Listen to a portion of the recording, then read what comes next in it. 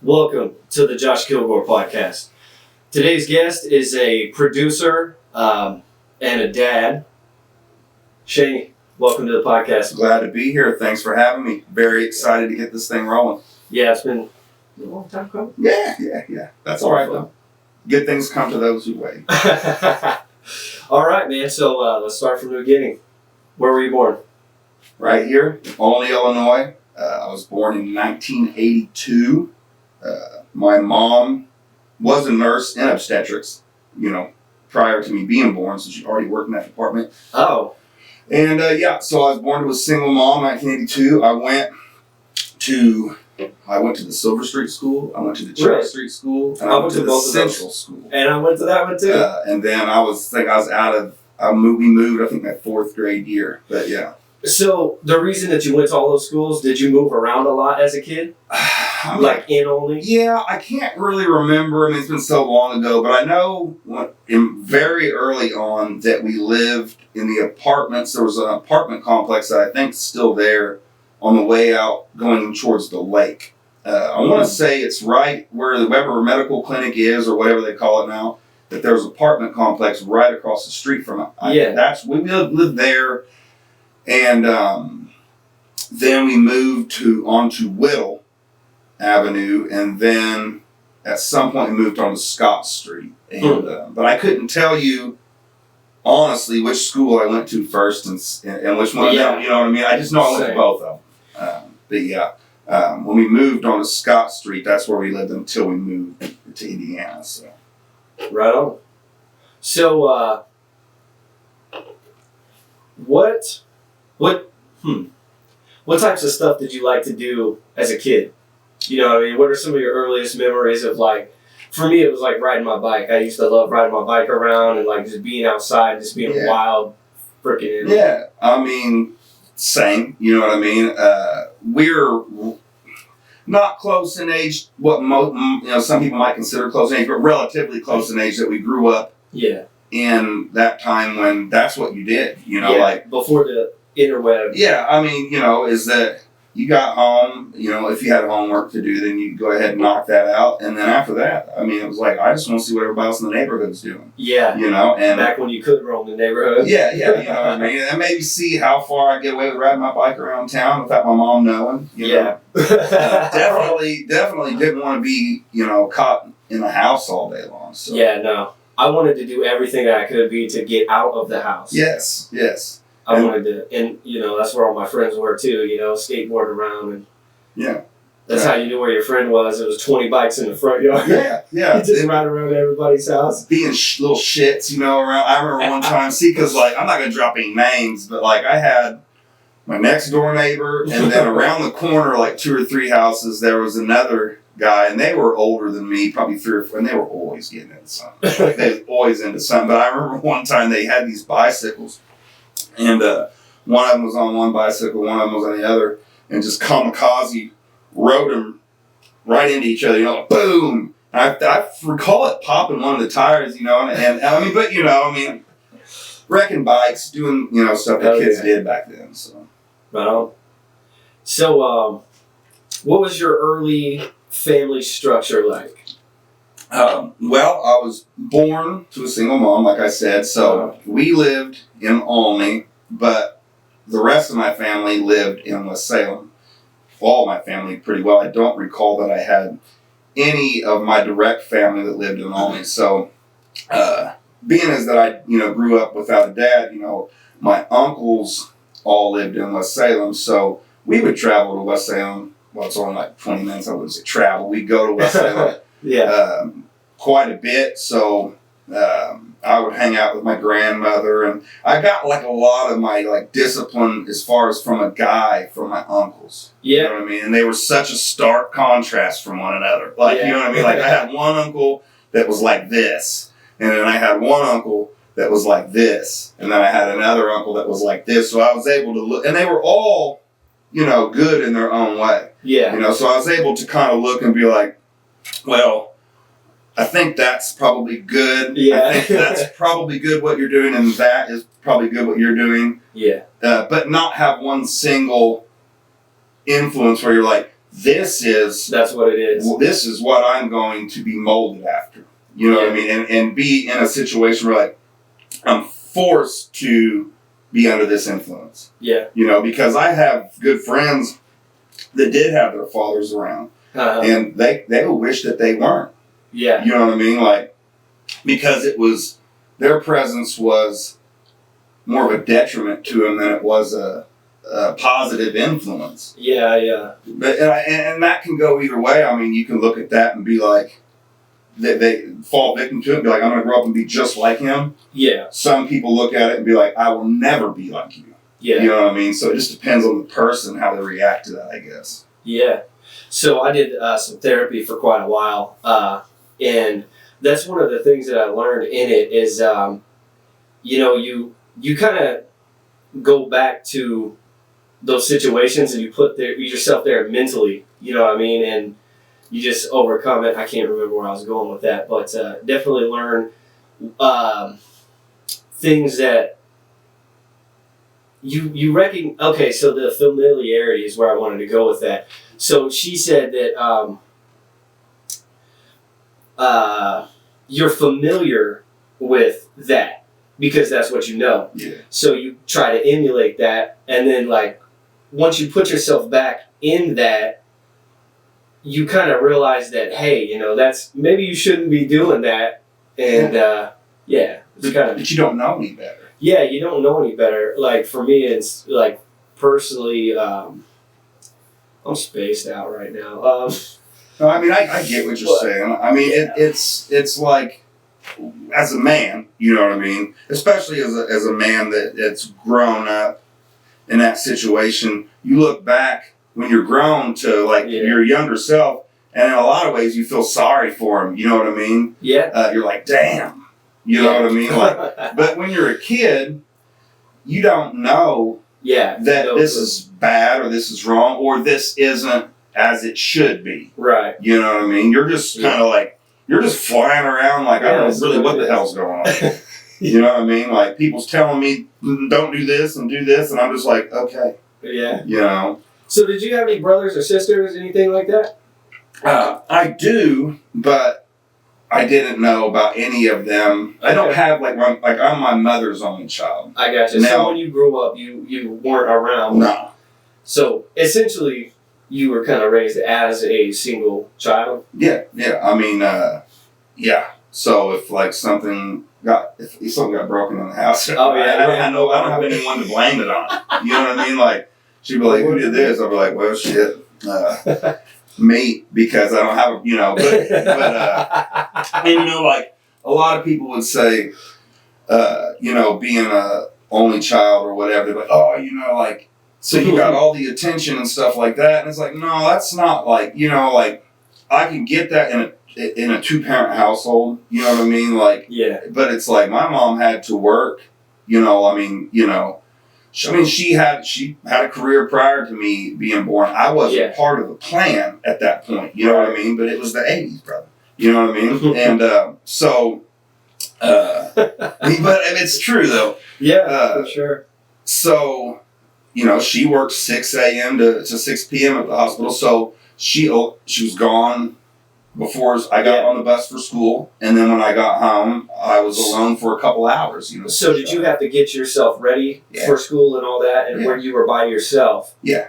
No babysitter, no nothing. So, how do you feel like that kind of impacted you in your life? Did it have any? I mean. I don't know if it did or not. You know, it's hard to say that because you would have to have another timeline sitting beside you to be like, you know, but I will say, like, my mom tried babysitters a few times and it never worked out good. And really not because of me. It was just, you know, like, you know, when you're putting the care of your child into someone else's hands, you know, it's like, but. Man, we had some crazy I had a couple. I had one, right? I'm not going to say her name either, but she still lives here in town. Yeah. But she would babysit me after school at my mom's house, and I think in some other scenarios. And anyway, like, you know, I had homework. and I'd be doing my homework, and she wasn't that much older than me. And she'd be like, "You want to get that homework done so we can go outside or something, get this homework done?" I'm like, "Well, I'm trying to do it, you know?" And she started, "Well, let me go ahead and do it," right? So she does some assignments for me, and I fail those assignments, right? You're like 3 or 4 or 5 years older than me, right? I fail those assignments. and then so my mom gets on me, right? Well, I'm a kid. That's funny, so man. I snitched on her. You know what I mean? Like, well, she did it. I'm like, she did, and so then it became this whole thing. Then my mom finds out she was like getting into her liquor cabinet and all this stuff. So that deaded that. Dang. You know what I mean? And I think that kind of deaded most of the babysitting stuff. But like you said though, it's like most of the time I spent with my friends. Yeah. Now, do we get into some stuff every once in a while? Yeah, but nothing too crazy. Nothing like, you know, you see kids getting into now at that age. You know what I mean? Like what? Man, I was talking, somebody was in the barbershop and they were, I don't know if they have a kid in middle school or whatever, but they said these middle school kids are like bringing drugs to middle school and like getting pregnant. And like, not just regular, not like some freaking weed, like pills and whatever else. I'm like, what the hell? And I even heard here a few years ago there was some heroin stuff going on. And I'm like, middle school. I don't know. I can't make sense. Even if it was in high school, bro. Right. You know what I mean? It's like, that's not having a joint on the weekend. A few beers, bro. You're messing with like something that can wrap you up now. Kill you. No doubt. But yeah, I mean, I don't know. I mean, and I don't want to say, I don't want to be one of those phobies. It's like, it's all the kids' fault. No, it's not. It's the parents' fault, ultimately, because, you know, even if you want to say, well, the internet says, it exposes them to this, and this. Yes. But you're exposing them to the internet allowing in the first place. Yeah, like you're allowing them and not watching what they're doing. Yeah. And it's a slow progression into getting into stuff like that. And parents nowadays, oh, I don't want to be this, I don't want to be that. Well, yeah, but you trade off like your kids thinking you're a dick for like 10 years of your life, but then when they hit 18, how many years of their life do they have left? Right. This is a small fraction of their life that you have to get them on the right track. For sure. But with that being said, back to what your original question was, it's like, I feel like the complexion of the bad things that kids want to do nowadays is a different type of thing. Like, you know, like when I was a kid, you know, they were like, hey, you want to go throw rocks at the abandoned house windows? Right. Are you supposed to be doing that? No. You know what I'm saying? Ain't your property. But it's like, but compared to, you know, breaking into cars and this, that, and the other thing, it's a whole other thing. So, I mean, but I don't know. I couldn't tell you why that is. You know what I mean? I don't know. Because I'm, as a parent, you know, especially in the scenario I'm in, I'm flying by the seat of my pants too. You know, because I don't claim to be a great parent. You know what I mean? And anybody that says they're a great parent's like, are you though? You know what I mean? Like, I try to steer clear of anybody that says they're great at anything. Yeah. It's like, you're great in your own, you know, and I'm not saying you're not doing good, but it's like, you know, like I'm 40, almost 42 years old. I'm still a kid. Oh. You know, like, I mean, internally, I'm still a kid. Like, I don't want to let go of those things that I feel like keep you youthful. Yeah, you know what I mean? Like, I want to laugh at things that some people my age would be like, scoff at it. Like, how juvenile. Yeah. You know, like, yeah, but like, you don't seem like you're very much fun. Yeah. You know what I mean? We only have a small amount of time here on this earth, so, like, you don't want to have fun? Like, like, I don't think whenever you die, like, people around you or kids are like, well, you know, he had a, you know, whatever, a doctorate in this. Like, not to downplay that and say that's not an accomplishment, you know what I'm saying? But, like, for me, I don't want that to be what defines me. Mm-hmm. You know what I mean? So, I don't know. Yeah, man. So, anything else you want to get into kind of in those areas? Well, like, you know, I will say that when I was a kid, I came up in a single parent household, but my mom had a good support system. Like, I never wanted for anything, you know. Yeah, so she made okay money. Yeah, I mean, you know, she was a nurse. I think she was an RN at the time, and not an LPN, which she is now. I mean, she's retired now, but she was a licensed practitioner nurse when she retired. But like, yeah, I mean, I didn't have like I wasn't like some of the kids where it's like I had all these things, but it's like I had a Nintendo. Yeah, you know what I mean? Like, what was your first car? And did you buy it? No, I didn't buy it. Okay. My first car was a 1988 Chrysler LeBaron. and it was my mom's car. And, you know, and it sat and she got it to run and said, "This is your first car." And I remember because, you know, when I got the car when I turned 16, she's like, "You have to get a job because you have to pay for the car insurance and you have to pay for your gas and all that." That's good. So I got a job at Windsor Oaks in Grayville at the truck stop, but it had a restaurant. Well, it was Windsor Oaks was the truck stop, and inside of it was a restaurant called LSB, and I got a job as a dishwasher. My first actual job, like where I actually got a paycheck, was a dishwasher at Ty's Buffet here in town. Yeah, I got no shame in it, you know what I mean? Like, the worst job I ever worked, man. Yes. Like, it was cool because I could be by myself. You know, I didn't have to deal with nobody. But, like, man. But at the same time, like, jobs like that, you know, like, you do a job like that, and you're like, okay, I can do this if I had to. You know what I mean? Like, I'm one of those people that's like, especially in this day and age, because everything is so material, you know, like, somebody looks at, well, what do you do for a living? Or how much money do you make? Or what do you drive? Or whatever the case is. It's like, you know, and it's like, I don't want to live like that. Yeah. I thought I did for the longest time. Yeah. You know, I pursued the material and it just, now I drive a 2002 Astro van. Yeah. But you know what? It's like, with all that material stuff comes all this additional, you know, like. It's weird. All this additional pressure. Yeah. That like you're creating for yourself. You know.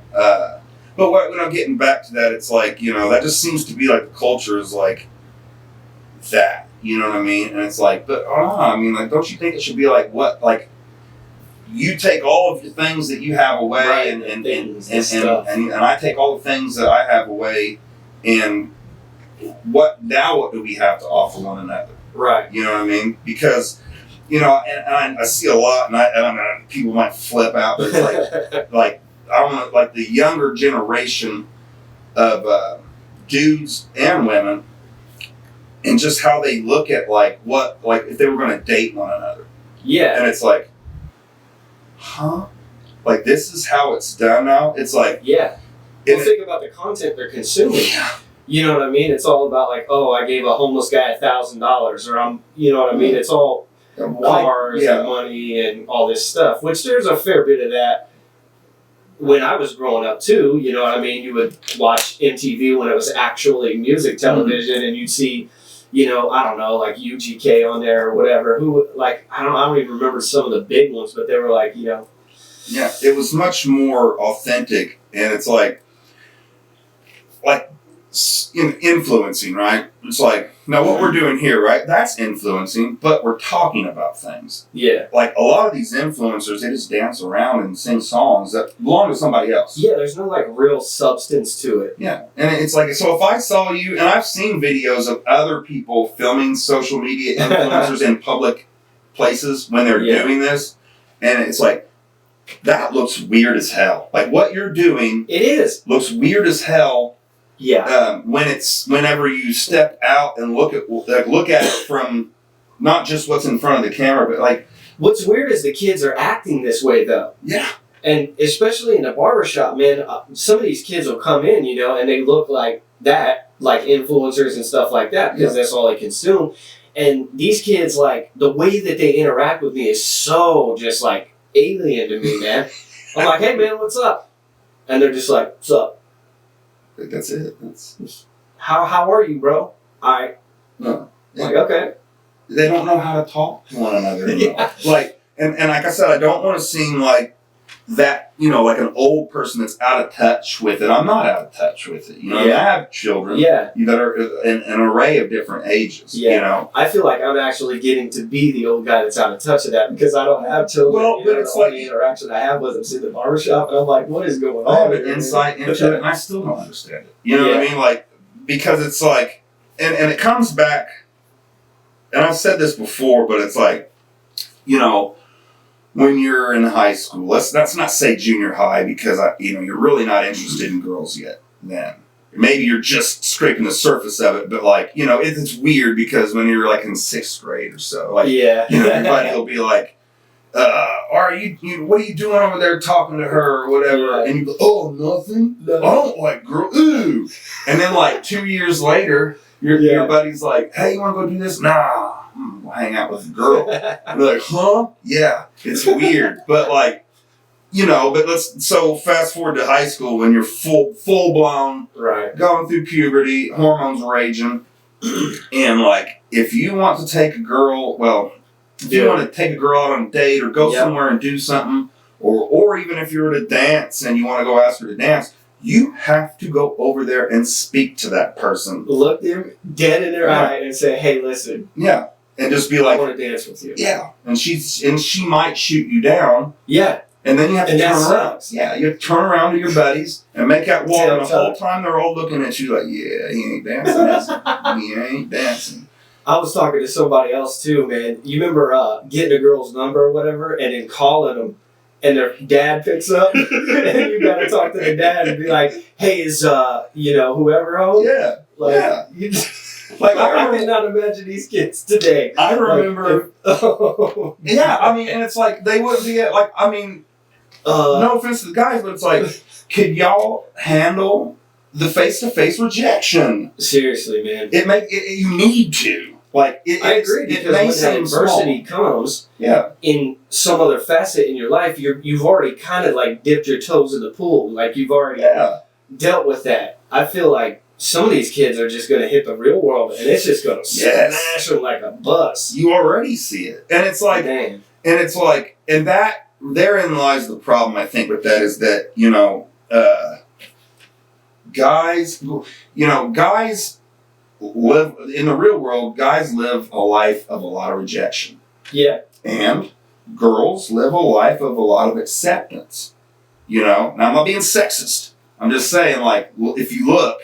It's like girls' night at the bar. Mm-hmm. Y'all get in free. Your drinks are half off. And then you're a guy and you go, I want to get in $10. Yeah. And your drinks are regular price. Now. Well, so from a business standpoint, if the girls are there, the guys are coming. Yes. You know what I mean? Yes. But from the woman's standpoint, all she cares about is I don't have to pay to get in. Yeah. And my drinks are half off.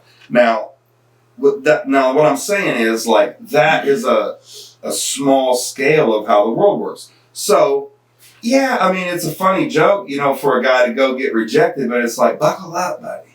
You know what I mean? Like, and also it's like, you need to be able to learn how to be told no, take it like a man, you know what I mean? And keep it moving. Yeah. You know what I mean? Because, like, I have a couple buddies that are my age, and they're single. and they're constantly chasing after a woman. It doesn't matter who it is. They're just chasing after a woman. And I'm thinking, like, you're chasing. I feel like you're chasing after a woman just to have one. Yeah. Like, not because she tickles your fancy. Yeah, or like. So, I'm not going to lie, I've done that. Oh, I have too. You know what I mean? And instead of being like, okay, who is this? You know what I mean? On the inside. Yeah. You're just like, okay, well, we have a lot of fun together and that's great. Like, and, we have some stuff in common, but like, I'm 34 now. So it's, I don't even know, man. It's, there's a lot more to it than just the hunt. When you're wanting to be serious about somebody. Yeah. When you're in high school and probably even in college, early 20s, you're like, man, whatever. Like, like, we're here for the moment. I still feel like you don't know yourself. And I feel like that's a lot of it too, is knowing who you are and what you have to offer what you don't have to offer and kind of work on that, you know, and be better at that. And then, you know, who's going to compliment you, like, you know, in your actual life. Yes. You know, who's going to be that person that's like, oh man, you're having a bad day. It's going to be okay. We're going to get through this. Yes. And we're going to, you know, we're going to do the thing. Yeah. And I think what you said there is the biggest part of it is finding out who you are. Yeah. You know, and once you find out who you are and you're like, okay, like you come to that realization and you're like, okay, this is who I am. Now I can be comfortable in my skin. Right. I'm not living to please other people's perception of me. I can be comfortable in my own skin.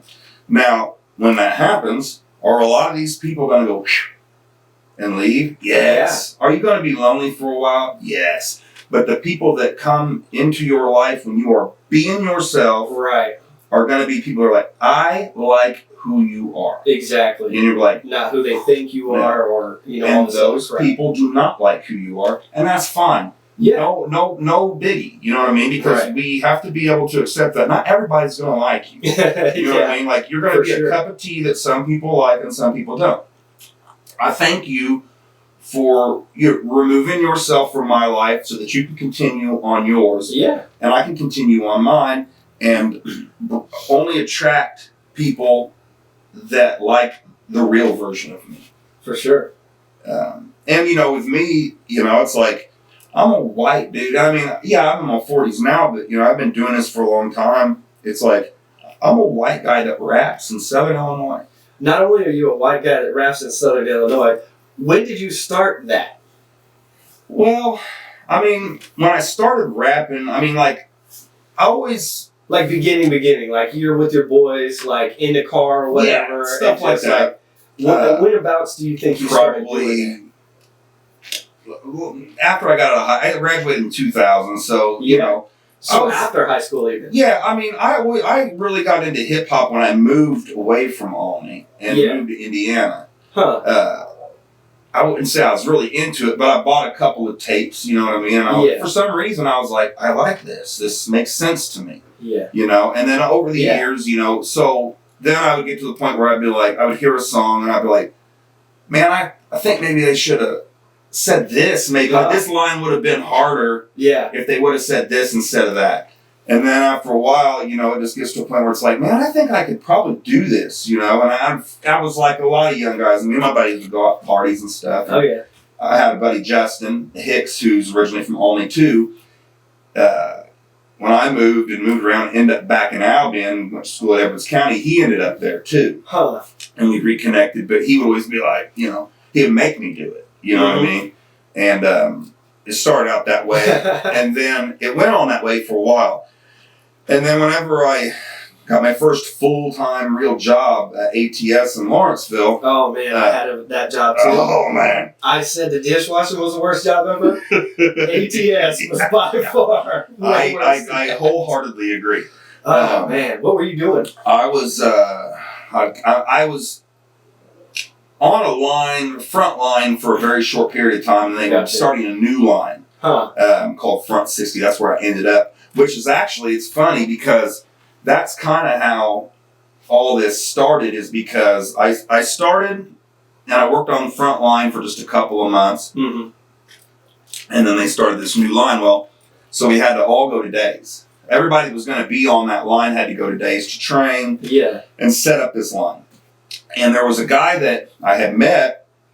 I was from Lawrenceville, and we were just talking and everything about basketball and got talking about music. Yeah. And he's like, I have this buddy that raps and everything, and he's a white dude. And I'm like, yeah? He said, yeah, his name's Ryan. I said, you know, and I'd heard things like this before. You know man. And everybody's got a buddy that does some crap, and it's always just like garbage. Oh, man. And I hate to be that way, you know what I mean? But, like, there's those people, and there's those people. Yeah, it's like, you know what I mean? And part of rejection. Like, somebody needs to tell you if it's not, you know, it's okay if you're having fun. Seriously, when I do something, if I'm not doing it up to par, like, I want somebody to tell me. That way, I'm like, okay, I need to improve in this area. Yeah. And then, you know, you do that, and then you're all good. Yeah. And it's, you know, and my best friend is the best example of that for me because he doesn't listen to rap all that much. I mean, he's he likes country, he likes,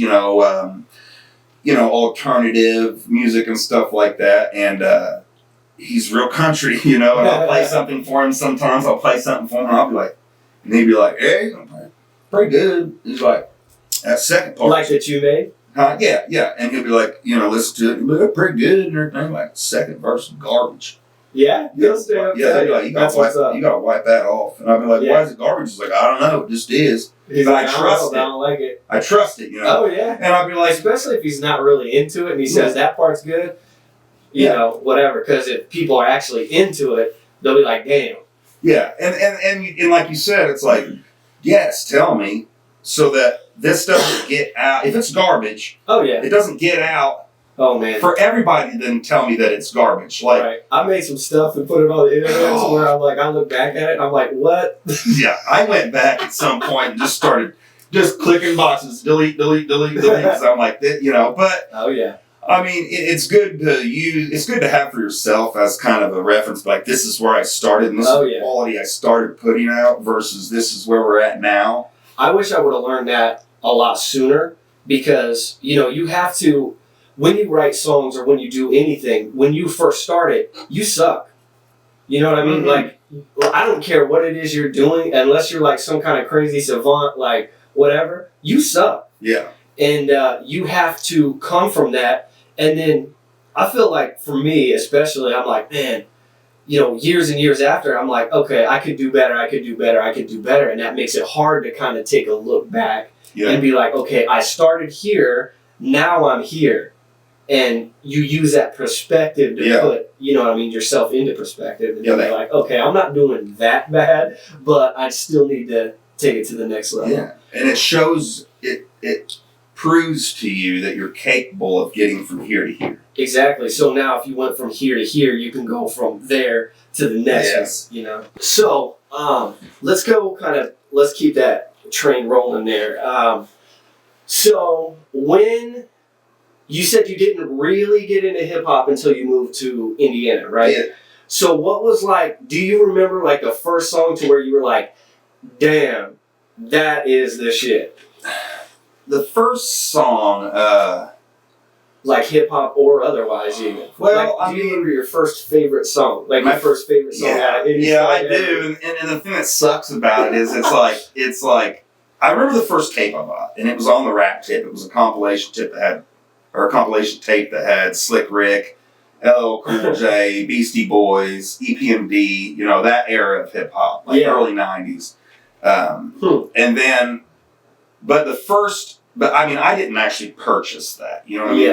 Like my mom bought it for me. The first 2 CDs that I ever bought, that I purchased, I don't even remember how I purchased them. I don't remember if you could buy them with explicit lyrics back then. It's been like 93 or 94, I don't remember. But was Above the Rim soundtrack and Ghetto Boys, The Resurrection, right? Oh my God. So that's another funny story about the Ghetto Boys, The Resurrection. But I never listened to that stuff back then. But when I actually started to really do a deep dive into what is hip hop and whatnot, dude.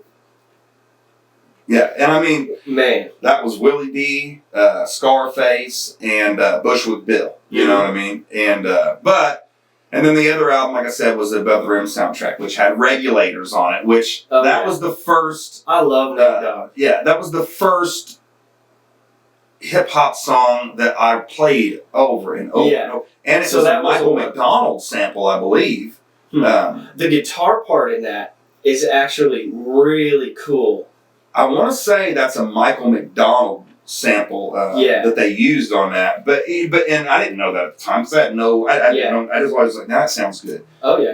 But I love the keys in that. Yeah, it's just smooth and the guitar with the keys. Oh man, it's so good. And that's I think that's Warren G all over it. You know what I mean? That's that G funk. You know what I mean? And that. But to go back to that, it's like.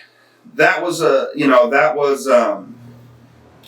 really good song, and then like I said, I enjoyed the Resurrection album. My mom didn't, but also, I mean, one of the first CDs that I had, I didn't buy it, I traded somebody else for it, was Dr. Dre's The Chronic. And like, even to this day. Is that the one that came out in like 99? No, that's The Chronic 2001. But the original one came out in 93, and it had, wow. It had Little Ghetto Boy, it had, I'm trying to think what was all on it, but I mean, you could just throw that CD in and just let it play. And I mean, but the intro on it, you know, because this is at a time when Dr. Dre had just wiggled his way out of the deal with Ruthless Records and Eazy-E, which was in the movie, whatever that NWA movie was called, Straight Outta Compton. But he had just weaseled his way out, so like the very first track off of that, the whole Death Row Squad is just going in on Eazy-E and Ruthless, because he hadn't been diagnosed with AIDS and all that stuff yet, so the beef was certainly on the table. But what people don't know is that for every album that was sold of The Chronic, Eazy-E got money off of that. Because that was part of the deal for him to release him out of his contract for Ruthless Records and allow Suge Knight to sign Death Row, is that he would get points off of however many albums off of it. Yeah. So even though Dr. Dre's talking all this mad shit about him, every time that album gets sold, he's making a little money, you know. But that was a really influential record. But that to me was like the best time in hip hop, because there were some decent rap songs in the 80s, like Curtis Blow had some, but like man, you listen to it and you're like, this is elementary to me. You know, like the rhyme schemes and the beats and the quality of the production is just all kind of elementary to me. Yeah. Until you get to the early, like 92, 93, you start to have this transformation in the sound to where now, what it is because all these big record companies like Interscope picked it up. They're like, oh, there's money in this. Yeah, there's money in this. And they had said something about Death Row, like the first 4 albums they put out went platinum, which had never happened in the history. That no record label had put their first 4 albums out and every single one of them went platinum.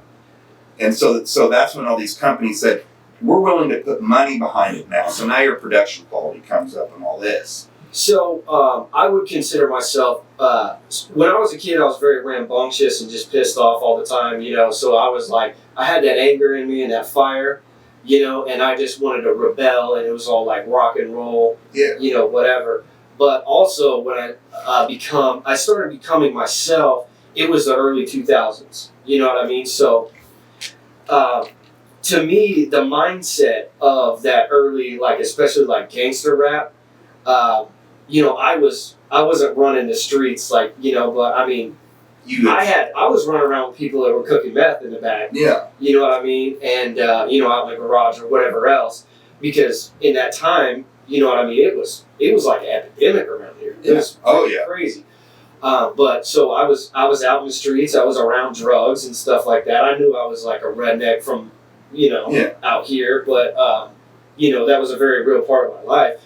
And so that mindset, to me, is just very rock and roll.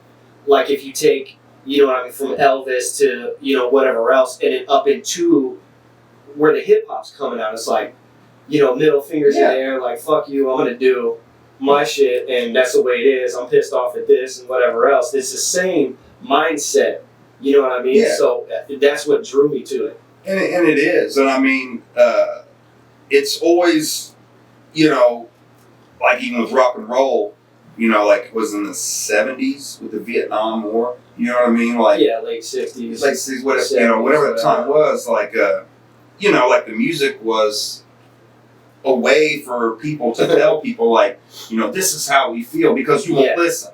This is a good thing, where you're going. You know, and it's like, and Eminem had a line, I can't remember what song it was, but he's like, it was never a problem in Boston, only in Harlem before the fathers of daughters, something like that. Yeah. Saying it's okay when these problems are relegated to it. I don't see it. It doesn't affect me. But now these pills and everything sweeping across the country and drugs and crack and all this thing starts to seep in meth. He's actually got another set of lyrics from another song that's like, Middle America, now it's a tragedy. Yeah. Now it's so sad to see. Yeah. And so when we get into Eminem, like, man, like, there's so much to what he is that I don't think most people get. He is, when you look back at every disc that is in his discography, he's talking about things nobody wants to hear. Like, and it's not just from a white person's perspective, because he's a white person, but he grew up in a culture. He grew up in Detroit, Michigan, as a white guy that rapped. Right. That's one of the most violent cities in the country. Well, the set of cojones you gotta have. Yeah. You know what I mean? Yeah, and to be like, look at me now. Yeah. You know what I'm saying? And that should be a good thing for anybody to look at, and not be, if you want to be a musician, whatever you want to do. Yeah. You know, it'd be like, look at this. Look at this white guy. Look what happened. You know what I mean? So when somebody tells you you can't be a doctor, or you can't do this, or you can't do that, that those people have no actual ability to affect whether or not you can. Yeah. The only thing they are trying to do is plant a seed of doubt inside your head that you will nurture yourself. And it's like, so like you said, whenever you find out who you are, it's like, you know, and like I was saying, you know, being a white guy that raps, it's like, I think a lot of people would say, oh, he thinks he's black. No, I don't. No, I don't. I think I'm Cheney. Yeah. Like, I am. And you own it. Yeah. And people, I feel like, I wouldn't consider myself like a normal guy by any means. You know, of course, some of me is normal, but I'm a different person, and I've always kind of felt different. I never really wanted to be the same as, you know, your regular crowd and stuff, and I've always been hated on because of that, like, largely. And I'm just like, sometimes you feel bad about it, and you're like, oh man, I just kind of want to fit in, but like at the same time, it's like, you know what? I don't want to fit into that, because like, I think the cooler people are the ones that are themselves, and they embrace that, and they, are unapologetic about it. Like, listen, I'm just a guy too. You know what I mean? Yeah. And like, there's good about me, there's bad about me, but I'd rather be a freaking weirdo and enjoy my life than be a clone. Yeah. And it's like y'all in that group together are all fucking weirdos too. You just don't want to tell each other because you're afraid that they're gonna think you're a weirdo. Yeah. Man, we're all weird. You know what I'm saying? It's just that most people don't want to put out into the world how weird they are for fear of people thinking they're weird. And it's like, I don't care. I don't care. Yeah. Like, I honestly don't care. It's like, I do care about the opinions of certain people. Yeah. Doesn't mean I'm going to make a decision based on what their opinion is, but I will listen and I will ponder it. Yeah. But everybody outside of that, it's like, I'm not trying to be mean, but I don't care. You know, it's like, I'm going to, like you said, it's like, you have your day-to-day life. You know, you're like, these are the things that I do. Why do you want to do the same as me? I want to make my day-to-day life as enjoyable as possible. And it starts with when I wake up, being who I am, no matter where I go. If I go in a supermarket, this is the version of me you're going to get. If I go into some other place, this is the version of me you're going to get. We'll pump the brakes a little bit sometimes, depending on where I'm at. Yeah, for sure. You gotta kind of walk the line, I guess. Yeah, but I won't change it. You know what I mean? And I think, it's like when you're in high school. And my daughter's getting ready. My oldest daughter's getting ready to go in high school. But when she was in junior high, she is not like everybody else. She likes to draw. She likes to paint and read, and she listens to music. I don't even know what the hell it is, bro. Like, she'd be like, put this on. I'd be like, how do you even spell that? But you know what? With like V instead of a U. Or something crazy, But like, and she's like, oh, the kids say this, the kids say this. I'm like, fuck them. You know what I mean? I mean, because here's the thing. It's like, this is what you're supposed to be like. This is how you're meant to be like. This is why you're the way that you are. Right. It's like, they can't handle it. You know what I mean? They're having trouble handling it. But look at all them. they almost all got on the same shirt, same pants, same shoes. Do you really think they all like that same outfit? What are the odds of that? You know what I mean? That they all like the same outfit. Yeah. They don't. They're dressing that way. Your guess is as good as mine. You know, like, I mean, like, you know, but it's just a small example of that. So I told her, I said, when next year, you're going to be exposed to a larger demographic of people because it's a consolidated school district. I said, and you're going to find more people that are into what you're in. I said, but keep in mind that somebody doesn't have to be into everything that you're into to be your friend. Yeah, you know, you just have to be accepting of what each other are into, but don't ever change what you're into to please someone else. I think that's, you know, my best shot at, you know what I'm saying? But and then when you get out of high school, it's even more. You spiderweb out further. I'm sure that you know now, as you said, you know, you were somebody that was different than the norm, you know, and me too. That whenever you get out into the real world and you look back at high school, which at one point seemed like the pinnacle. Yeah, like, right. This is it. This is the main stage. And you get out and you look back and you're like, that's such a small, very insignificant piece of life. When you get out in the real world, you can choose who to be around. You're not like, you don't have to show up in this building and be around these people, man, for 12 years of your life. So I was around, you know, people in and out of jail and prison and stuff like that. So, you know, you hear stories and whatever else, and, you know, they get a mentality about them. And so when I went to school, like, I saw school like I was going to jail every day. You know what I mean? And when it was recess, we were going out to the yard. I had to worry about who's going to try and, you know. Well, I mean, it ain't much different than it. I mean, dude, seriously, man, you're in there, you fall in line, you know, you got to be like everybody else. And, you know, I wasn't about it, man, you know. And that's because, I mean, I want to say I read somewhere that like the way the school system is set up now started during the Industrial Revolution to program people for the work schedule. Here's this, you know, bell, go play, come back in. We're going to do this. Bell, go out, do whatever, come back in. They don't want a country of, and I get it where they're coming from. And I don't agree with it, but you know, it's like, you don't want a country full of open-minded inventors and free thinkers, because who's going to build all the things that the millionaires and billionaires won't build? Yeah. They like. I mean, if you're living off of your own land that you bought, you know what I'm saying, and you're gardening your own food, like, you don't need the grocery store. Or like maybe your friend's got cows, you know what I mean, and you raise vegetables, whatever else.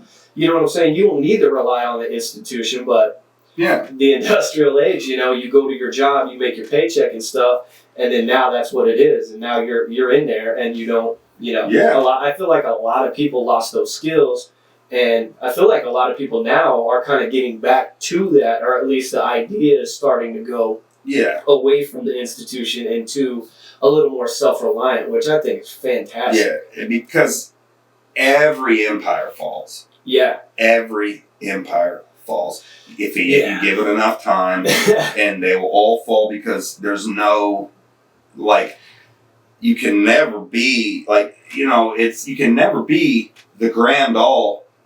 And then some small portion of people gets tired of it, and then it becomes a bigger portion of, you know what I mean? It's for me, it's like say it's like a weird ego, like, power trip type thing, right? So, like, say you're you know, the leader or whatever. If you let that get to your head, and, well, first off, you got to be a certain type of person to even want to lead a group of people, let alone, like, sort of oppress them in certain ways. You know what I'm saying? Yeah. So once that gets, you know, keeps going, you know, it just gets out of control. I feel like that's... Yeah, and it comes down to good leaders. Like, we don't have them. Like, and I mean, and it doesn't have anything to do with liberal or conservative or Republican or Democrat. They're just like attorneys, man. They're all on the same playing field, right? And you're not. You know, and that's like George Carlin said. He's like, that's the thing about the American dream is that you have to be asleep to believe it. But the world has changed so much. You know, it's like, I remember when they had Mark Zuckerberg, it's some type of court hearing asking him questions about apps that you could install on Facebook that were an invasion of privacy. And he's trying to explain to these guys, like, I don't create these apps. The only thing that I do is just make sure that they don't have viruses attached to them, so on and so forth. But every time that you open an app or you go to install it, it asks you very specifically, are you cool with this app having access to your phone contacts, your microphone, your camera, yada, yada, yada. And if you choose no, it won't install the app.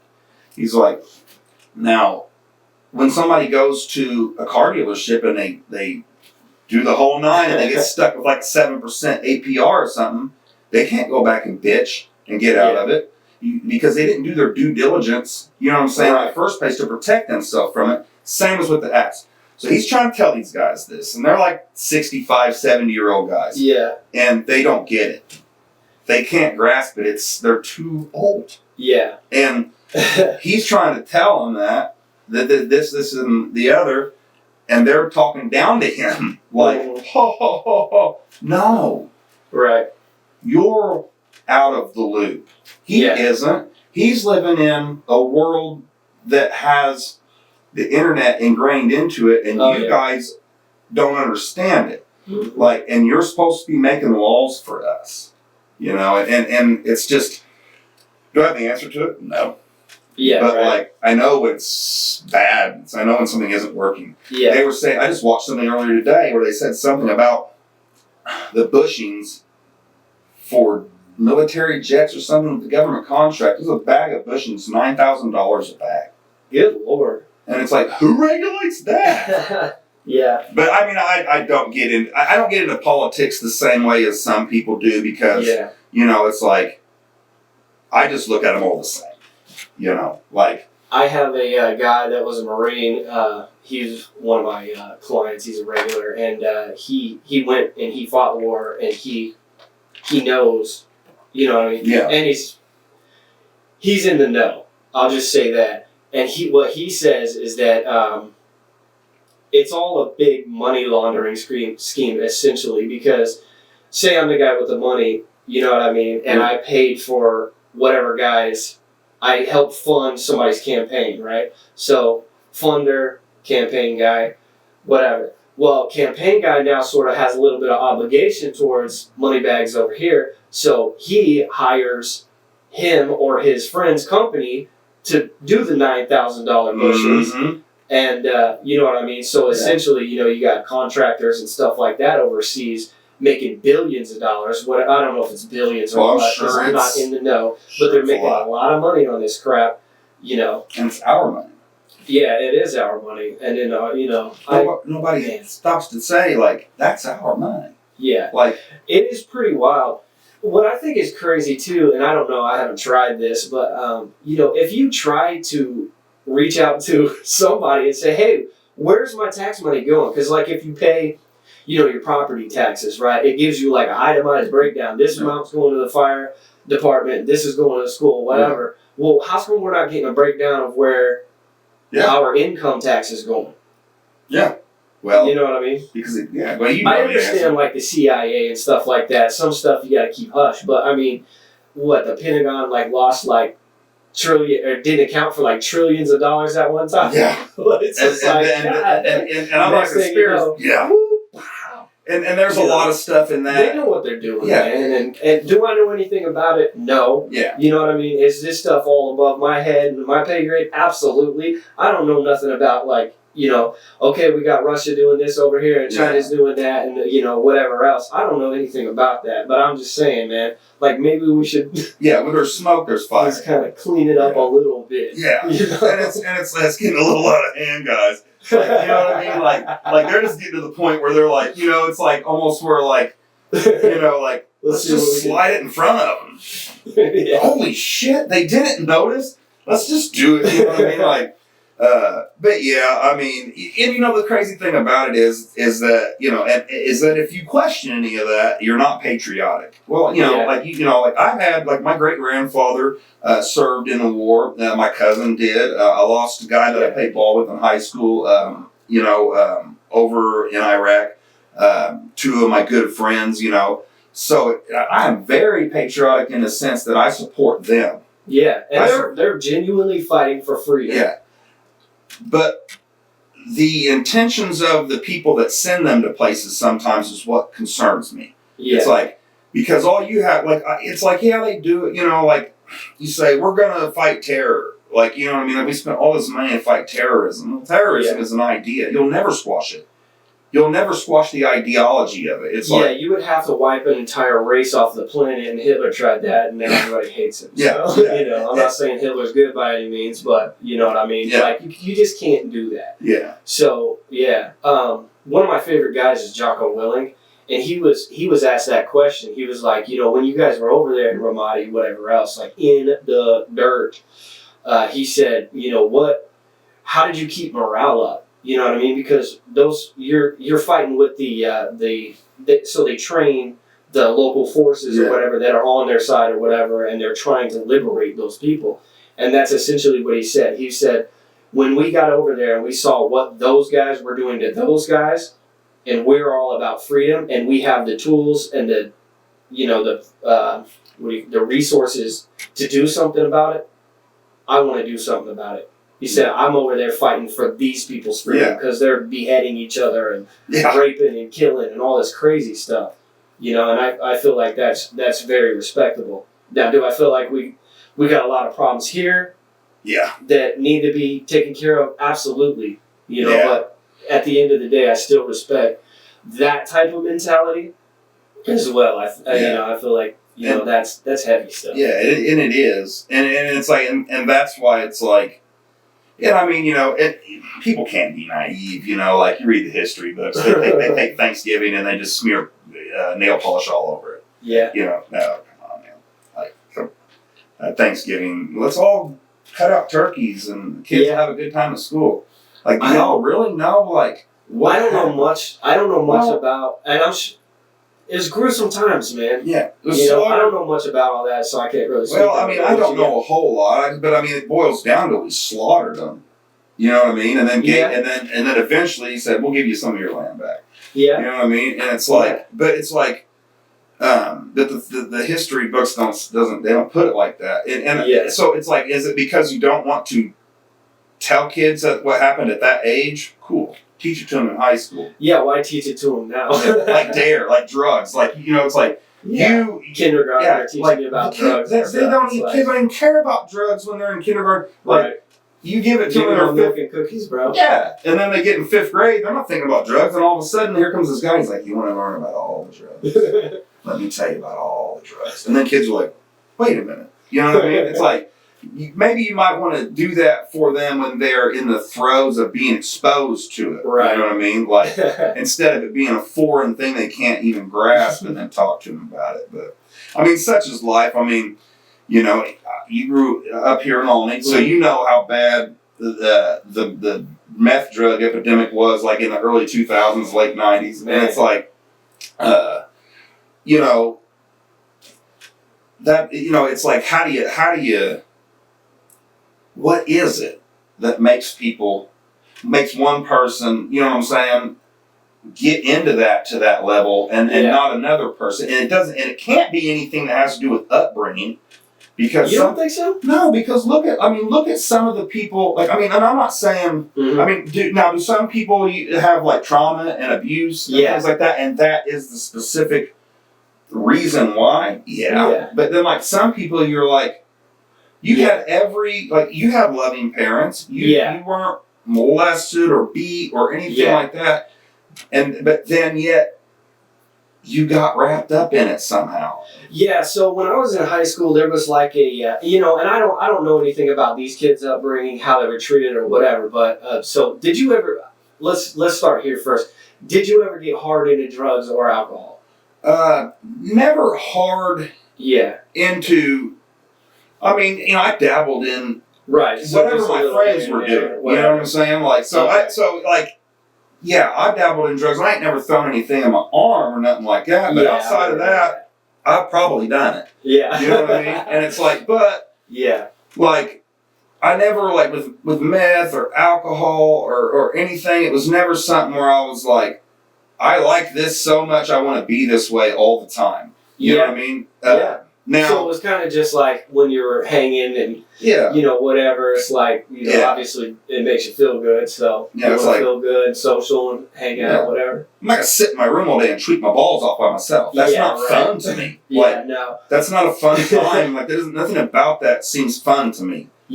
Or getting hammered drunk all by myself. So now here I'm just drunk. I'm just sitting. You know. Would you? Okay, so what's this? I feel like this is a good thing to get into. So from my aspect, you know, I watched one of my friends who, you know, he was like a brother growing up to me, man, and he got hard into it before I ever really even dabbled in anything.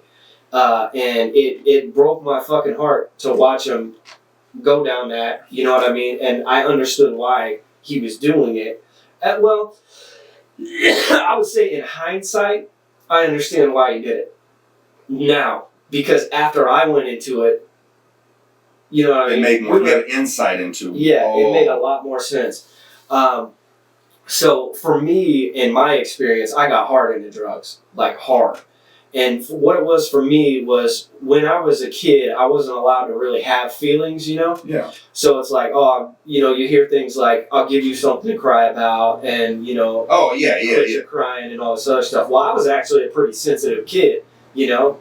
So when I heard that stuff, I was like, oh, like, so in my mind, I wasn't able to have feelings, so just push that shit down, become a robot, and just move on and go about work, which sometimes you need to do that, but also you need to be aware that it's okay to have feelings as well. So I feel like there needs to be a balance. I didn't have that balance. It was all just like, sit down, shut up, you know, quit whining. And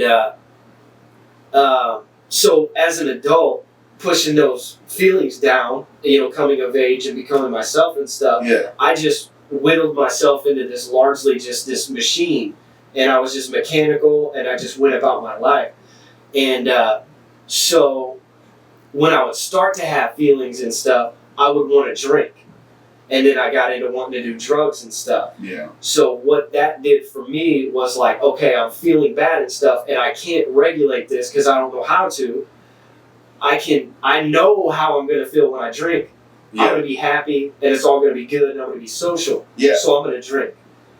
Same with drugs. You know what I mean? I know what I'm going to... If I want to feel a certain way, I'm going to do this drug. Yeah. Or I'm going to do that drug. And it was controlling the way that I felt. Hitting it head on and being like, I can go here instead. Yeah. So it's like a diversion, like you just said. It's a avoidant coping mechanism, essentially. And that's why I did it, you know?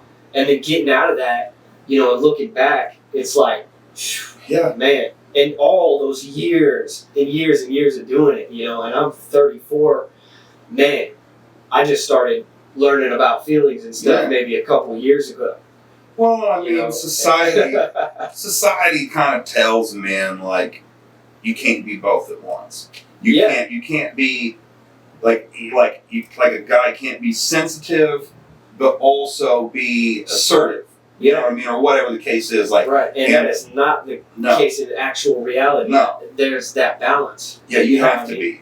Especially probably raising girls, man. Yeah, I mean, they're much more emotional, you know. But, I mean, I hear what you're saying because, like, my mom, you know, I know my mom loves me. I know she loves me. But I also know, like, you know, that's a lot of work, you know what I mean, to raise a dude by yourself, you know. So my family, even to this day, is not touchy-feely. Like, we don't do that, you know. And it's still also an older generation, too.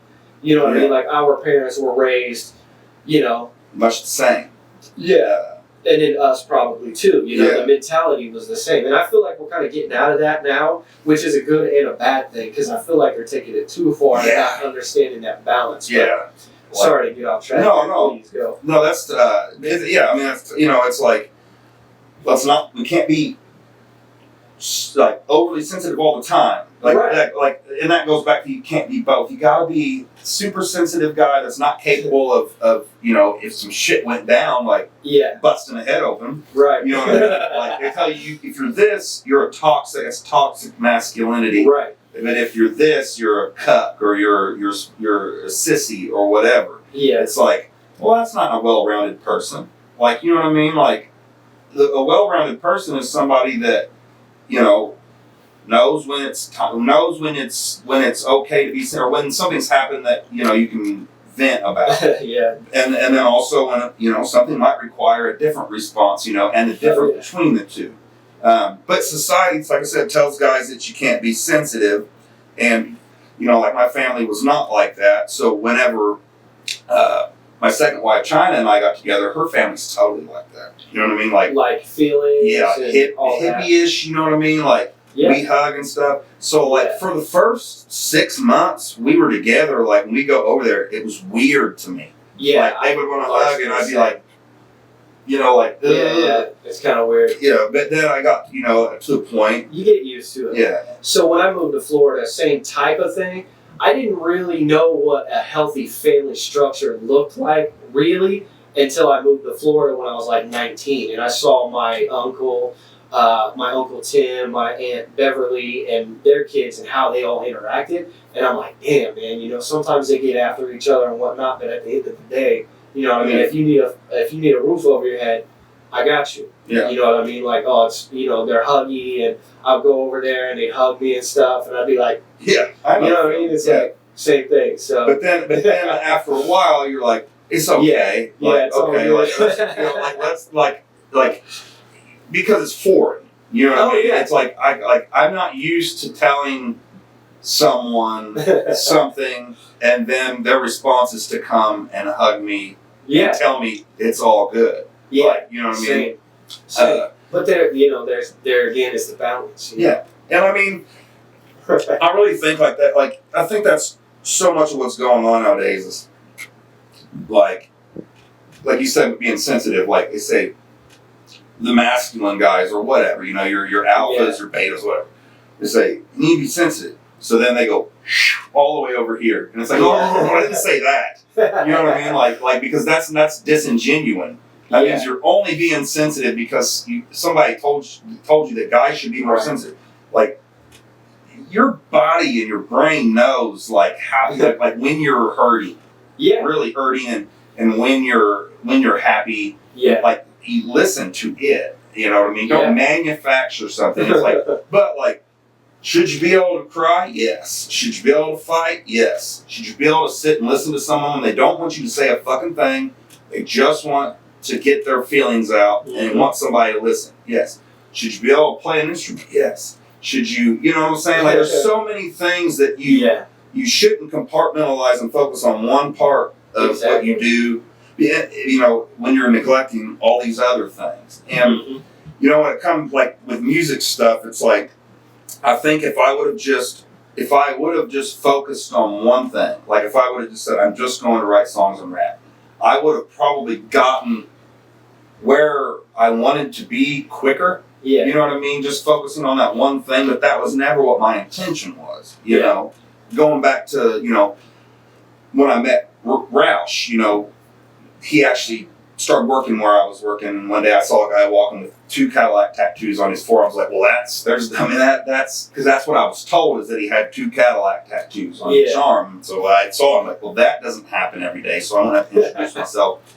Anyway, long story short on that is that he had people coming in, recording all the time. And I went over there. So how long had he been recording music, and did he take it seriously then? Yes. Okay, so from the time you met him, he was about it. Yeah, he already had a studio. He already had a song on SoundClick at the time, which was a huge. This would be like 04, 05. SoundClick was really huge back then. Akon was on there doing $100 hooks, like right when I met Roush. And then like the next summer is whenever Akon's like, well, he's not doing $100 hooks anymore, folks, because he's everywhere. But he had a song called "Get By" that was on SoundClick that was blowing up, and my friend Josh gave me a CD that had like 6 songs on his. Had a song called Half in the Grave, Get By, So Damn Real. I can't remember the other ones, but I listened to it and I was like, oh man, like, okay, these songs have a subject matter. The chorus ties into the verses. These are records. Yeah. These aren't freestyles. These have backing vocals. Right. The production quality is pretty good, but most off, I have it in a CD or I can listen to it. Yeah. Everybody else can too. But what I noticed is like he had so much traffic coming in the studio. Like I come and record a song, and then I would have to wait 3 weeks to get it. You know what I mean? Because he had all these other projects that he was working on. And I thought to myself, I don't want to continue to have to wait 3 weeks. You know, every time I record a song. Yeah. So I started sitting in with him, and I'm like, how does this work? You know, and he started to show me, oh, you know, if this plugs into this. And so when you met him and you were going into the studio with him, did you kind of understand how songs worked? Like, okay, we got the intro, verse, chorus, verse, chorus, verse, chorus, end? Or were you where were you at musically then? I understood song structure to a degree, and I kind of knew, I mean, you know, how songs were recorded only because I used to get like Rewind DVDs every month. They came in the mail and they were just like, just different stuff, what you would catch on YouTube now, like, but it was just like rappers in the studio. So I would see like, oh, okay, this, that, and the other.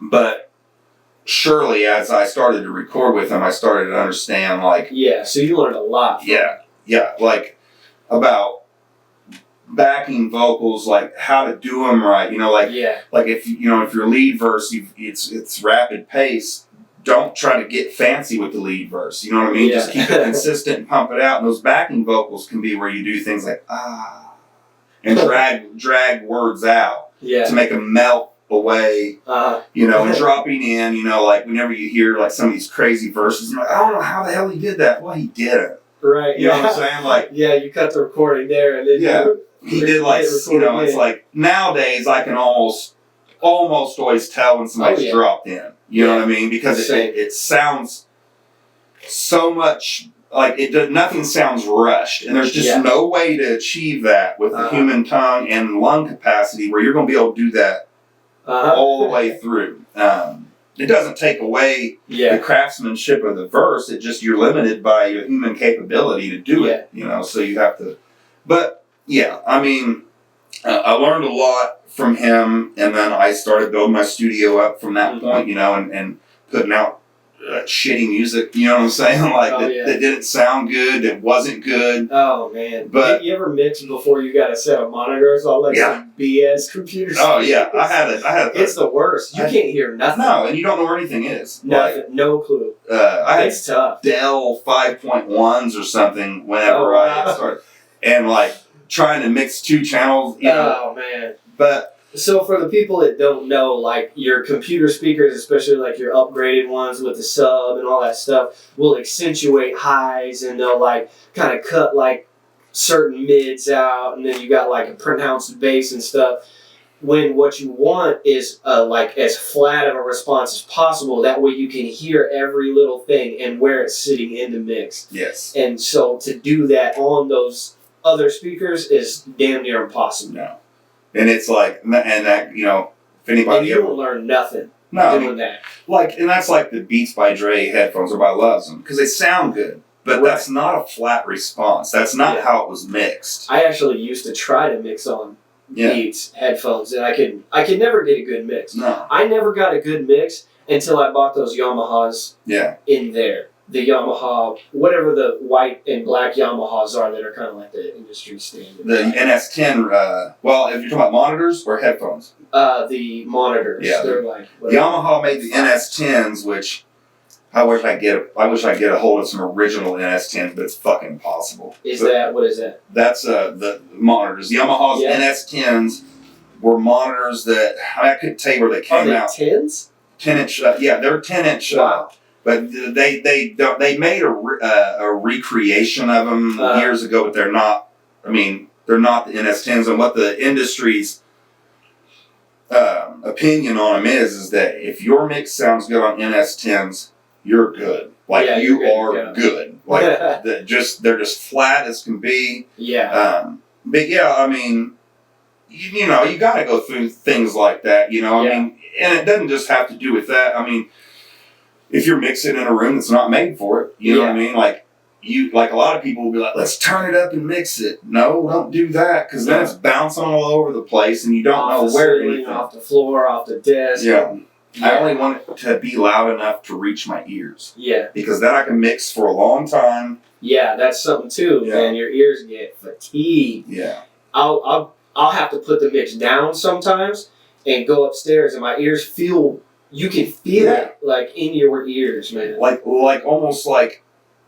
It's almost like when they get tired, it's like everything has to be an extreme change for you to hear it. Yeah. You know? Exactly. And you're not hearing the little nuance to where you bump it up a decibel, 1 decibel. You can't even tell. Yeah. And when you get to like that point, and I know like with mastering engineers, that's all they do. Like they don't ever mix anything. You know what I'm saying? They're just sent a 2-track that's mixed, probably to -6 decibels. Yeah. Has 6 decibels of headroom to get to your commercial audio level. Huh. They don't mix anything, meaning is like when they're sent something, they don't have the kick drum on one track, the snare on the other track. Yeah. That's mixing. Okay. I actually don't know this because I've done stuff by myself and I've not had really anybody to take me under their wing. So I'm learning off of YouTube a little bit, but I mostly learn by doing. And I feel like, man, I've been recording music and trying to mix and whatever else since I was 16, 17, and I'm just now getting something to where I'm like, okay, that sounds good. Yeah. It's just good. It doesn't sound fucking great, but it sounds good. So kind of, if you could school me on this. Well, so mixing... Say I wanted you to mix my track. I would record all of my tracks and have them broke down. The drums would be the hi-hats, you know, if it was a kit, it'd be the overheads. And every little drum track broke down into its own solid track, guitars, basses, whatever. And then I would send you the stems. Yes. I would send that to you and you would mix that. Yes. What is mixing? Mixing is taking the individual elements of the song, your kick, separate from your snare, because they all have different characteristics, frequency responses. And they need to sit in the mix, not only in the panning, but in the equalization too. Because somebody explained it to me like a sandbox. And to make everything fit, you kind of got to scoop out a little sand here. That way, your kick drum fits in there. That's a good analogy. Another way to look at it, what I've always said makes sense to me is a painting. Like somebody says, they say, hey, we want you to paint this painting, and it has to have all these things in it. You know what I'm saying? But you've only got so much room. You've got this is how much room you've got. Now I can slap every element right on top of each other. You know what it's going to look like? Shit, because everything's in the wrong spot right down the middle. For sure. But if I start to take those elements of the painting and I'd be like, okay, I'm going to put the tree here and the guy here and the sun here and some birds here, it all starts to make sense because everything's being placed where it's supposed to be, away from and now you've got your picture.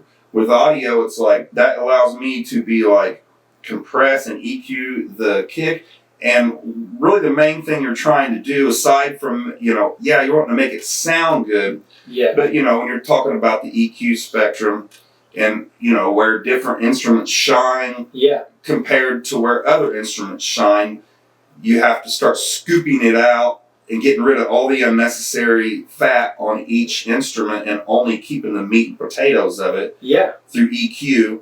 And then once you've got that all done, you can individually change the volume levels and create a space for the vocal. Yeah. Because if you notice, like, and I don't claim to be, like, I'm like you. I've been out a long time. I feel like my mixes are getting pretty good. Yeah. You know what I'm saying? Still not quite where, like, when you hear... Even if you don't care for the song, like Mariah Carey is a good example. Like when you listen to the production quality of all those layers of vocals that are going on, it's with all of the layers of all of the music and stuff, and it's just exactly where it needs to be. That is like, that moves me. Yeah, it's crazy. Inspires me. It's like, wow. And like that's an achievement. Yeah. You know, like Michelangelo painting. It is. Something It's else, like, you know what I mean? It's like, wow. You took all of those things and you put them exactly where they needed to be. Yeah. Exactly the way that they needed to be. And like the thing about when you know you've got a good mix is that you can hear the vocal. It sounds nice and smooth. It's not boosted like the S's and the sibilants aren't boosted. But you're like, how is it so legible and so present in the mix, but it's not loud? It's because whoever mixed it in the mixing part of it, scooped out and EQ'd everything perfectly and created a little pocket where the human voice is supposed to sit. They EQ'd everything else and scooped it out so that there's a little pocket it can sit in. Let's say with the sandbox. We scooped out sand right there for the vocal to sit inside of, and it fits the same, and it's like the same as everything else. It's just got its own spot.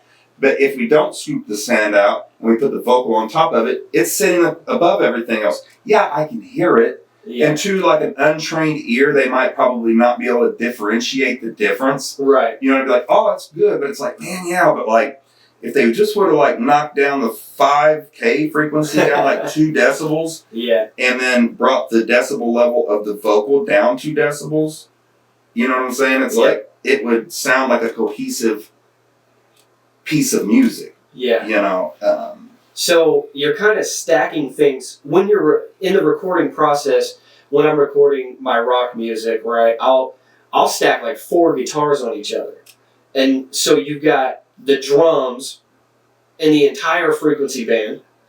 Now we got a bass guitar, you know, that's occupying the entire frequency band. So you're just stacking. And then I take a subtractive approach, like what you're talking about. So for the bass guitar, I will split the bass guitar into 2 different tracks, cut all the high-end content and most of the mid content out of the entire bass guitar, slam that into some kind of a compressor, and then the other bass track, I'll cut most of the lows out and leave and I'll cut a lot of the highs out and kind of have like this high-mid thing going on. So that's kind of what do they call that? The harmonic frequencies that kind of bring out that bass and make it more intelligible. So now you got a bass track that's sitting where it needs to be, that kind of is like, you've got all that room for the vocals and all the guitars and everything else now. Yeah, and I mean, and the thing like about it is, like, you know, you said, like, when you're putting things and stacking things, it's like, you have a finite amount of headroom available to you. Now, if you have it ran out to hardware summing boxes, like, you can get a few more decibels of headroom in, but like, to me, I still think it's worth the money. So your headroom is like the volume. You've only got so many decibels to go before you start clipping, and that's like a distortion, and it just sounds terrible. Yeah. So if you're stacking too much, so not only are you fitting things this way, you're fitting things this way. Yeah, and that's the mathematical part of it, is that like... And then also you're panning, which is, I see is kind of like this way, if you're looking into a room. Yeah. You know? Yeah, it's like, if I want to see somebody, I need to get y'all out the way. Oh, yeah. You know what I mean? And now you come here. Yeah, you know that's a great analogy, man. But, you know, I mean, you know, and it's mathematical in the sense that, like, every decibel level adds to your overall decibel level on your master fader, which is your final fader before it comes out the speaker. So, like you said, a subtractive approach in my opinion, is the only approach. Okay. Because if I want to boost something, what am I trying to do? Get that frequency to shine. You know what I'm saying? But if I boost it, I'm boosting 2 decibels to the overall level of the mix. Yeah. Where, why not? Does that mean less dynamics? It means you're less opportunity for dynamics. Okay. Because you're getting closer and closer each time. Yeah. If I'm cutting, instead of taking like 5K and boosting it 3 decibels, how about go to 4K and 6K and take 2 decibels each out, which now has done the same thing. Yeah. Like instead of, like, we could go like this. You know what I mean? Like, here's flat, and then here's the boost, right? So the boost is 3 decibels louder than the frequencies on each side of it.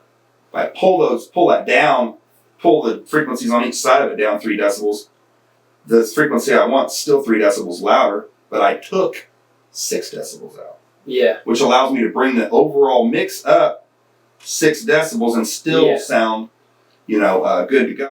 So, yes, I'm really like learning, I guess. So what I try to do is like a different approach than what I see guys on like Facebook and YouTube and whatever else going on. So number one, I try to make rock and metal music in FL Studio, which is like sacrilege to a lot of guys. They're like, oh, you need to be using Ableton or Reaper or Pro Tools or whatever else. And I'm like, I don't really care as long as it sounds good. Yeah. And it don't even got to sound great. As long as it sounds good, I'm cool with that because I'm getting my creative outlet out there. So I'll set my stuff up to where the first 3 tracks on my mixer are my bass, right? And I'll have my bass, guitar, I'll have those settings, and that'll be like my preset. I'll have like a whole template laid out, and it's already got the EQs on it. It's got whatever. So I'll record a song. I'll write a song, record it, and then mix the crap out of that. Change my guitar settings, whatever I got to do, on my amplifiers or other gear, and get them to where they sound all pretty good together. Then I'll start, hitting the EQs and the compression and the stuff on that. And then on the mastering track, I've already got like what is it? Like, I think it's called Maximus. Yeah, I know what you're talking about. And in that, I think that's essentially like a mastering. It's a limiter, a mastering limiter. Deal. It's probably called Maxim. MAX. I know I used to have Maxim and Pro Tools, but there might be another one. It's an FL. It's a dedicated FL studio thing. I think it's called Maximus. Don't quote me on that. I have, but it's but it's been so long. Yeah, it's essentially the mastering thing. So for me, I'll turn that off, and then I'll do all the mixing and stuff, and then I'll turn it back on, and then get it to where it's actually loud, because you want your track to be as loud as everybody else's tracks, which is loud as hell. Yeah. But you still gotta hear everything. So I'll have my template, and then I'll continue, like I'll get the sound right where I want it. Then I'll go ahead and write and record my other songs for that project, and all I gotta do is just import the audio, and it already sounds exactly, it's exactly where it needs to be, and it's just done. Yeah. And that's the thing, like, well, but I noticed, like, which a lot of people do it anymore, and I'm not going to do it from this point on, but like with albums, you know what I mean? You've got however many songs you choose to put on the album, 12. I try to write an album at a time. Yeah. And so the thing, what you find at the end of the process, like you're done recording everything. Everything's recorded, you're ready for the mixing and mastering process. Yeah. So usually people don't do it the way that I just described. Usually you'll track your stuff out first, right? Yeah, I'm going to get, like, my workflow starts, if I'm making the beat, if I'm putting the beat together, then I'm going to start my workflow process in Machine, Native Instruments Machine, which is, I love Machine. Well, and I still have the Generation 1, you know what I mean? Yeah, still rock solid. Well, I'm not going to buy another one until, those things are expensive. If I wanted to buy a new one. I want an MPC 2000, man. I hate to go off track. No, I would love to have me one of those old classic drum machines. But, so I'll sequence the beat, and come up with everything in there, inside of that. Does the machine let you export each track? Yes. Okay. And it'll let you export each track in it. And all you have to do is, like, inside of that, well, they have groups. So, like, Group A, Group B, Group C, Group D, and then for every group, you can make as many patterns as you want. So, like, if you, like, made your whole entire chorus's drum pattern, right? And then obviously you're like, well, during the verses, I want to drop some of the hi-hats out, maybe a crash or whatever. You know what I mean? Like, because you want that progression to the chorus to be building. And then whenever the chorus comes, it's a culmination of everything. Yeah. The big chorus. Was that Max Miller? Is he the guy? Yeah. He's got one little part at a time. Yeah. Is his deal. But he was also a classically trained musician too. He can play the drums, guitar, piano. I didn't know that. Yeah, go on YouTube, watch him just going off on all of it. Wow. And the reason that he's called Mac Miller is because his name's Malcolm Miller and his brother's name's McCormick Miller. That's how they come up with Mac Miller. That's a crazy story. The Blue Slide Park album, the art, his brother did the art. I'm talking about Max Miller, he's like... I don't know. I thought you were talking about Mac Miller. No, he's like a Scandinavian producer guy. He produced like Britney Spears and like whatever else. His whole philosophy is like, you start with one instrument and then you bring another one in, like say you just got the hi-hats. Yeah. So just hi-hats, maybe some bass. Then you'll bring in some keys slowly, and then you bring whatever else in. I and gotcha. then when it's time for the chorus, it's everything full on. And then your second verse is like, you subtract some stuff, but it's still more high energy than the first one. And then, you're big. You're big. It's like any kind of story you learn in school. You know, you got your thing, and then your peak, and then you... If you want to keep those ears... it's just such a science behind what sounds good and why it does, and why people like songs and why they like them more than others. But I agree with building the beat. Like my personal approach is I try to use the metronome and come up with my rhythms first. Like whether that's guitar or melodies. Guitar, piano, organ, whatever. I think I've experienced that making music with you before, that's how I used to do things too. That's just, for me personally, that's what works for me. But everybody does things however it is that you go about it that gives you the best results. So I'll do that, and then I'll come up with the drums after that, and then export everything out and pull it into Pro Tools. So you've got your beat. Yeah, I've got my beat, and I pull all the stems I export them individually into the folder, the beat that I've created in Machine for that. Once I've got it all done, BPM and all that's right, I'll pull it into Pro Tools, set that BPM to the same BPM as I have Machine. Wow. And then start to use the Pro Tools compressors and VST plugins, because some of you can use a Machine, some of them you can't, but the way that they display is not the same. Yeah. I choose to do only the sequencing and the production, like the putting the beat together inside a Machine, and then moving on to Pro Tools to actually record it. And so what I was getting at with the album, right? Because you got all these songs, and you think to yourself, how can I ensure that whenever I'm in the mixing and mastering process, that I don't want the songs to obviously sound the same, but I want them to sound like they're in the same arena. Yeah, for sure. You know what I'm saying? And it's like, so when I'm doing all these individual pieces, how can I make sure that not only do they all fit together in the individual song, but if I'm putting an album out, how can they be cohesive from one? So I don't play the first 3 songs and somebody's like, oh man. And then all of a sudden, the 4th song sonically is out of whack with the other ones. And it's like, that's when it comes down to mixing, doing the mixing process first and the mastering. Like if you do your mix, use subtractive editing, you know what I mean, and get your mix to, it depends, but I usually like to be about -6 decibels. It's where anywhere from -3 to -6 decibels on my mix, on my master fader. Yeah. So I know how much headroom. If I can get my mix so if I choose -6, and that's where I'm going to have my mix, I'm going to choose -6 across every song for that album. Yeah. Because now I know I've got my mix here. Yeah. Mathematically, it's at -6, and it sounds good to me in my ears, like everything's balanced. So now when I master, I've got 6 decibels of headroom to get to there. Yeah. Next song, I'm gonna do the same thing. I'm gonna mix to -6, then start the mastering process. That way you can know, if I do it this way, anytime that you get a mix and a master from me, it's gonna be like this. Yeah.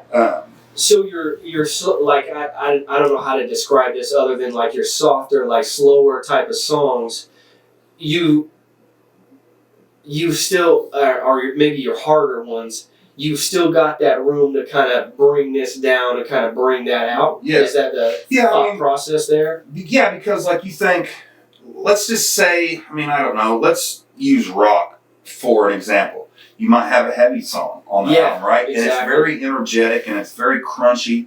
And then you might have more of a ballad song on the same album that's like soft. And you're like, well, how can I make sure that this ballad has the same perceived energy as this song that has all this raw energy embedded in and it's like, how can I make sure that this mix doesn't fall flat? Yeah. You know what I mean? And that comes down to keeping the same formula every time. Like, you know what I mean? Like, whatever your technique is, in order to get that every time you need to mathematically get to your end point on mixing here, so that when you begin your mastering process, you're starting from the same point every time.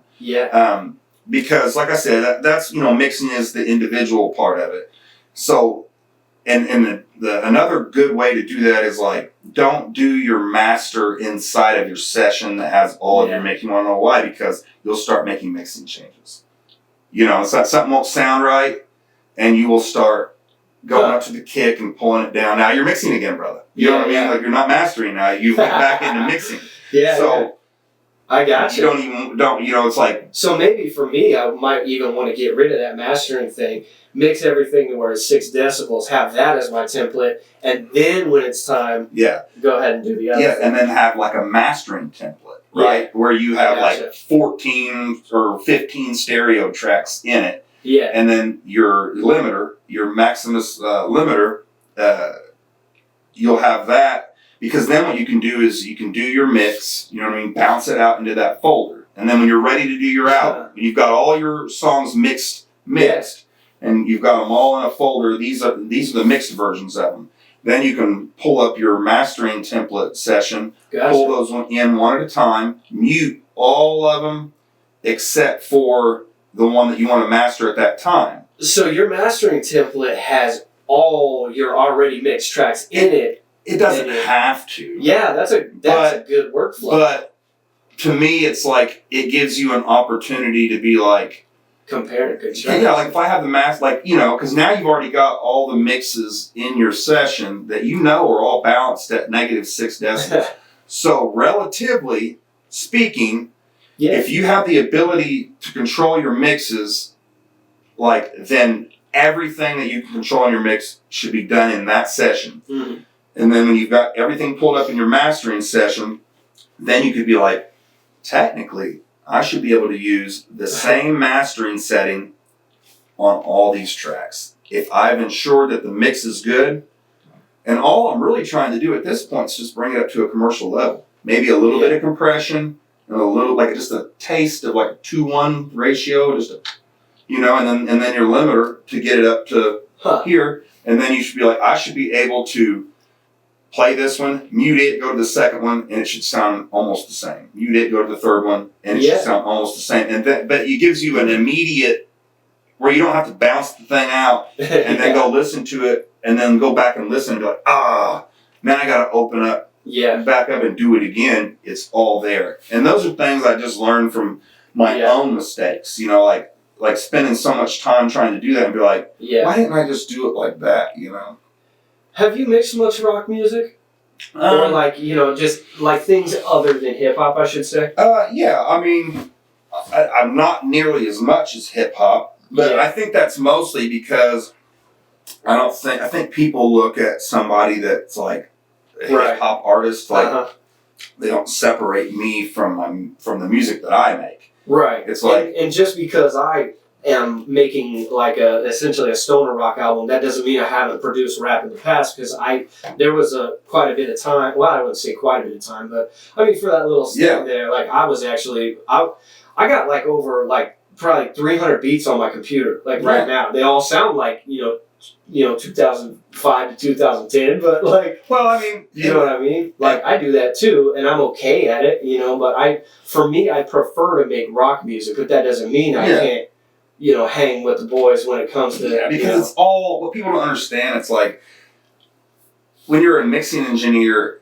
or a mastering engineer, you're not part of the musical process. You know what I'm saying? You're not part of, all your job is to understand the frequencies and the characteristics of the instruments. And make it sound good. And hip hop uses the same instruments as any other genre. Yeah. It's just how they're put together. Exactly. And what's the difference between writing a rock album and making that versus making a hip hop album is you may have an organ on this song on a hip hop album. Okay, so I got 4 guitar tracks. 2 are from an actual amplifier, 2 are from Amp Sim software. But that's what it is. That's what I'm using. That's the paint on my album. Whereas making a hip hop album, you're using this synthesizer on this song. You're using the organ on this song. You're doing strings over here. You're doing this and that, which is way more actual variety of instrumentation that you got to deal with than doing rock, which I think it's a really interesting contrast when you get into. It's not so easy as what people that don't like rap think that it is. Yeah, I mean, I've told people that I make rap music too, and they're like, "Oh, you just sit at a computer and you do this and do that." Well, it's like, no, you still got to come up with the actual music. Yeah. You know what I mean? You're just not actually... Well, I mean, you are actually playing the keys. Yeah. Right? And you are actually... Well, I mean, you may be hitting a drum pad and making your drums and not actually playing a drum kit. But your mind and your creativity is still there. And even more so if you're just playing one instrument. Yeah. Because you're not only just playing the drums, you're making the drums happen. You're making the keys happen. You're writing the bass lines. You know, you're not a dedicated bass guy. Yeah. You're doing everything. Yeah. So I feel like that's really disrespectful. Well, you know, to people. Yeah. Naivety. You know what I mean? Just because you don't know. And you got to give them that. You know what I mean? Like, I get it. You don't know. You know, and not only are you creating an entire track like you said you do in Machine, you're now taking that into Pro Tools, mixing and mastering it, which that in itself is just as hard, if not harder, to me than actually writing the music and playing the instrument. Or equally as hard. Yeah. You know what I'm saying? Like, and I would tell people that say that, oh, it's like, well, then if you're ready to cut a check, buy me all of these pianos. Buy me all these synthesizers. Buy me all these drum kits. Buy me all these organs. There's not enough room in here for that one. And two, that's hundreds and hundreds and hundreds of thousands of dollars worth of actual hardware equipment. It's like where you can say what you want. It's like, but with the right know-how, these are high quality recorded samples. It's like even touch sensitive samples. Like if I press the key harder, it's like, so what does it matter if it's in a actual upright piano that I can go over and touch or it's in here? For me, it makes more sense to utilize the hard drive space and have all this. And like you said, it's like Fruity Loops, Machine, all those programs like that. It's like people aren't just using those for rap music. It's like there are so many records that are being produced with programs like that you probably think a real guitarist played on, but they didn't. Yeah. And if you can't tell the difference between it, and most people can't, then what does it really matter? Yeah, and not only that, learning to navigate the program. Yeah. Just to navigate the program in itself. I'm still learning Fruity Loops, and I started out on Fruity Loops when I was 16. Yeah. It's you know. And like I had a buddy that I've known for a long time, and he, I've recorded him before, and he was over a couple of weeks ago, and he's like, I want you to teach me how to do this. And I'm like, how to do what? And he's like, mixing, mastering, videography, all this stuff. I'm like, bro. It's going to take years. I'm like, it takes years and years and years because you need the vocabulary to even know. To talk to somebody else or even know what they're saying to you. I'm sure we're speaking gibberish to half the people out there, but, the people that know, it's not you just like put something on a computer and now you're making music. Like, it is in depth. It takes a lot of knowledge and it takes a lot of creativity and just know-how. It's a big process. Yeah, I think, and that's like when you listen to records. Like what I will say about being into music is like it makes me appreciate songs that I don't necessarily appreciate the song. Yeah, it's the quality of the mix or something, or something about it where I'm just like, man, because like it's like you have the insight to know, oh, they must have had to do this or must have had to do this. It's like you don't just record the vocals onto a song and then just hit save as or whatever and then put it out and then it just sounds great. It's like not even in the slightest. A lot of people that come in, that record.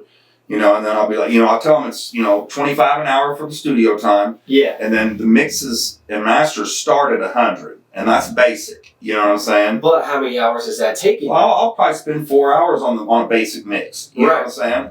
It's like, because all that work, most of the work is done when you're not here. Yeah. What I tell people is like, my advice to you is however many songs that you want to record, that when you come in, you've got the beats or whatever you're doing. ready for me to load up, or send them to me ahead of time so I'm loaded up. That saves you time, because once we step inside the studio, you're on the clock. Oh yeah. And so it's like, and be really rehearsed and comfortable with your material. I got some stories. Because I had one girl, Jess Cash, that was on. She's been on a couple records, and I've recorded stuff for her. She was on the "Who Do You Think You Are" record that's off the new album. Mm-hmm. And the first time I recorded her, she came in with a friend of hers, and I mean, they're drinking, they're partying and stuff, Yeah, I'm thinking, that's all good. I'm like, but I've been in the situation before when it comes time to record, it's not good. Yeah. But anyway, so we get down to it. I hit record, one shot, one take.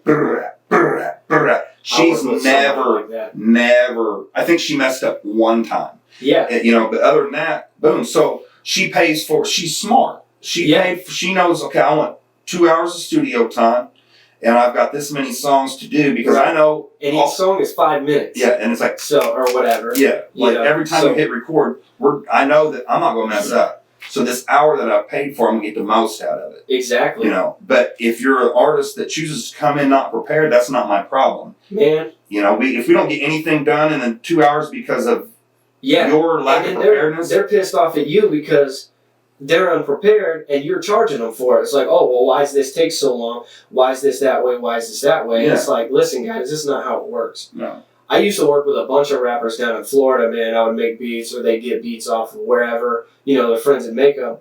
And some of these guys, like this dude named Streets, if you're watching, Streets is by far the best person I've ever worked with in a studio when I was recording him. He would come in, he was prepared, he knew the song structure, he already knew what backing vocals he wanted to do. He's like, all right. So I would get in there, he was like, all right, hit record. I'd hit record, perfect track. Okay, we're going to do a backing track now. He led me. He's like, okay, get ready for a backing track. I'm like, okay, boom. 2, 3 backing tracks, whatever. He's like, okay, let's record a chorus and whatever else. Yeah. And I mean, it was just rapid fire. It was no BS, no messing around. And then I was working with these other ones. And some of these guys, man, they wouldn't even have their shit wrote. Like, you're wasting. They wouldn't even have their fucking verse wrote, dude. And they would come in, and I'm charging these guys $50 an hour. I was charging them $50 an hour. Yeah. And they'd come in with whatever their material. fun stuff and their Hennessy and all their fun stuff. And they'd be like just sitting there partying. Oh, bro, you think I should do this? You think I could do that? Sometimes it'd be 3 of them. And it'd just be like, guys, like, I gotta go to work in the morning. Like, it's 11 o'clock right now. Yeah. I understand you guys are having fun and partying and whatnot, but y'all, I'm getting paid. Yeah. Regardless, and I got a bedtime. I need to go to bed. I mean, you have to be sitting here, messing around, and then we'd record a track, right? And they'd be like, "Oh, play that back. I want to hear it real quick." Okay, cool. Well, that just don't sound right. I'm like, it's a raw track. Yes. There needs to be reverb on it. It needs, you know what I'm saying? Yeah. Like, to be EQ'd and everything. It's not going to sound right. Yeah. What we're doing right now is just laying the tracks down. Yeah, we're capturing it. That's all we're doing. Yeah. And it's like, so I would have to sit there, capture a track, roughly mix it real quick to where they were satisfied, and then do the final. Do another track. You know what I mean? Yeah. Just even to track it. Yeah, and it's like, you guys are wasting your own time for me spending 10 minutes right now to satisfy you roughly. Yeah. And that could be 10 minutes you were using to record a whole song. Uh-huh. I wasn't even charging them to mix it. Yeah. I was just, okay, come in, we'll do that, and then I'll get it to sound good, which my stuff at that time didn't even sound great. But, it's a nightmare. So if you guys are going to go into a studio or have your friend record you or whatever, be prepared, man. Be a bit professional, because you're going to save money, frustration, and whatever else. Yeah. And it's a good work ethic to get into. I mean, it's work. It's work. It is. It's not a party. It's fun. It is fun. But it's work. Yeah, it's not, it's not all fun and games. No. It's a job. It's work, and you need to take it seriously. And that's going to come out in your music. Yes. Your layman guy that's not taking it seriously, you can tell. Yeah. Just like anything else. or what they're happy with, yeah, and I've dealt with some nightmares too. People that don't have any. How do I put this? Real background musically, like even talking about measures. 1, 2, 3, 1, 1, 2, and it's like normally, especially with hip hop, but even with any song of any genre, it's like you got some kind of constant instrument in it. Whether it's a snare. So you gotta understand the measures and stuff like that. I've worked with like acoustic people that have no idea, like that 1, 2, 3, 4, 1, 2, 3, 4. Yeah. And in that you do 4 of those or whatever else. Whatever your song structure is. Yeah, whatever. And it is so frustrating. They're like, well, how come that don't line up? It's like, because that's the way you wrote it. Yeah. It's like that has nothing to do with me or my job. Yeah. Like, I'm not like, and that's a big problem I ran into as well, is that like with one person in particular, they wanted a band type music. You know what I'm saying? Okay. But don't have a band. Yeah. And they have no concept of any musical concept at all. Can't pick up any instrument. You know what I mean? Wow, that's a big. So things are difficult. Oh yeah. And then they say, well, it's just, it's this or this or this, and it's like, no, it really isn't. Yeah. I mean, it's like, let's just be honest here. It's like, let's say hypothetically, you come to me, and this is something that is mind blowing to me, and you're like, I want to make a record. You know what I'm saying? And I want it to be like this. I want this to be the complexion of the record, and these are the type of songs I want to make. And I have all the words written to them. And then they're like, and then be like, I want you to make the music for it. Well, you want a band. You want a band. Like I'm like, and he'd be like, well, you're the producer. I'd be like, no, I'm not the producer. I'd be like, I am the mixing engine. And what I'm acting in the capacity of now is the mixing engineer and the mastering engineer. Right. You're producing your music and possibly very limited stuff for your friends, possibly. Yeah. I mean, if like, time permits, what you're trying to do is mix and master. Yeah. It's like I'm only capturing what you're doing right now and making it sound as good as it can. Yeah. It's like, now when you're talking about a producer, it's like, and that gets into other stuff, but it's like when you're talking about a producer, it's like I'm coming in and I'm not, even a producer doesn't do that. Like a producer might come in and be like, let's just poke his head in once in a while and be like, take the hi-hats down a little bit and maybe add a different bass line. Yeah. So the producer's job, if he's recording a band, is to make that record that they've already written to the next level. Yeah. And to where it works for the market. They're the boss man. Like say you had a manager. Yeah, like say you had a whole, everything was in-house. Like you were assigned to a record label. And, you know what I'm saying? Like, let's say a Dr. Dre type of situation where he's the executive producer. Yeah. He isn't in there every day in the studio. He's actually probably not in there much at all. He's letting you guys create what you want, and the mixing engineer is doing his job. Now, he might, poke his head in every while, listen to some stuff, and be like, yeah, I like the record, but like, let's change this, this, and this. And then also, we don't have a record on the album like this yet. So I would like for you guys to try to put a record onto the album like this that we can push as a single. That's what they do. Yeah, if you listen to Eminem's albums, he's always got that one song that's always the radio hit. And it's just ridiculous. Yeah, and it's so ridiculous. Like, my name is. Like, hi, my name is what? My name is. Like, it's so simple and easy. But that's what you need if you're going to sell a record. Yeah, hook 'em up. Exactly. That one track, you gotta have that, and then you gotta take them on the roller coaster too. Like, and that's a hard thing to do with specifically like heavy music because you're already squashing the dynamics because you're as fucking as it gets. So like to take that down, you've got to create that dynamic content, and it can be difficult, but that's. And I mean. You have to do that within each song sometimes. And then sometimes when you're looking at the album, you're like, where do I place these songs in order to, for the momentum of the album, you know what I mean? Like, how do I do that? Yeah, I think that's good. And I feel like people, even myself, like I've been doing it for a long time, and I don't even really know what it is that I'm doing. Yeah. like with the mixing and stuff. So, say you get, Joe Nerd off the street that wants to make a hip hop record or whatever else. What does he need to have ready? Okay, so as we said, he produces music, and that's what he does for a job, or mixing and mastering, and kind of what give him a synopsis or whatever, like an overview. I don't even know what the word synopsis means. I don't even know why I said that. I don't either. But give them an overview of kind of what it is that, like, what kind of services you provide at Craft and Trade Entertainment. Well, my bread and butter is obviously audio recording. That's do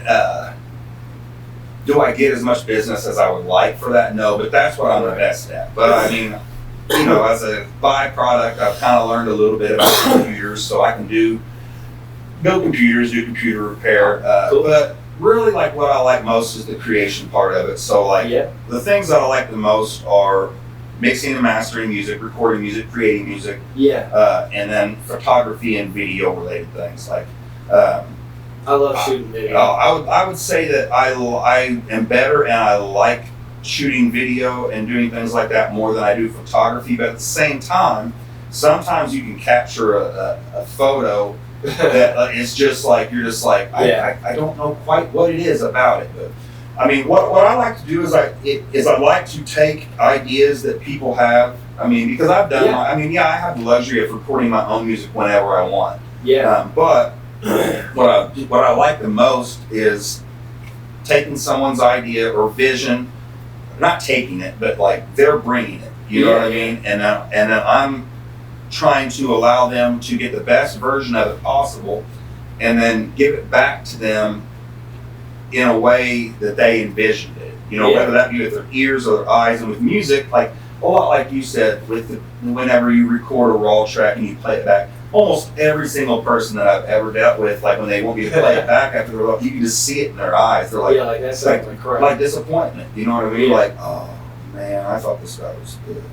You know what I mean? And it's like, relax. But a raw track sounds, it does not sound great. Yeah. It don't. Even with good equipment, it doesn't sound. Yeah. You gotta doctor it up, man. It's like you could have the best piece of bread ever. Yeah. And you could have the best piece of bread ever with some like real, like just cheap butter or whatever. And just that little bit of butter makes all the difference, man. It does. And like but the plus side of it too is whenever you kind of reassure them and be like, look, relax, like give me a couple days, you know what I mean? Let me do my thing, to it, and then I can play it back for you, whatever the case. Of course, you have to be really careful as a mixing and mastering engineer to just send a track to somebody. Because even if it's not, like, you better tag it, you better throw a production tag all over it. Because once they've got it, what's their incentive? So, then it's like, so then it's gotten to a point where it's like, you gotta take a deposit. Because if I'm gonna waste my time and then you're like, I don't want the song, so I'm not gonna pay for it. Well, I've already wasted 4 hours of my life on the back end that I can't get back, and you don't want the song. Well, that's fine. I'm not going to give it to you, but I still wasted 4 hours of my time. I've tried selling beats to people, and I will not let a beat leave my computer until it's paid for. Period. Because I could shoot an email with my beat and never get paid. That's it. And I've had situations too where I made a beat for a kid. You know what I mean? I actually made like 5 beats for a dude. He wanted one. He's like, I want it kind of in this area, just do your thing, whatever. So I made 5 beats up, which took me however long. I don't know. It doesn't matter. And I said it'd be, $30 a beat or something like that. This has been a while. And he came into my, my studio, I guess you could call it. But and he checked them out, and he picked one. And then that's the one he wanted, so I put it on a data CD, I think, or a hard drive or something. And he took that, and I thought it was done. Well, he was like, hey, man, I changed my mind. Can you give me another beat? And I'm like, no. He's like, well, what do you mean? I gave you one. Yeah, I was like, you chose this one. It left my computer, so how do I... You got it. Yeah. You now have that that product. Like, it's... I can't get it back from you. Yeah, so you could have saved that on your computer and then brought me the thing back, and now you're getting 2 beats off of me for the price of 1. Like, it's just and you know, like, and I don't feel like people really understand that from our point of view, because you know, they're just like, oh well, I just give it back to you. Well, you know, there are people out there that want to take advantage of people, and that's how it's done right there. And in music, that's so bad. You know what I mean? Yeah. But like, because nobody cares, you know, and they don't respect what you do or whatever. They just want to blow up or whatever else. Yeah, you know? and it's already like thankless enough, you know, like when you think about it, like let's just take clients out of the situation, right? And you're just doing your own solo stuff, you know? And you know how much it takes to get from the beginning to the end product, you know? And at the best, what you'll get out of it is somebody listen to it and be like, it's pretty sweet. Yeah. And you're like, pretty cool. I guess it is. I guess it is. You know what I mean? But it's like, I put like hours. You know, like, but track. That's all you're going. You know, you can't have any other expectation, because that is all you're going to get. You know what I mean? The people that are going to give you the most praise for your music will be people that don't know you. Yeah. You know what I'm saying? Yeah. They don't know, they don't. All they know is the product. Yeah. Like people's emotions and whatever else. If they know you, like there could be a plethora of reasons why they don't want you to succeed, or they don't want to tell you did something good, because it's like a representation of, well, we came from the same place or something. And so if you make it and I don't, and something, it makes me feel bad. Yeah, well, and they feel bad about themselves or whatever else. It's like, man, I mean, nobody gave me these things. I created these things. Yeah. Like, you don't like me because of that? It's like, so it's not necessarily that they don't like you either. Like some people kind of like fake it. Yeah. I don't know how to say what I'm trying to say, I guess. Like even your best friend, right? They'll kind of be jealous. And it'll kind of come out like they're like, you know, they may be thinking in their head like, God damn, that's the shit. They don't want to give you that. And then they'll get the feeling, you know what I mean, like, God damn, he's over here doing this and I ain't even doing nothing. And then it's kind of like, yeah, that's cool. But it's like, and it's totally like that. But it's like, I champion and applaud people, because everybody has something that they would rather be doing. Like, it doesn't mean that you have to look at it like, I'm going to make a living doing it. Yeah. But like, it's good for your soul to do whatever it is that makes you happy. It's like, so instead of harboring some sort of jealousy or whatever it is, like, go do what you want to do. And and that's one thing, like, I will support people. Like, you know, like if somebody's doing something, you know what I'm saying? Like, I'm gonna do my best to show people, like, hey, this person does this, or hey, this person does that, you know, or whatever the case is. You know, like, it doesn't take anything for somebody to hit a share button or do this. It's so easy. But people will, like, you'll put something and be like, oh, share this, and then I'll just scroll right down past.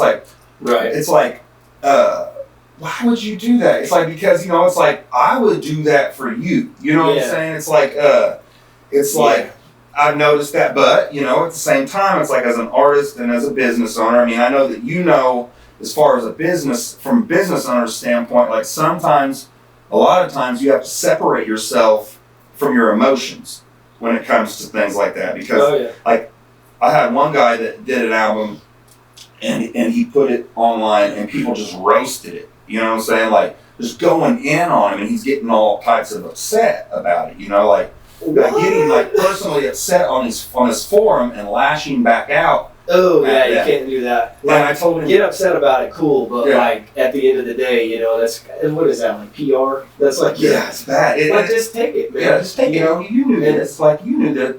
You know how people are. Don't lie to yourself. Like, whenever Topics was still a website where you could go and you could type. You remember this website? I know. You could go and type in a zip code, right? And then it would show all these and it would show all these topics that people had put up. Huh. And dude, the dirt dirt. It was ridiculous. It was ridiculous. Like, you go to Evansville and just read all these forms, like, oh my God. My ex-girlfriend's a stripper now. only had one, like, you know, and everything. And it was dating who probably. It was sparsely Was there all that garbage on it? But there was. I mean, Olney had a bunch of stuff, you know, and all this. But Lawrenceville, good stuff about like food, like all don't get over here. All hate. All hate.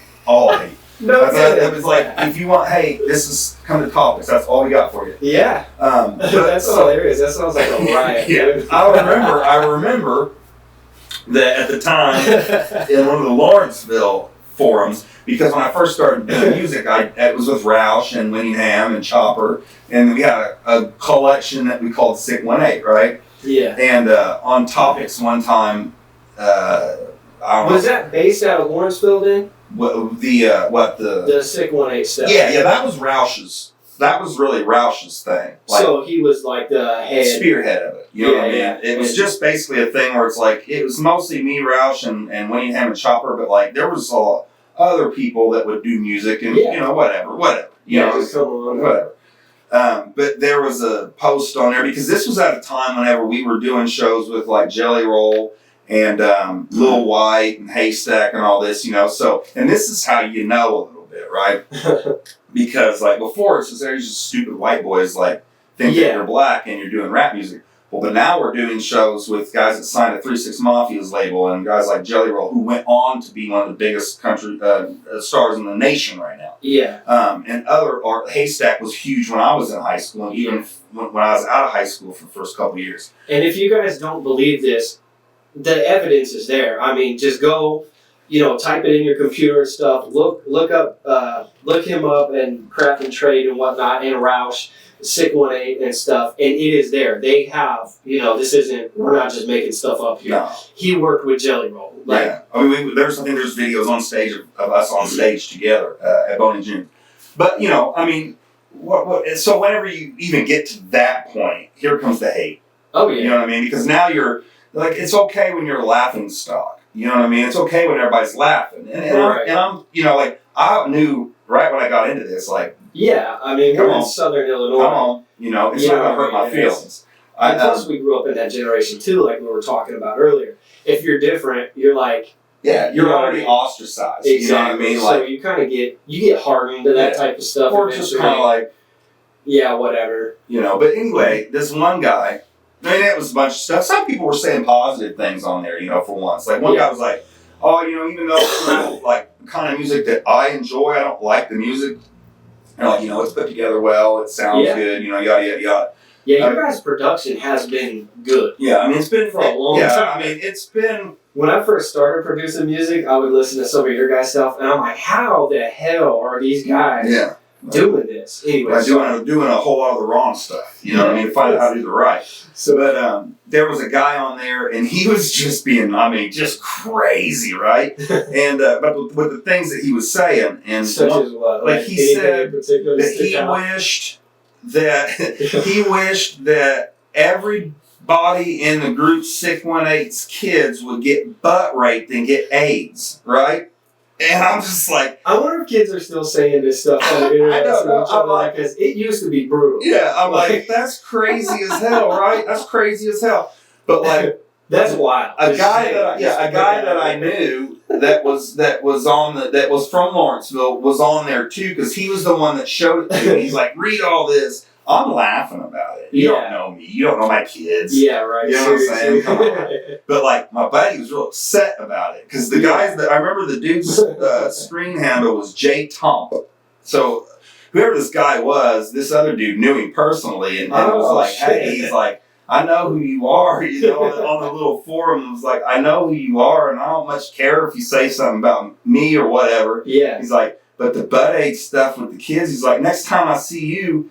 You know what I mean? Like, you know what's up. And I'm thinking to myself, like, I just ain't got the energy for that. Because, you know, like, you're going to be doing that all the time. Oh, yeah. You know it's 10 million people hating on the internet. Yeah. You know, even the greatest bands and artists and everything, I mean, ones that you know damn good and well are solidified, genuine, awesome bands and artists.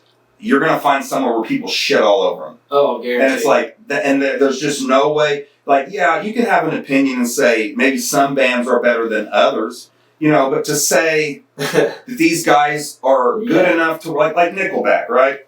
Look, I'm not a rocker, and I know that Nickelback get a lot of hate. Yeah. You know what I'm saying? But it's like, Nickelback is produced very well. Whoever was producing that stuff, their sound quality and like sounds amazing. You know? The structure of the songs too. Yeah. Very pop format, you know. Yes. The music isn't like, from a rock guy standpoint, the music isn't like super complex and it's not, you know, crazy or whatever. But guess what? It works. Yeah, and it's steady. And what they were trying to do? Yeah. What, besides like the Foo Fighters who are still making music right now, when is the last rock band that you've seen that's had that much success that everybody knows who they are? Yeah. Everybody knew who Nickelback was. They had record after record coming out, and they were selling. You know what I mean? I'm not a big fan of Nickelback. I'm not gonna lie. When Nickelback came out was like 6th grade for me, and some of those songs I still like today. You know what I mean? Yeah. But you know, some of their later stuff wasn't for me. But I mean, I'm not a total Nickelback hater, but like, I'm not a total Nickelback lover. Yeah, either, I get it. I'm indifferent. They wanted to sell records, and guess what, buddy? They sold the shit out of them. They sold records. Yeah, and shows. Like, oh man, you know, and it's like, but that goes back to my thing. It's like, and like that's a band that I know is an example that caught so much hate, and I'm like, Creed too. Yeah, guys, like that's a little unnecessary. It's like it may not be your cup of tea, and you may feel like that's not genuine. Yeah, like stand the test of time music, and maybe you're right. Yeah. It's like, but to say that they're a shitty fucking band, worst band you ever heard, and also, come on. Yeah, dude. That's hatred. That's hatred. At the end of the day, music is a business just like anything else, right? And if you suck and you genuinely aren't good at it, which I'm sure, being a local-ish, well, I'm sorry that I didn't mean that way, but you've dealt with local people that have no clue about anything when it comes to music, like you said, that actually do suck. Yeah, and then to Nickelback, like it's not even comparable. Like, because if you suck and you genuinely are not good at it, nobody's gonna even know who the hell you are. Yeah, you're never gonna get to that point for people exactly. to hate you. Like, and that's what I'm saying. Like, you're gonna suck so bad that nobody's gonna waste their hate on you. They're not. Yeah, they're gonna reserve their hate for somebody that might hear them hate them. You know what I'm saying? It's like, that's a great point in life, guys. If you're genuinely being hated on, like, you're doing something right. Yeah, you are. Because somebody's gonna hate. Somebody's gonna hate it. They're not gonna like it, you know. Yeah. And that's just the way it is, and that's fine. You know, they can love what they love and hate what they hate. But if it's there and you're making that noise, you're doing something. And you're at least doing something. And on the flip side of it, if you are a musician, a author, whatever you're doing, and you're at that level, like, all that hate, like, it shouldn't affect you. Like, you know what I mean? Like, you should be laughing all the way to the bank with it, you know, and be like, and also be like, yeah, you think Nickelback is a crap that everybody says Nickelback sucks? $100 bills, you know, just wiping their tears. Yeah. But, you know, as an artist too, you gotta be realistic too, and be like, I know that this is gonna happen, you know, and so I need to separate myself from my persona as far as music, because, and like that guy that I told you was on the forums just lashing out at people because they were saying that his music wasn't good. He was taking it personally. Like, they don't like you. It's not about the person that you are, it's about the product that you're putting out. They don't enjoy it. Yeah. And that's, you definitely got to separate that. And it's like, it's like... and on the other side of the hand, too, I still got people coming up to me, like, I'll be out in public somewhere or whatever, and be like, they'll, like, quote some lyrics to, like, some of the rap music that I used to make. They're like, bro, I still got that on my Xbox, man. I listen to it all the time. Like, that's the shit. Like, you're awesome and this and that. And hearing that you're awesome.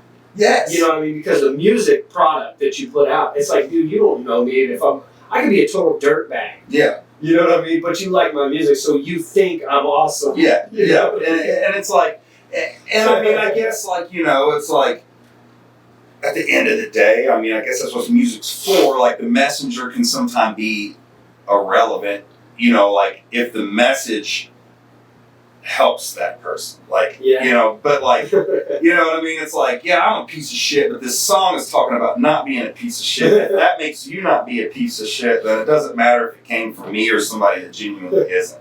You know, it's It's an interesting deal. But but yeah, I mean, like they don't.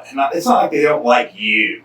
You know what I mean? It's like, and that's what his problem is. I'm like, yeah. You need to let's slow down. Let's be honest. Does it suck? Let's like we were talking about earlier, like have somebody next to you that will pull your coat if it needs to be yanked on. Yeah, and so you put all this work into something, right? And it's work. Yeah. Whether it be, you're writing it, making the beat, whatever else, whatever process you're doing, you're busting your ass at it, and then you put it out. You're proud of it because you put all that time and work into it, and you're kind of blinded by your own ego, and you think like, oh, I spent all this time, it must be awesome, I'm proud of it, and then you put it out there and it's not received well.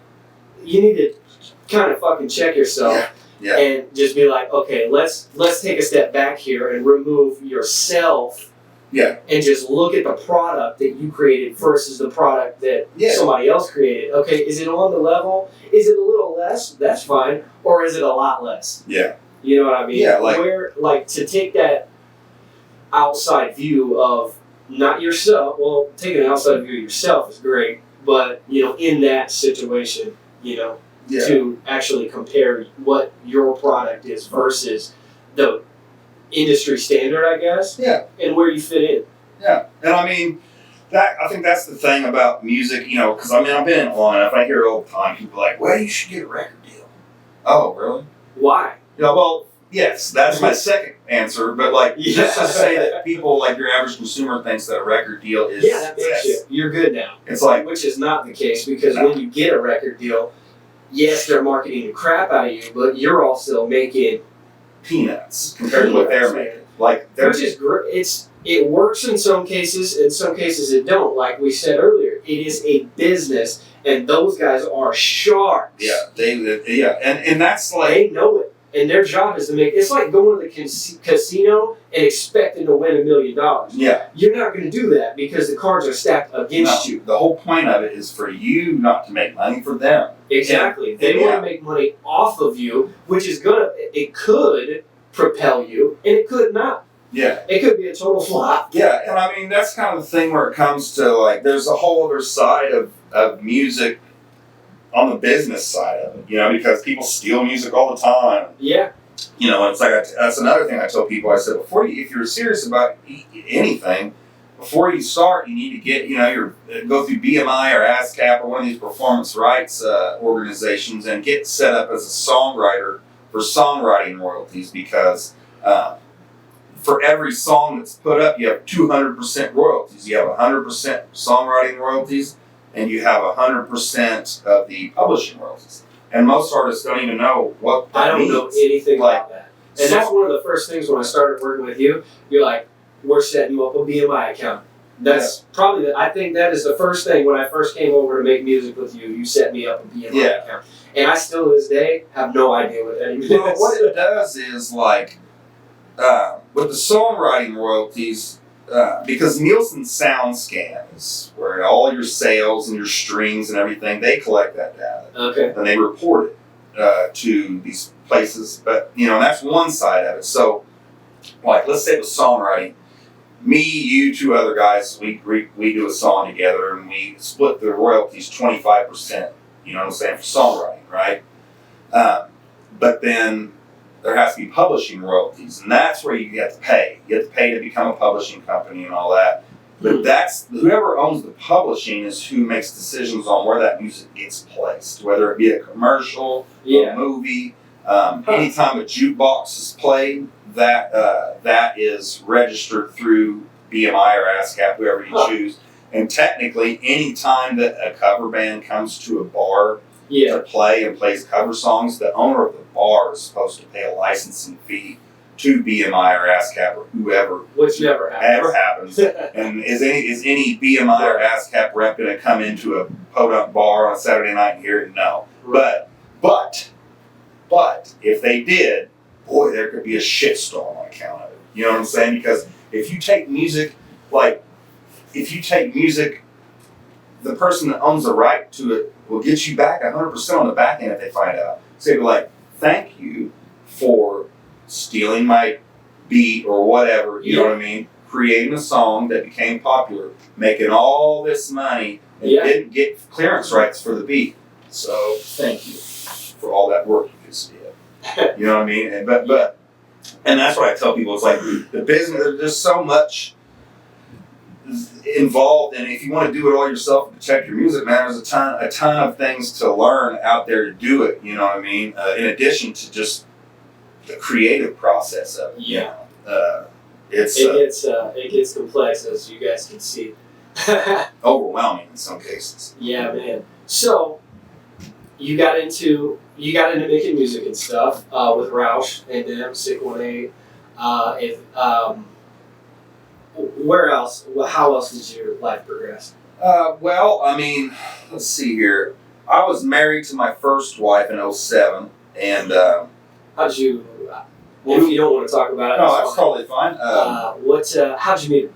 We went to high school together. So you were loose acquaintances? Yeah. I mean, and she had a younger brother that was a year younger than me. She was a year older than me. Okay. And I think I just went to Papa Mike's one night. And, Papa Mike's was cool. Yeah. And, and we're hanging out and everything, and talked or whatever, and then we just continued to talk and hanging out. I mean, just like any other kind of relationship starts, sure. You know what I mean? And we had a child together, and we were together from 2007 till late 2014.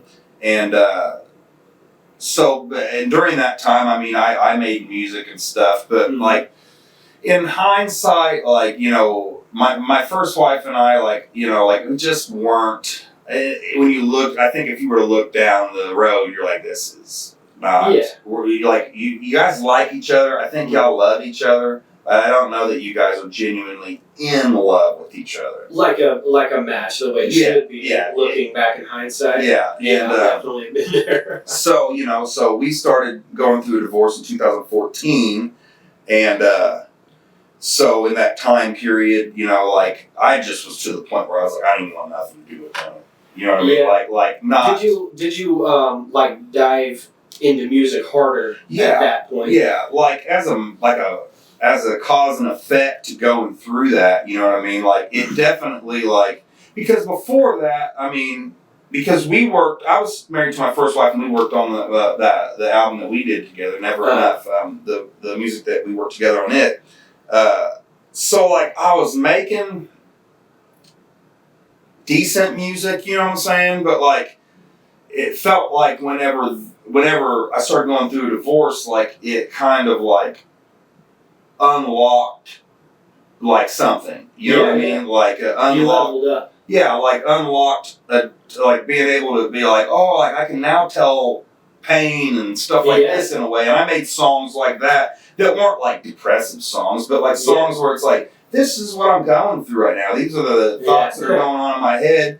And I know I'm not the only one that's ever been through something like this. So, exactly. Not that I was doing it necessarily for anyone other than myself. Yeah. But I'm sure that maybe if somebody heard it, maybe not. But if anybody ever, the eons of existence go on with that song's floating out, maybe they will, hear it. And so that went on, and then around late June is when I met China, and it was the same thing too. I didn't want to. I was still I don't mind hanging out, you know what I'm saying. But I'm not looking for that because I just got out of it, you know what I'm saying, and it didn't end well. Yeah. And so I don't want to get back into some shit like that again. Yeah, for sure. So you kind of took your time. No. I mean, that was my plan. Yeah, you planned. That was my plan, and it wasn't like she was the first girl that came along after my ex-wife moved out. She wasn't, but it's just one of those things where I'm very hard to impress. You know what I'm saying? When it comes to when I'm thinking somebody that I'm going to interact with a lot closely, I'm very hard to impress. Unfortunately, most of the times when I meet a girl, it's I within 10 minutes I'm going, you said something or you've done something, I don't know, it might be a character flaw, but this is not going to happen. You know what I'm saying? And with her it was different, because I dated her sister in high school, right? And her sister's best friend, kind of. So I always knew who she was, but she was much younger. Really? I graduated in 2000. When I graduated, she was 11 years old. So I'm 18, she's 11, right? So, yeah. So I had never dated a younger gal. But anyway, when we first hung out, you know, like, it just, I don't know. You know what I'm saying? It was just there. Yeah, like, we were listening to 90s music, you were talking. Yeah. And I'm just letting her talk, you know what I mean? And I'm just soaking it in, and I'm like, this is someone that has original thoughts. Like, you are saying things to me that I've pondered before. That there's no way that you would have known that I wanted to talk about these things. I feel like a lot of people, you know, when you're first meeting them and stuff, or otherwise, are like kind of on autopilot. Yeah. You know what I'm saying? Yeah, they don't want to commit too much to one thing or the other. Like, yeah, and they don't, like you said, they don't really formulate their own ideas and their thoughts and opinions on things. So, you know what I'm saying? They're just kind of in this, like, default mode or whatever. Yeah. Yeah, no, that's not for me, man. No. Like, I want somebody that, like, has their own thoughts. And I want to challenge be around. Yeah, there's got to be a sense of challenge, too, man. And like, so there was all that. Yeah. I mean, instantaneously. Like, not instantaneously in the sense where I told her like that night, like, right, please, nothing like that. It was more so like when she left, because she was living up north at the time. Like, for like 2 or 3 days, I'm like, fuck. Yeah. I'm like, man, like, you know, like the right thing to do would probably be just to leave her be. You know what I mean? Because she's got her thing going on up there, you know. But I just, you know, it was one of those things where I was like, look, I'm just throwing this out there, like, you know. Yeah. And, you know, I don't want to steer the direction of your life any which way. You respected her decision of where she was going with her life, but if you're ever an opportunity, I'm like feeling you. You know what I mean? Yeah. Like, and like, for, you know, for some guys that may be a regular thing. Like, I feel this person, or I feel this person. Yeah. But not me. Like, you know what I mean? Like I'm anti feeling you. Yeah. You know what I'm saying? Like, so if I feel you, you have not only switched the direction of where I was headed and went back this way. You know what I mean? You have to be a powerful person. So, but you know, she was also like, I mean, she had a wild, you know, pretty traumatic upbringing. You know what I mean? So like, she would talk to me about these things and let me know about them. You know what I mean? And I felt like, you know what I'm saying? Like, we're going to let each other know who we are. Yeah, and on not just on the surface level. No. You know, you're talking about the real, like, you know, the trenches stuff. Yeah, like really, I love that. Yeah, that's like, awesome. She was the type of person like that. Wasn't really scared to be vulnerable with you. No, but at the same time, like, I'll swing on you. Yeah. You know what I mean? Like, talk to me stupid, I'll swing on you. Yeah. You know what I mean? Like even me and not above, you know, getting chin checked on account of some disrespect or something. You know what I mean? Yeah. Like you respect and love yourself first more than anyone else before anybody else gets love or respected. Because if you love and respect yourself, you become the best version that you could offer to everyone else. Yeah. But yeah, I mean, so, you know, I was still technically married when we got together. Yeah. I was still technically married when she got pregnant because my divorce was going on so long. And then it went, finally got that finished, and then she and I did get married, and then had our daughter, Henny, who's 8 years old now. And then, you know, I mean, went through life much like everybody else that does, you know what I mean, as far as like work and bills. But she did support me a lot more in my music, you know what I mean? Like, whereas my first wife was just kind of like, if I was up there doing music, she'd be like, oh, okay. You know what I'm saying? Which is fine, you know? But like, she wasn't like that. Like, she wanted to sit up there and watch and listen, you know, like, and be like, how do you do that? You know, and everything. And so she was curious, too. Yeah. That's awesome, man. And she genuinely gave a fuck about what you were doing. And she loved to sing, too, so she would sing. Yeah.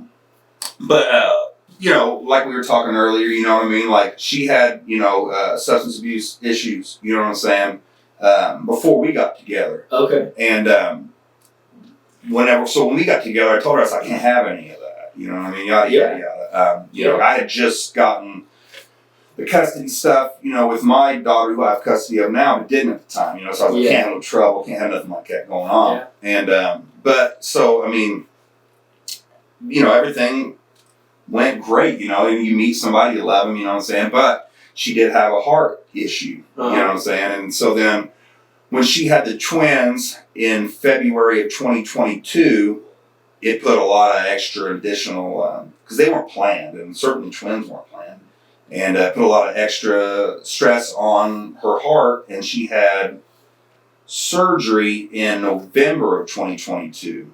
And, you know, they told us, you know, she could live 6 months, she could live 20 years. But 20 years is probably as much as you're looking at after this replacement, you know? Mm-hmm. And it just didn't happen that way. You know what I'm saying? I mean, it was a Sunday, and we had went to Mount Carmel to get some stuff because she was going to start a cleaning business. And then got home, she went and dropped our daughter off at her sister's house that lives a couple blocks away. Came home, got in the shower with the twins, got out, came sit on the couch with me, and you know what I'm saying? Like, and it was one of those things where it's like almost unreal. You know what I'm saying? Like fucking crazy. Like this would have been around 3:00 p.m. You know what I'm saying? Is when this happened. By 7:00, I'm back home. You know what I'm saying? With my kids, and I'm like, what the fuck just happened? You know what I mean? Like, this can't be real. You know, when you think about movies and stuff, and I know that you've been through loss as well, but when you watch movies and you think you're sitting in an E room, and a doctor comes out and tells you she didn't make it, you watch that in movies, and you're like, man, that's hardcore. It's like, that's exactly what happened. Like, I knew that it was bad, but I didn't know how bad it was. And when they came out, I mean, in my head, what I thought was, because I tried CPR and all that, you know, what I thought in my head is that she was going to be alive, but she was probably going to have brain damage. That's what I was setting myself up for. Yeah. You know what I mean? So when they told me she didn't make it, I'm like, almost like, you guys are fucking with me, right? You know, and then I had to tell my 8-year-old, you know, and they're like, you're going to tell her right now? I said, yeah, I got to tell her. Like, don't you think she's going to be curious as to where her mom's at tonight? Right. You know what I'm saying? Like, years down the road, you know, she'll be like, I'm glad you told me right off the bat and didn't, you know, try to stretch it out or whatever, you know. But, you know, and your whole life changes. You know what I'm saying? Like, I've got 4 kids, you know, now. All these things, in addition to the emotional turmoil, you know what I'm saying, that you're going through. Because it's like, you know, it's like you said, you know, like a lot of people are married because they have comfortability or whatever. You know, like, it makes sense financially. Whatever the case is. You know what I'm saying? And I'm sure that everybody that loses someone like that feels the same as me. You know what I'm saying?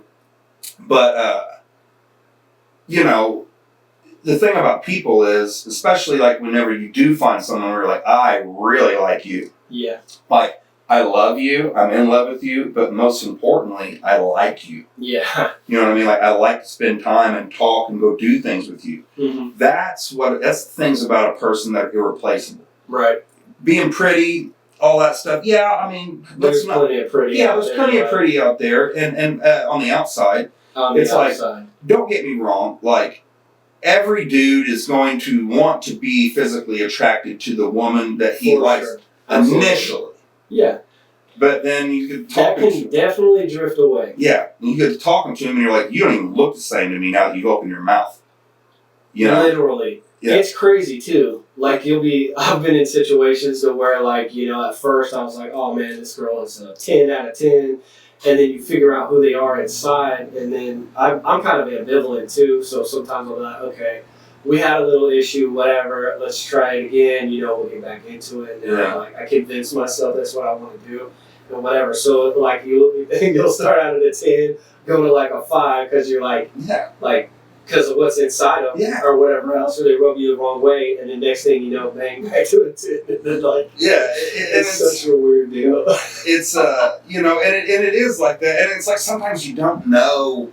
Well, you don't know until you get in front of them and talk to them and then it's like you got to be like, well, you know, I don't know if I want to commit to you till I find out how you act when you're pissed at me. You know, I mean, because you're gonna get mad at me. You know what I'm saying? If we're really being honest if we're really being honest with each other, like if you really love someone, you're gonna be honest with them if something's bothering you, and because of that, you guys are probably gonna get pissed off at each other at some point. Right. So you need to see like how they work through it. Like are you going to not take any accountability, or are you gonna be looking for a fight? Yeah. Or you know, raise your voice before we can speak, or whatever the case is. It's like so. The main thing about, I think, in the grand scheme of it is, can I be with you like a friend, like a best friend? Yeah. You know what I mean? Like, because that's I want to be able to sit down on the couch with you and joke with you like I would my best friend, not like looking at it like you have breasts and a vagina, so we can't joke the same. Yeah. Like I can't tell you the same jokes. And I won't be able to tell you all the same jokes. Right. You know, and essentially. So, I mean, you know, and I lost that, you know, but I'm realistic enough to know, like, you know, because a lot of people be like, you got to get back out there. Like, no, I don't. No, I don't. It's like, here's the thing. It's like some people go through their whole lives and they never, ever, ever experience or taste what that feels like to have someone, you know, and that sucks. And that's sad that a lot of people never get that, you know. That's life. That's just the way it goes. I think some people kind of prefer that surface level type of life because they're scared to go there within themselves. And if you can't go there within yourself, you can't display that to somebody. Yeah. You know what I mean? So to have two people that are willing to go there and willing to give that to one another, that's something fucking special, man. And so, you know, it's like you can search, like here's what I've figured out is like you can search in the sea of people for somebody that looks like the person but that doesn't mean anything. Like you're what you're doing is you're looking for that person again, and they won't be there. Like they won't be there. So stop looking. And stop thinking that you're going, like stop thinking that you're going to find that again, because in my opinion, you're not. Like lightning, like I know the saying is lightning doesn't strike twice in the same place. I don't know if that's true or not, but like it could strike in a very similar place. Yeah, but it's not going to be the same. And it's like, and I'm so picky and so specific and so like needing this, and these types of connections that I know it's not going to happen again. Yeah. So, and that's fine with me because that's so sad. No, it's not. It's sad. For somebody to never feel that. That's what's sad. It's like, is it sad for me to have felt it and then lost it? Yes. Is it as sad as somebody not? No. Because I saw the benefit and the luxury of feeling it.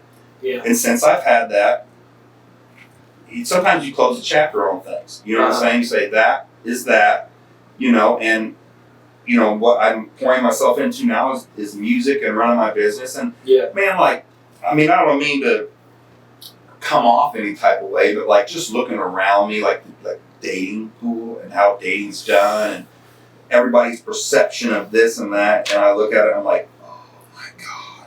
And they do it all the time. It's so terrible. Like there's nothing beneficial about any of that to me. No, it's just take, you know, and where's, you know. And it's both sides, you know, like, for sure. You know, and I mean. Well, I feel like the internet also kind of distorted that too, you know what I mean? Like, people look for this and that because this is what they see on the internet. No, this is what, you know, a couple should be, and this is what it's all about. When it's not about any of that surface level crap. No. I don't care if you drive a BMW or a goddamn, you know, whatever. It doesn't matter. Can I sit with you and have a deep conversation? Yeah. You know, can we laugh and joke about, do we think the same things are funny? Yeah. Can we look at each other like, man, I'm sitting next to an absolute idiot. Yeah. But you know what? That's my idiot. Yeah, that like, you know, and I'm an idiot too. You exactly. We're each other's idiots. Let me tell you, I can be a dumb motherfucker, dude. Oh, yeah, I know. But, I mean, I'm not knowing since I'm saying I know because I know how I am. Yeah, you know, and you have to, the good's got to outweigh the bad, man. You know, you got to do the vulnerability and you got to give that shit to each other, man. And it makes, when somebody's being a total dumbass, it makes you look at them and instead of thinking like, man, this I'm dating this dumbass. It's not like that. It's like, that's my dumbass right there. And it's you like, know, I'm it's sure. kind of cute. Yeah, It's it's like, I'm kinda- sure I probably have a hand in this somehow, and I just haven't analyzed it. You know, like, well, you did this yesterday, and then you did this, and oh yeah, I did do that shit. I just didn't. I guess I didn't see that it was that. See it from, you know what I mean, like, and you know, it's like I also, you know, through this, it's like, because whenever something like this happens, like, you look back and you think, oh man, like, we fought about this one time, or we did this, like, how you know, how unimportant it was, and then you're going to be like, oh, I wish I would have went back and said this, or I would have did this, and you can't, you know what I mean? But it's like,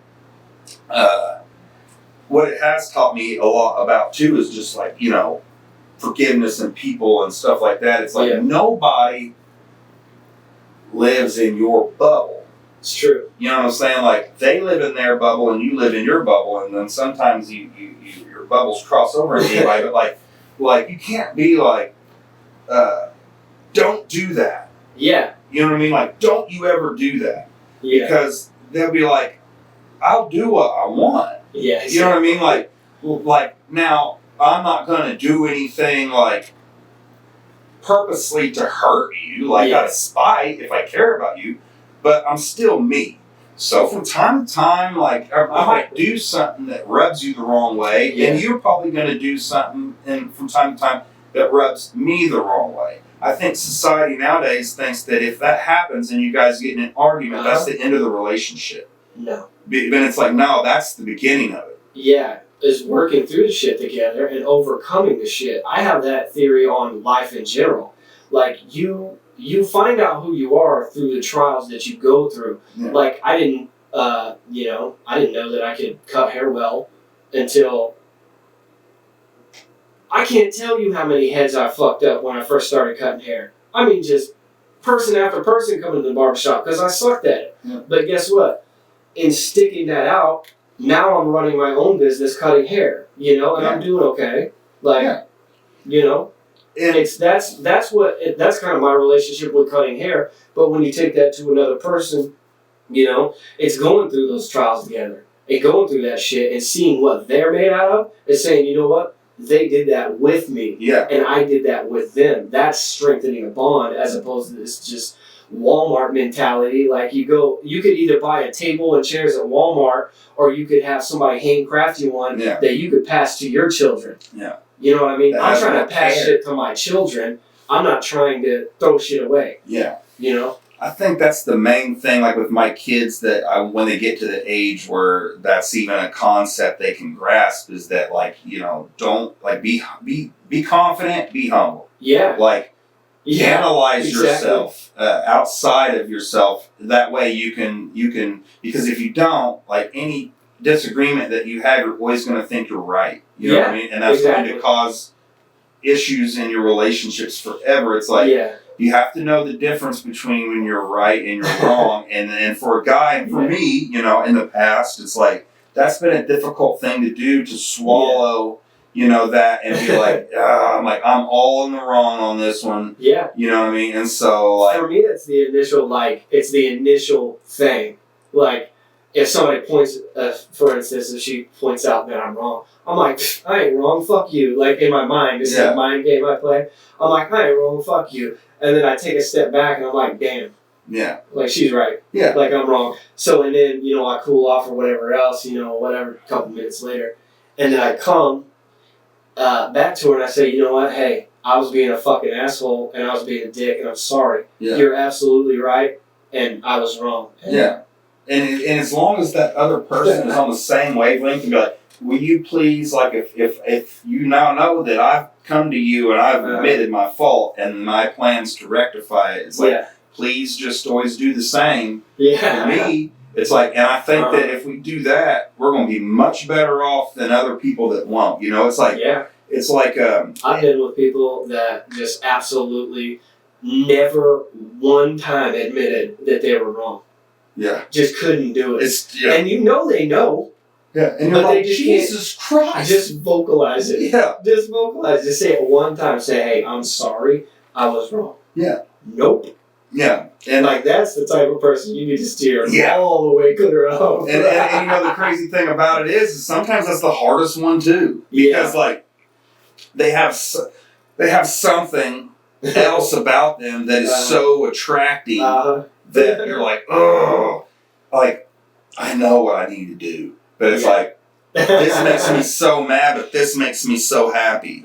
You know what I mean? And it's like, so if I leave because of this that goes away with it. You know what I mean? And that's like human urge and stuff like that. You know, it's like to be able to curb that and have self-respect enough to be like, I'm leaving because you don't respect me. Mm-hmm. You know, and I mean, you know, with guys and girls and stuff like that, I mean, and life in general, it's like that is, I think that's what's becoming more and more rare. You know what I mean? As time goes on, is that just admitting you're just doing shit. You know, admitting that I think a lot of situations would be much less extreme. Oh yeah. Because one person knows it pretty early on in an argument, you know. But I don't know. I mean, as far as like, you know, so, you know, back to like whenever I lost China and all that, you know, I mean, I had 4 kids dumped in my lap. You know what I'm saying? Not dumped in my lap, but like I was working all the time, and she was at home taking care of the kids and providing their emotional support in their day-to-day stuff. So then, like, when it came down, you know, and they're like, okay, this is all you now, and I'm going through my own stuff, you know what I'm saying? But I'm like, you know, not naturally growing up with a family that's very expressive and emotional, like, I had to now you gotta fill them shoes. Train myself against my like core, your natural, what was ingrained in me not to be like that, to be like, you know, because my mom was one of those moms that was like, hey, so and so's giving me trouble. Or like, well, you gotta do something about it. Yeah, and that's it. That's the only talk we're having about it. You better do something about it. Yeah, and it's like that's it. Like, I mean, I think you're right, but like, can I get like a it's gonna be okay or something? You know what I mean? Like, no, like you better go do something about it. Yeah. And it's like, so I had to train myself and my kids to be like, come here, you know, put your head on my chest and everything's going to be all right. Which may feel weird to me because that's not how I was raised, but they're used to that. You know, so I guess I've been trying to get more into that mindset. It's hard. I took a personality test. Have you ever done anything like that? No, I don't think so, but. So I'm like in the 30 percentile when it comes to compassion. So I'm not compassionate at all. Like, so I'd probably fall in that. I know that I should be, you know, and in certain situations I'm real compassionate, but as a generality, I don't have that. And then plus, you know, coming up the way I came up too, you know, it's just so foreign and tough for me to be able to just like not want to solve the problem. You know what I mean? Yeah, I mean, it's... So, I struggle with that real hard, man. I think that, like, a big problem for me, too, and it's not only my fault. I mean, people reinforce this for me daily. Not daily, but weekly at least, is that, man, most people are out, not to get you, but most people don't have pure intentions with you. Like, you know what I mean? Like, everybody's got an angle. I feel like, not everybody, but like that is my mindset, is that you're like, okay, where are you trying to get me at? What's your agenda? So that mindset, I think, is what breeds a little bit of that for me too, is like, when somebody says, oh, I had this bad day, it's like, well, why? Instead of, tell me about it. Yeah, why'd you have the bad day? Because they want like the dirt as opposed to like to be there for you. Yeah. Yeah. So I grew up, you know, around a certain group of people, and you know, you got your everyday like I want to say like lower class type of person, right? And most of those type of people do have an agenda, and that's all I knew. Yeah. So when I went to Florida and for the second time, I went straight to the hood, and I mean I went to a barbershop owned by black people. Rarely, almost never did I see a white person in there. You know what I mean? So I'm coming from rural only Illinois, straight into that. But I kind of understood the rules a little bit. You know what I mean? And so I could hang. And they thought I was weird, and they thought I was interesting because I was weird. Yeah. And, like especially you're a white guy, and yeah, what the hell? And a lot of parallels. I mean, I get a lot of parallels, man. If you're hungry, you're hungry. Yeah. You know what I mean? And a lot of parallels. So when I came out of that, I had my base group of friends, but my scope of understanding of people and the way that they interact was largely the same. Yeah. Once I started moving into working in Sarasota, this is a different class of people that I've never been around. These people got $1 million yachts and, they got businesses across the U.S. and all this other stuff, and I'm just white trash me. Yeah, I can't even relate to any of that. No, and it was really, really hard at first because even just talking to them, the way I was used to talking to people, I had to completely put all that aside to even serve them behind the barber chair. There'd be people coming in the barbershop on what was that? It was Southside, in the Southside Village in Sarasota. And I think the cheapest house in that neighborhood at the time was $3 million. So, and I was working there. You know what I mean? I don't have anything in common with any of these people. Some of these people would come in the barbershop and look at me, and be like, nose turned up, and they didn't want to sit in my chair and all this other stuff, and I was relating to them, and I can't remember where I'm going with this story, but it's, okay, so before my scope of existence, everybody had an agenda and was trying to screw you over somehow, and they had some kind of motive. These guys, it's not really like that. But a lot of them still, at the same time, are looking down on you. Some of it's legit, you know what I mean? I didn't know how to have a respectful conversation with somebody. Yeah. It was all just, The main, what you need.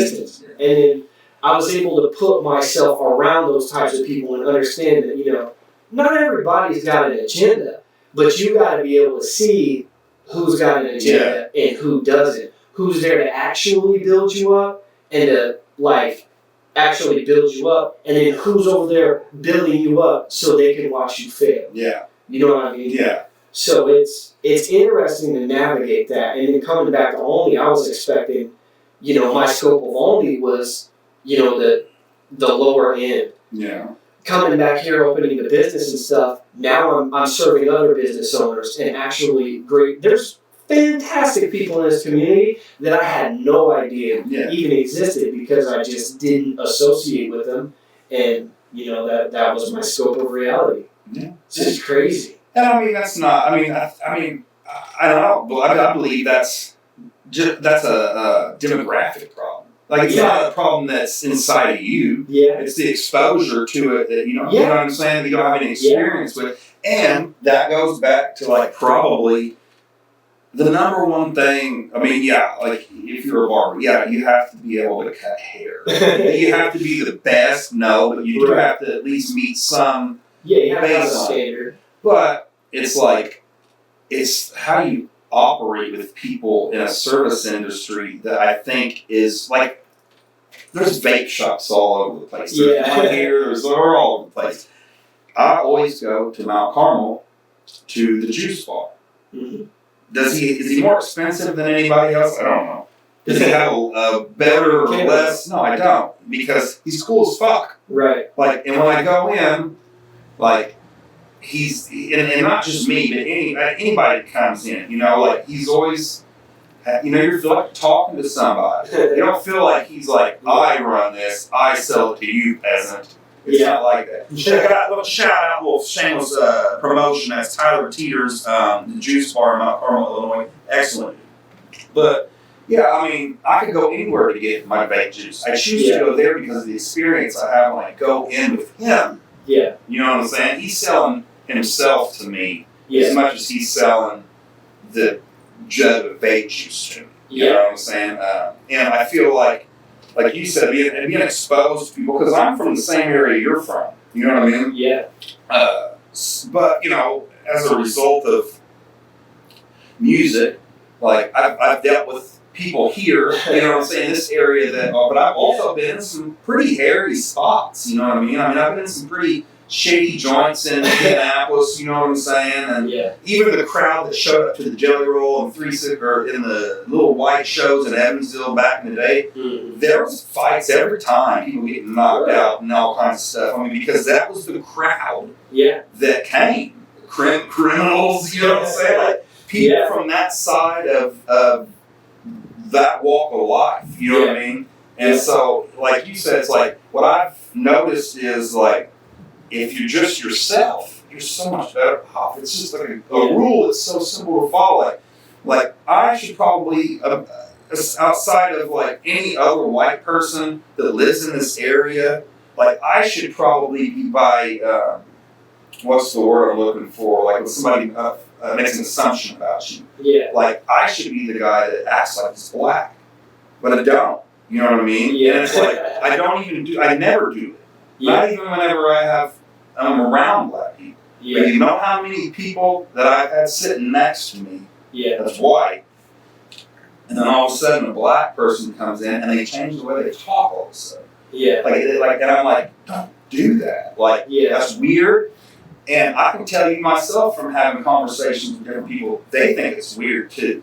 Like, it's strange. It's a weird mimicking type of thing, like that I need to be accepted by you. That's exactly what it is. To conform to what you act like. But that's you.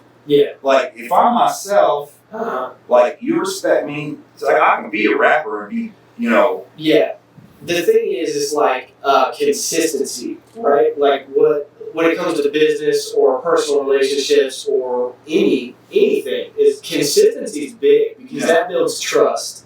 You know what I mean? And if I can trust that I know who you are, then I can trust you. You know, if you act this way in front of that person and this way in front of another person, it's like you're just kind of like, it's like what are they talking about that I'm.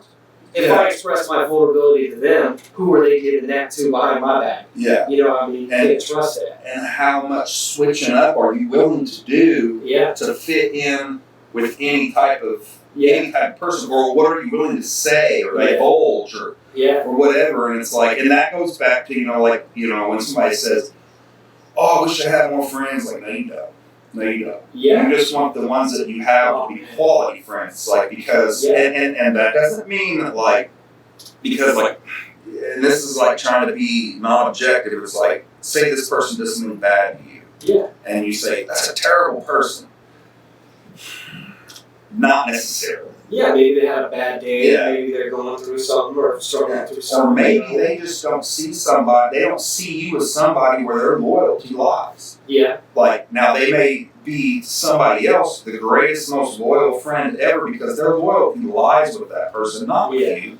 And then, now I'm not saying that, like, if somebody does something outright to you, like maybe you're just not getting the loyalty level out of it that you feel you deserve. Well, that's because you feel like you deserve it. They don't have to give that to you. You don't necessarily have the right to say they're a bad person because of your interaction with them. Because you might have done some shit too that you didn't think about that caused them to begin to feel that way. And they're like, I'm going to back up off this guy. Like, I'm not going to be a dick to him, but I placed him over here. And if I'd done something to place myself there, I'd probably just first stay put. You know what I mean? Not that I'm a bad person, doesn't mean you're a bad person, you was bad for one another. And I think, like, with your dude, with any, like, even like, what was it, Sarah Buckles that you had, same thing she doing with people all the time. People that are in the service industry, it's like, you never know whenever somebody comes in, what you're getting. You don't know who they are, if they're having a bad day. You know? And, but you have to deal with them, and, it's like, you can't just, like curse somebody out, throw them out of your shop or throw them out of the studio or whatever, you know what I'm saying? I mean, you can, you have the ability, but it's like, if you do that all the time, like, you'd be like, I lost, like, customers, and, like, I lost customers, and at the end of the day, like, I'm cutting hair to make money. It's like, how do I find a balance of, like, being true to myself, and also, like, but not, like dealing with somebody in a way where they don't want to come back or something. You know what I mean? So that kind of goes with what we were talking about putting your product out there. You know what I'm saying? And being realistic about it. you, man, I don't really know how to say what I want to say here. Like you've got to walk the line. When somebody comes into my barbershop, I don't necessarily like if I'm having a bad day, I'm not gonna look at you, smile, and say, "Hey, man, welcome," or "Come in," or whatever else. I'm gonna sit there. I'm gonna cut the hair. I'm gonna, say, "All right, cool. Later, dude. You ready, man? Let's go." But I feel like a lot of my clientele understand that at the end of the day, I'm still a person. Yeah. But then there's people that, expect that of you. I had a certain client that expected me that when he walked in the door, I smiled and said a certain thing. And I forgot to do that one day because, quite honestly, I was hungover as hell. Yeah. I was drinking heavy at the time. And, he came in and he's just like, and I'm like, what the hell is this guy want? You know what I mean? Like, I'm like, what? And, it's just what it is. But, at the end of the day with people, you try to put that on and, you're in your business. That's a part of your product. Yeah. That's like, one thing, like, with, you got to step back from the ego is basically what I was trying to get at. You're it's not all about me, right? If I'm having a bad day, I'll still shake people's hands and smile and say, hey, thanks for coming in, because I do appreciate that they came in, Yeah. And it's like you're supporting, and that is the flip side of that too. Is like, you're supporting my business. It's like it's kind of like I guess you in a way like whenever celebrities are out and somebody's want an autograph or something and they don't they sign a couple of them or whatever and they're like, I gotta get going, and people won't allow them to leave. They have to be mean. It's like they deal with a very thin line of like, if you guys don't buy my movies or buy my CDs or whatever, like, I am no longer, you guys are responsible for my success and my fame. Yeah. But you don't own me.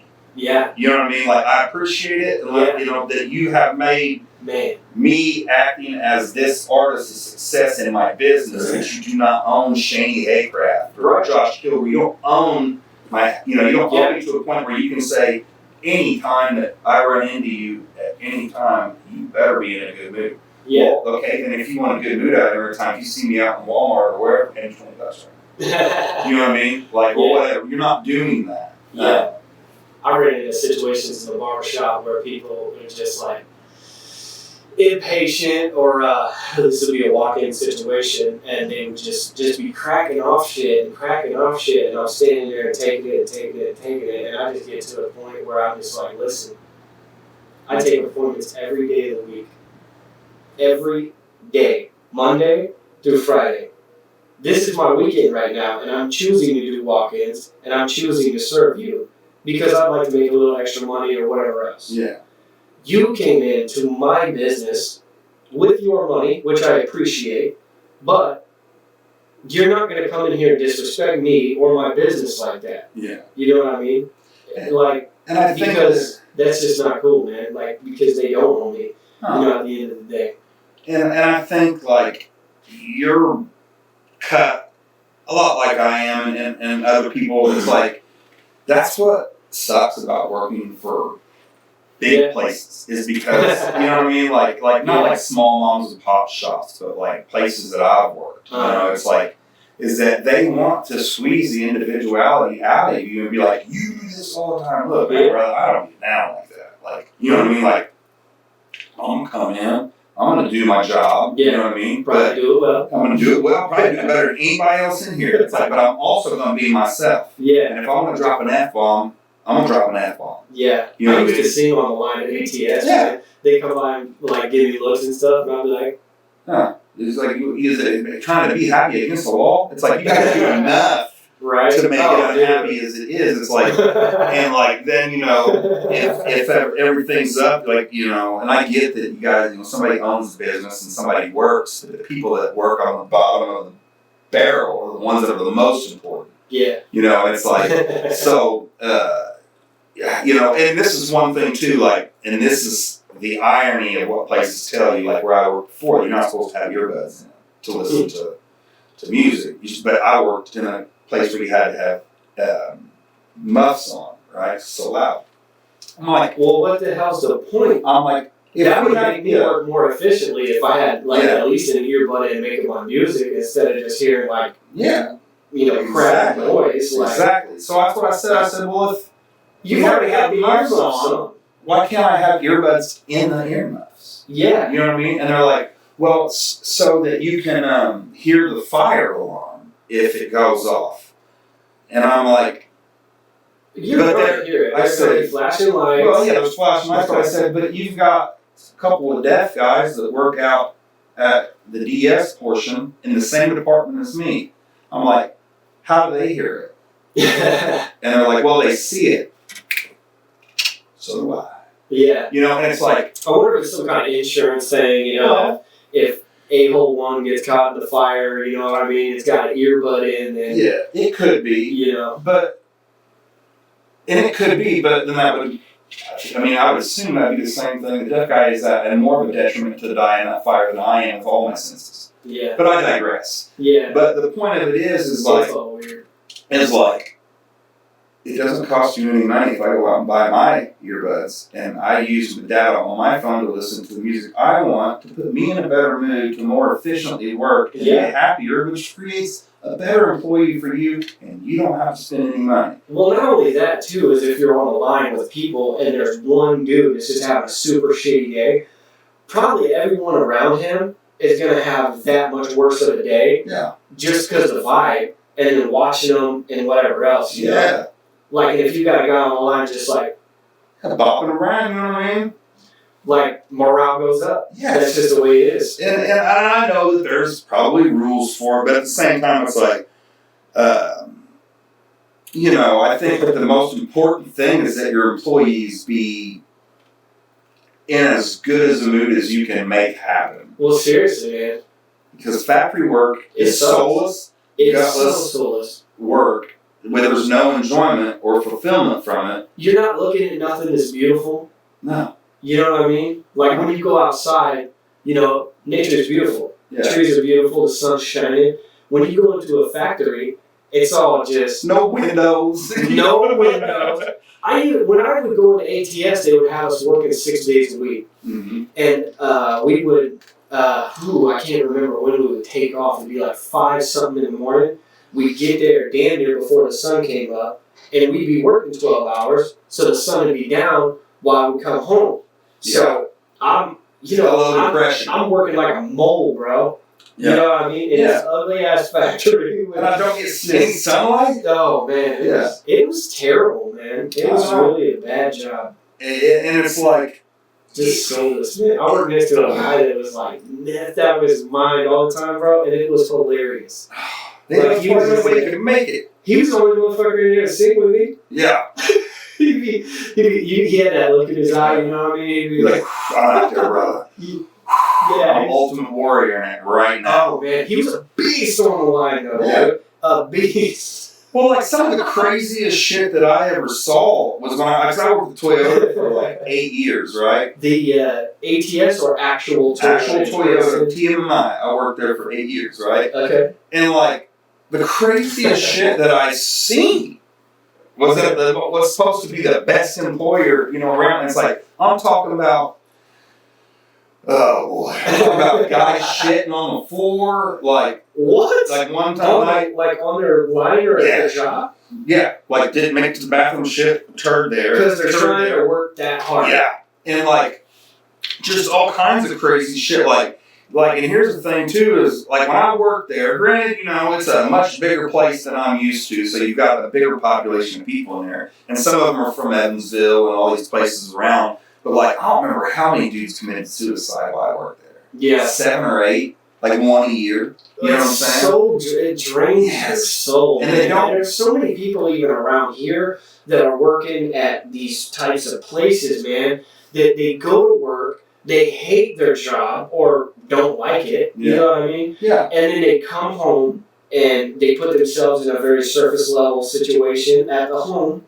And so they're not happy there. So there's no enjoyment and fulfillment in their life.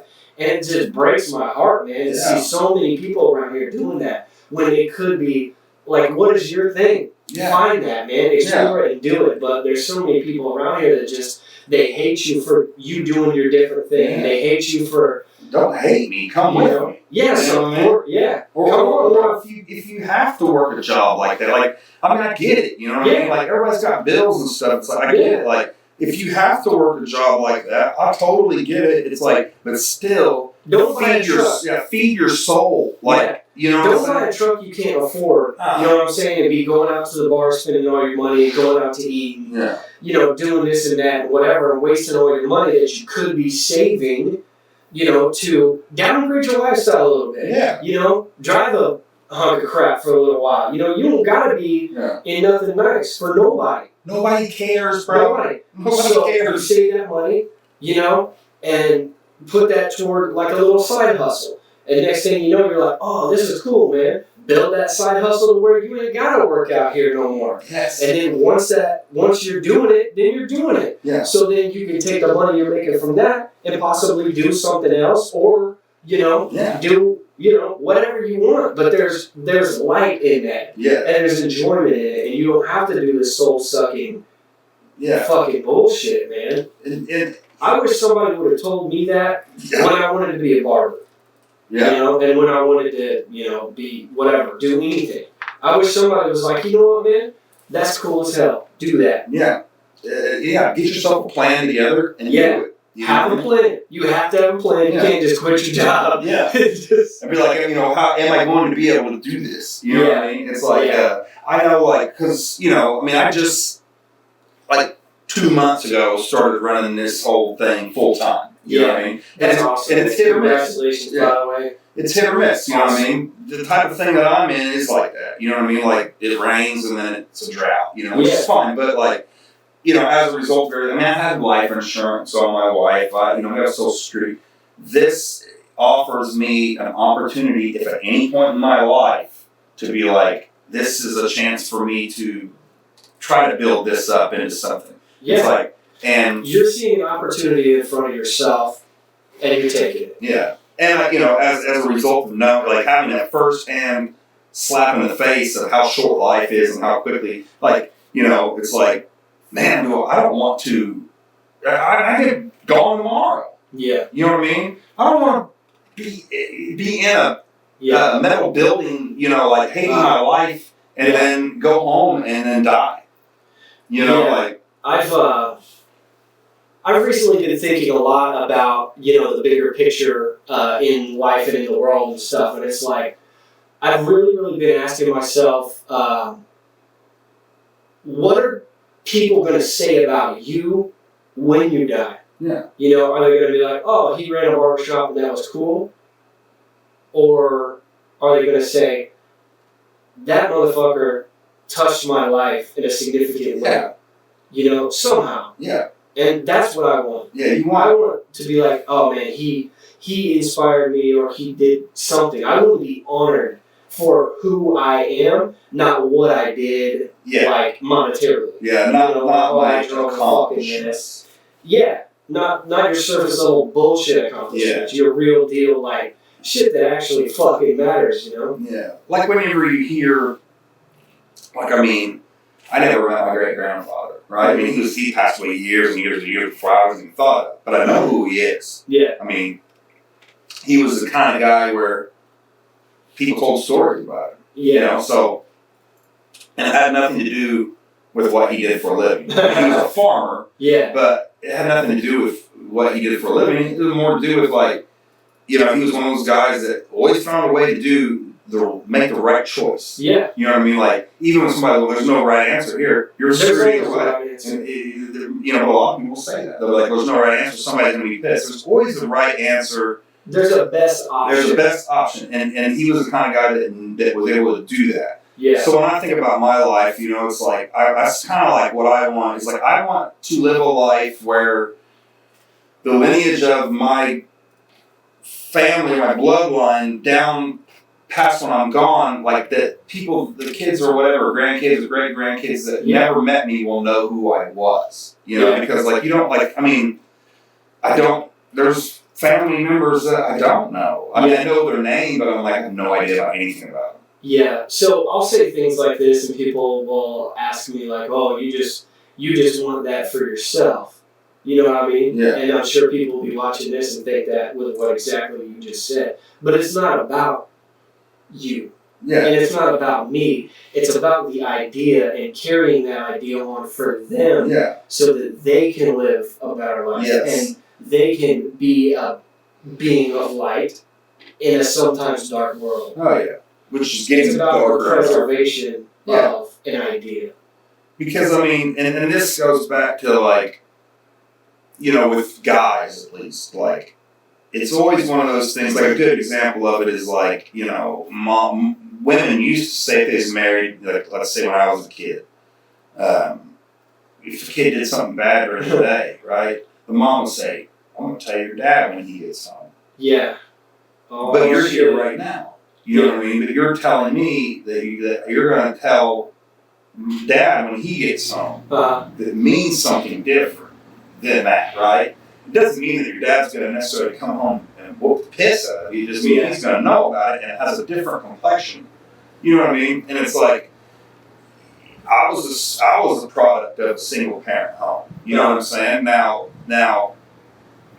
I turned out all right in the end, but boy, I was close to going the wrong way a couple times, and I don't know that my mother would have had any power over whether or not I chose to do it. Yeah. But there's something about having a positive male influence in your life where it's like, you know, it's where they're like, you know, I'm disappointed in you for that. And it means something. Like, I'm not going to whoop you, but like, I'm disappointed in you making that decision. And inside you're like, I'm fucking disappointed in myself too now. Yeah. You know what I mean? Like it's important, like,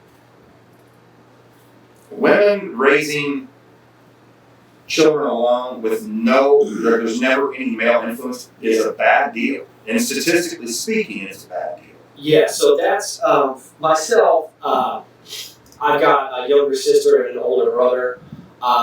We don't really even know who my older brother's dad is. We know who my dad is. And my sister was back and forth between her dad and my mom. So, largely, I was raised in a single-parent household. My mom would, get married to a dude for a year here and there, and then have other boyfriends and bring them over and whatever. But a lot of the time, I didn't even like them. You know what I mean? Yeah. And I didn't respect them as men because I didn't feel like they were respectable men. So I never, in my early life, we all lived with my sister's dad. And we had a lot of structure then, We would wake up at this time. We would wash our face. We'd brush our teeth. We'd take a bath before bed. Whatever. We had structure. When we were removed from that, my mom was always at work. And there was damn near no structure. When the cat's away, the rats will play or whatever. Yeah, man. So from at that point on, maybe I was, I don't know, somewhere between like 8 and 10 maybe. I'm not real sure because she was kind of back and forth. Yeah. But from that point on, I didn't have a positive male role model at all. All I had was my mom, and she was always working at, she worked at Rent One and then like gas stations, liquor stores, and stuff like that. So that's how I was raised. And I don't know, I'm a certain type of guy, I was always angry and I always wanted to be the masculine, tough guy. Yeah. And that type of stuff. So learning what a real, I hate to say like what a real man should be, but what a man should be, what a balanced man should be, which is what I want to be. Yeah. It's been really hard and I still think I'm trying to figure it out. Yeah. And it's been tough, man. When you don't have an example in front of you, a teacher to teach you all the years, and I didn't even realize it really until I probably got to be like 7th or 8th grade that I didn't have a dad. I mean, I knew like there was like I don't have a dad in the house. Like it wasn't I didn't know it, but it's like it didn't really. I didn't really even think about it until I got. It's just kind of the way it was. Yeah, and then when you get older, you're like, oh, okay, like. he's going and doing this with his dad, and he's going and doing this with his dad. Did you ever wonder why you didn't have that? Yeah, there's something wrong with you. Yeah, I'm like, yeah, you know, because I would be like, it was a weird thing. Like, I'd ask my mom, like, who's my dad? Yeah. And she'd be like, she'd tell me his name. And I'm like, well, how do I know? She's like, I don't know. And a part of me would be like, do you not know? Yeah. Or you not want to tell me? Yeah. Like, because it's not your place to not tell me. Yeah. Or don't know where he is. And in retrospect, now knowing who he is, it's like, yeah, I'm kind of glad that you didn't. Yeah. You know what I'm saying? But at the same time, yeah, I mean, like I said, I was just able to pick and choose little pieces from my uncles when they were available. Yeah. But I didn't have a dad to call my own. Yeah. So, yeah, like you said, it's like you go through life and like a lot of what you see is like television and things like that as to where you're watching characters of dads. Yeah. And you're like, maybe that's right. Maybe that's right. Maybe that's right. You don't know. Yeah. So then whenever you get older and you're out in the world and now you're not even thinking about that guy. I no longer am looking for somebody to show me how to be a man. That's come and gone. Yeah. Then you're out in the world crafting who you are as a man as you go along, which if you would have been exposed to a negative male role model, that's best. You know what I'm saying? But if you weren't going to be, that's not best. You know, it's like, I don't know if I don't know if I'm going to do it or not. Yeah. I mean, I feel like I am, but like, that's my own perception of myself, you know, like, and I think that women don't understand, like, you know, like, because there's just certain things they can't teach you. You know what I mean? When you get to a certain age, like, there's certain things going on in my life that you don't see the same way I see them. Yeah. You know? And I don't want to offend anybody here, but as a generality, men operate on certain faculties, and as a generality, women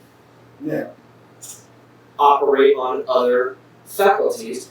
And what we need is a balance of the feminine and masculine. We need both. Yes. There's people on both sides that are like, oh, we need just to all be, you know, loving and nurturing and understanding. And then there's, you know, others that are like, oh no, we just need to be hard and just, you know what I mean, straight in the line. And neither one of those are anywhere close to being right.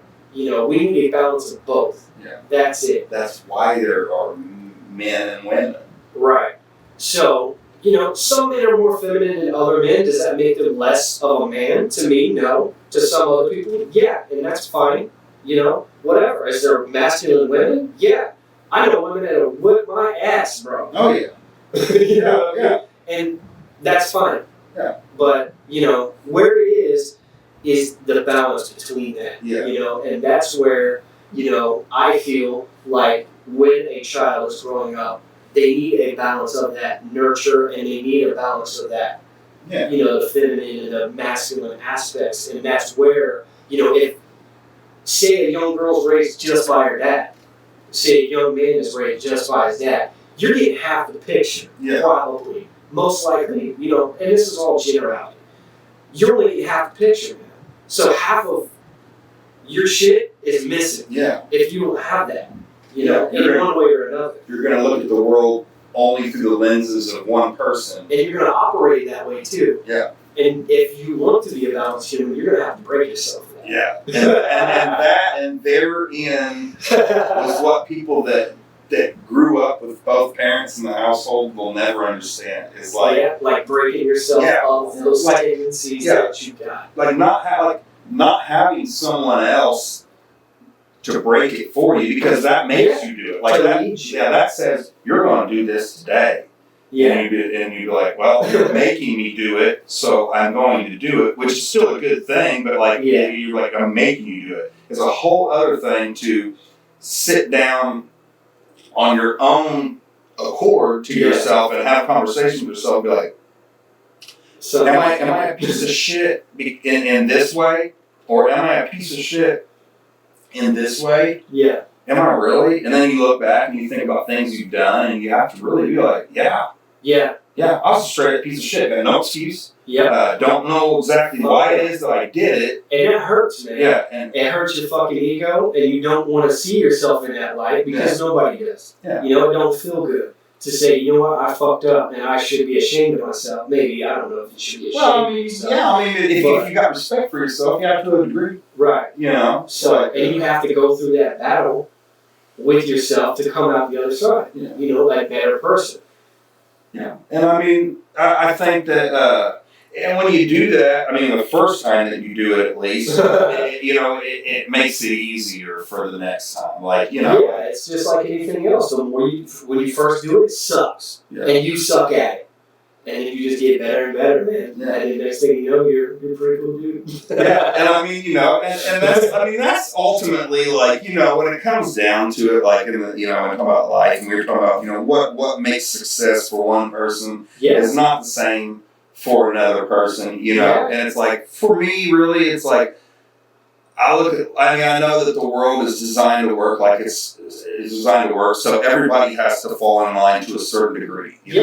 But it's like, outside of that construct, it's like, really at the end of the day, like, I just want, for the people that I've been around and for the people that I've interacted with, I just want them to be like, he was a straight up, honest person, you know what I'm saying, that did the right thing, you know what I'm saying? And it's like, will I ever achieve that? Probably not. But it's like, if I know that that's what I'm shooting at, you know what I mean? Like, I'll only be getting better by doing it, And it's like, like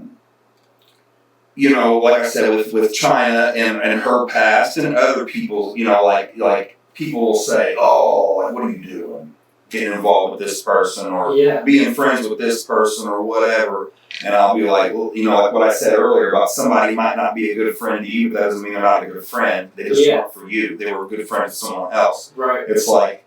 and maybe that person needs somebody like you to be that person in their life, to make that change in themselves to where, they can live a better life. There's so much hating going on, like, online. Like I say, a girl that might be a little bit heavier than another girl puts on a bathing suit or whatever, and you go and you read the comments, and people are just brutal. Yeah. And it's like, why do you have to do that? Like, why do you feel like you need to do that? Like, I mean, just don't say anything at all. It's like, just keep it to yourself. It's like, why do you feel like why do you feel like that? There are very few people in this world that I would intentionally disrespect. Now, and that's like never going to change, because I mean, though I do feel like you try to do your best, you know what I'm saying, and put out good positive energy in the world. We're all people. I think you get a couple of Joker cards to where, like, you can hate that person and that person. It's like, because you earned it.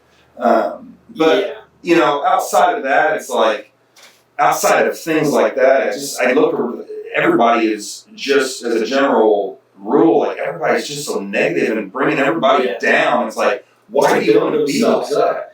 To me, that's like one of the first things that you kind of learn in school, right? It's like, oh, the bully is insecure in himself, so he's got to tear you down and build his fragile ego up. It's like, people... I mean, you got grown-ass people out here doing that shit on a daily fucking basis, just tearing each other down just to make themselves feel better because they're miserable in their fucking life. Like, you don't have to do that. No, you don't. And it's like, who the fuck do you think you are, to where your opinion matters so fucking much that you gotta do some bullshit like that? Yeah. Like, nobody fucking cares about your opinion, dude, except for you. Yeah. Like, way too much free time on your hand to be hating somebody. Yeah. You should be going out and doing something. Yeah. And don't get me wrong, I've done my fair share of hating. Well, yeah, but I believe myself that's large. Yeah, and once you do that, you find that, like, because I saw something, where they say, if you're in a room full of people talking bad about somebody else, get out of that room. Well, yeah. Because when you're the fuck out of that room, guess what they're going to be doing? Yeah, they're going to be talking about you. And everybody in that room will do the same thing. It's like... about each other. Yeah. About everyone that's in the room. Yeah. They don't give a fuck, dude. And it's like...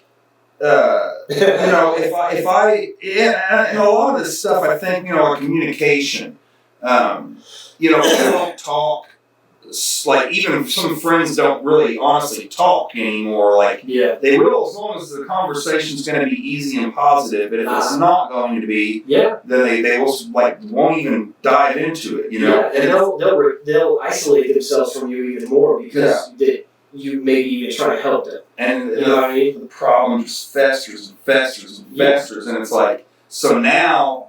There's resentment on one side to the point where there's almost no chance of reconciliation because of that. And it's like, because people, like, you know, with a relationship, like we were talking about, like, you know, your significant other relationship, like, as time goes on, you know, it's funny in a way where, like, when you first get together, everything is like, oh, baby, it's okay. Let me get that for you. Rainbows and candy. And then, you know, 7 months into it, if y'all are like, maybe you guys are living together, or maybe you guys are spending a significant amount of time at one another's dwellings, you know, and then those pleasantries start to go out the window a little bit. You're like, can you give me a bottle of water? Yeah. Or, hell no, I'm going to get you water, get your damn self. Yeah, or be like, why the fuck you put the forks in the sink like that? And, you know, and well, why the hell, you know, all the pleasantries go out and you start to be real. Yeah. You know what I'm saying? Yeah. And it's like, but it's weird that, like, in the first place. Yeah, like that the person that you probably have the most ruthless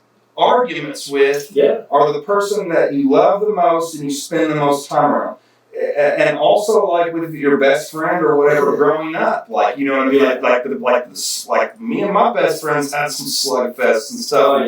But, you know, he's one of the most important people in my life. Yeah. It's like, and it's weird how we'll be honest with people like that, but not the person like that you rarely have interaction with, you know, and it's like, and nobody wants to say the truth anymore. And if you're somebody that brings up something that is the truth, but everybody else is dancing around it, they'll make you the bad guy. Oh, 100%. And it's like, but I'm not, because I know that everybody else in this room, and you might even be able to look at somebody and be like, you and I just talked about this yesterday, but you're standing in the corner like you don't know what I'm talking about because I'm addressing it now. Right. And now you're trying, and then everybody's like, oh, he's such an asshole. No, I wanted to go ahead and get it out and open it now and rectify it before it gets to the point where none of us like each other. Exactly. You know? So when I did move down to Florida, there's a lot of like New York, New Jersey type people there. And I would assume that in New York and New Jersey and fucking whatever else, like, they don't give a fuck about your feelings or whatever else. They're going to tell you their opinion and that's it. Yeah. At first, it kind of rubbed me the wrong way because I was born and raised here and people just keep their mouths shut or whatever else, you know, and they're dancing around the issues and whatever. Whereas these New Yorkers and shit in general, they don't fucking have that. They're going to tell you, like, their fucking opinion, the way that they see things, and they don't care how you feel because on one side of the coin, like, I gave this guy a shitty haircut. And he's like, man, honestly, you know, it kind of looks like shit. I'm like, damn.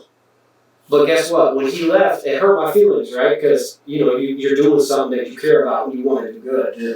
And I was like, shit, you know, and being around here, if I give somebody a shitty haircut or something they didn't expect or whatever else, they're not going to tell me about it. So now I don't know. So, yeah, I don't know. So I can't be better. Yeah. You know what I mean? And the same thing translates in relationships and whatever else. If I care about you and I see that you're fucking up and I don't fucking say something about it, that's me not really caring about you and your well-being and stuff because I'm just going to let you go off and destroy your fucking self. Whereas to where I can be like, hey, man, you know, are you, like, I see that you're doing this. Like, do you know you're doing that? Like, is everything okay? Yeah. Like, what's going on, man? You know what I mean? You're missing the fucking mark here. And I don't want to see you doing that. Yeah, and you may get that negative pushback from them right then. Yeah, the knee-jerk reaction. But then whenever you got, you know, later on that night when he's laying in bed or whatever, you go like, he's really, that's when the real actual self-realization be like, well, you know, like, he's right, you know. And you're right, it's like, isn't that such a weird concept that, like, it's strange. It's like, it's people a weird think ego it's thing. Yeah. It's a weird ego thing because my fucking ego doesn't want to hear you say, that I'm fucking up. Yeah. Like, oh, I'm fucking up? Well, you're fucking up. Like, nah, dude. Like, that person cares about you, and they're telling you something for your own benefit. Get your ego the fuck out of there. Yeah. And just say, you know what? You're right, man, and I appreciate you putting me in my fucking place. I love that. Yeah. It sucks at first, you know what I mean? And especially, but it's like anything else. The more you fucking do it, the more you humble yourself, the better you get. Yeah. And like, it's like you said, the ego thing, it's like, you're fucking up right now. Yeah. It's like, now, I might be fucking up 6 months from now. Right. You know what I mean? It's like, and I would, now that we've had this discussion, like, I would appreciate that the next time that I'm fucking up, that you will give me the same courtcy. Exactly. And you will tell me. And that's half the fun of it, too, because, like, oh, this motherfucker wants to tell me I'm fucking up. Watch this. Yeah. First chance I get, I'm going to tell. Hell yeah. You know, but that's it's a good thing. Yeah. It's like, and that's fine because, yeah, it's a little rocky. It's a little rocky. But, like, but because you're not good at it. But as time goes on, and that's like I said, we were talking about music and stuff, and my best friend, like most people will be like, oh, your best friend says that sucks. It's like, fuck yeah, he does. Because honestly, it's like he would rather tell me, you know what I mean, now, and save me the embarrassment of posting it for 10,000 people to tell me I suck. Yeah. Rather than one person tell me that I do, and that's music, but like it can be translated to anything, And it's like, so I know he's gonna tell me the truth. Like I know that this guy is gonna tell me the truth. I don't know that about all you guys. Yeah, because people blow smoke up your asses. I mean, that's kind of the fucking the generality of it. And it's like you don't know where they stand. So if you don't know where they stand, you can't really trust what's coming out of their mouth. So can you trust them? Yeah. You never want to fucking be extreme about it. Obviously, yeah. But it's like if you have never told me, if every time I've said something or I said I made a decision or I did this or that, and you disagree with me, you're lying. Because I'm a fuck up. I really am. Like I fucked up so many things. We're all fuck ups. You know what I mean? You have to be willing to fuck up to do anything that, I don't want to say that matters, but like anything of substance. Yeah. You have to fuck up. Any fruitful thing. Yeah, there you go. And that kind of brings me to another fucking point too. It's like people will be so, like they put on like this fake personality because they want you to see them in that way, but you can see straight through that shit. Yeah. Like people that are like, oh yeah, man, that's really good. Yeah, that's awesome. Like all the fucking time. Like why? And it's like, yeah, but, oh, you did good. You did good. Man, that's awesome, man. Hell yeah. Yeah. Like, and it's like, dude, every fucking body around you that is relatively real, that's not got their fucking head in the clouds, knows that that's bullshit. Yeah. And that you're putting on this fake ass fucking persona. So just stop it. Yeah. Stop it. Yeah. So if we both do it, if we both do it, and then you join in, and then you join in, and you join in, and we're all being real. It's like, man, say we were 5 partners in a business, and we all, we all were realistic with one another. You know how much better off we'd be if we were all honest with each other with no ego, rather than just let things just slide, And like, but that does what you said earlier, is it builds that resentment. You know what I mean? If I let, there's nothing wrong with letting shit slide. But like if it's a big deal and you're going to harbor that resentment, say something about it. Yeah. And if they don't change, you know who they are now, so you're not going to have that attachment or whatever to expect or expectation of them to do what you feel is right then, whatever else. Because like as a person, like with relationships or relationships are probably the most extreme because you get really close to somebody. It's like you want somebody to want you. Yeah. You know what I'm saying? And it's like we were talking about earlier, when you were younger and you actually had to ask a girl on a date or ask her to dance and she rejects you right then and there in a public place and everything like that. But it's like, it's like there's really nothing like, there's things like that chip away at your ego. Yeah. But it's good. Like, like you say, you want a woman. and like, or you were with a woman Yeah. for a long time. That's a better example. Let's say he's with a girl for 2 years, and then she decides she don't like you anymore. Yeah. And you're like, well, what do you mean? Yeah. She's like, I just don't like you anymore like that. I just don't feel like, when I wake up in the morning, I just don't have that feeling for you anymore. Yeah. Like, bro, it's over then. You know, but like, so many dudes are you know, and women do it too. I'm not just relegating it just for one sex, because I see women do it to piece of shit men, and I see men do it to piece of shit women. But it doesn't necessarily have to do with being a piece of shit. It's just like, I just don't feel like I like you anymore. And so then a guy's going to go, well, what do I need to do? Or what can I do? Yeah. No, nothing.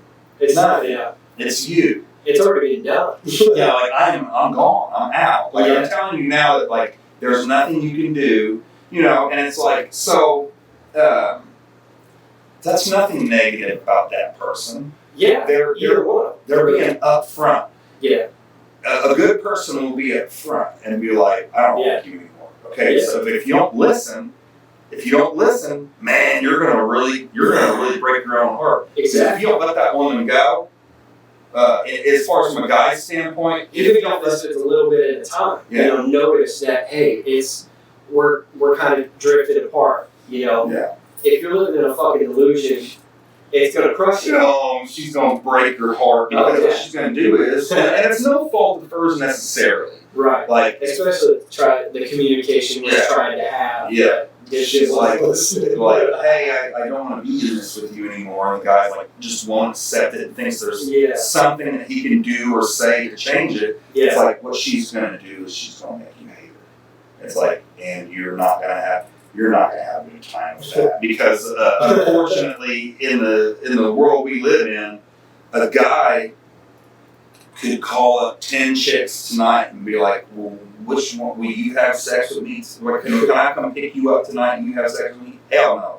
Second, hell no. Hell no. Hell no. Hell no. All 10 of the girls. Hell no. Maybe one of them might, right? Now, let that girl call up 10 people on her phone.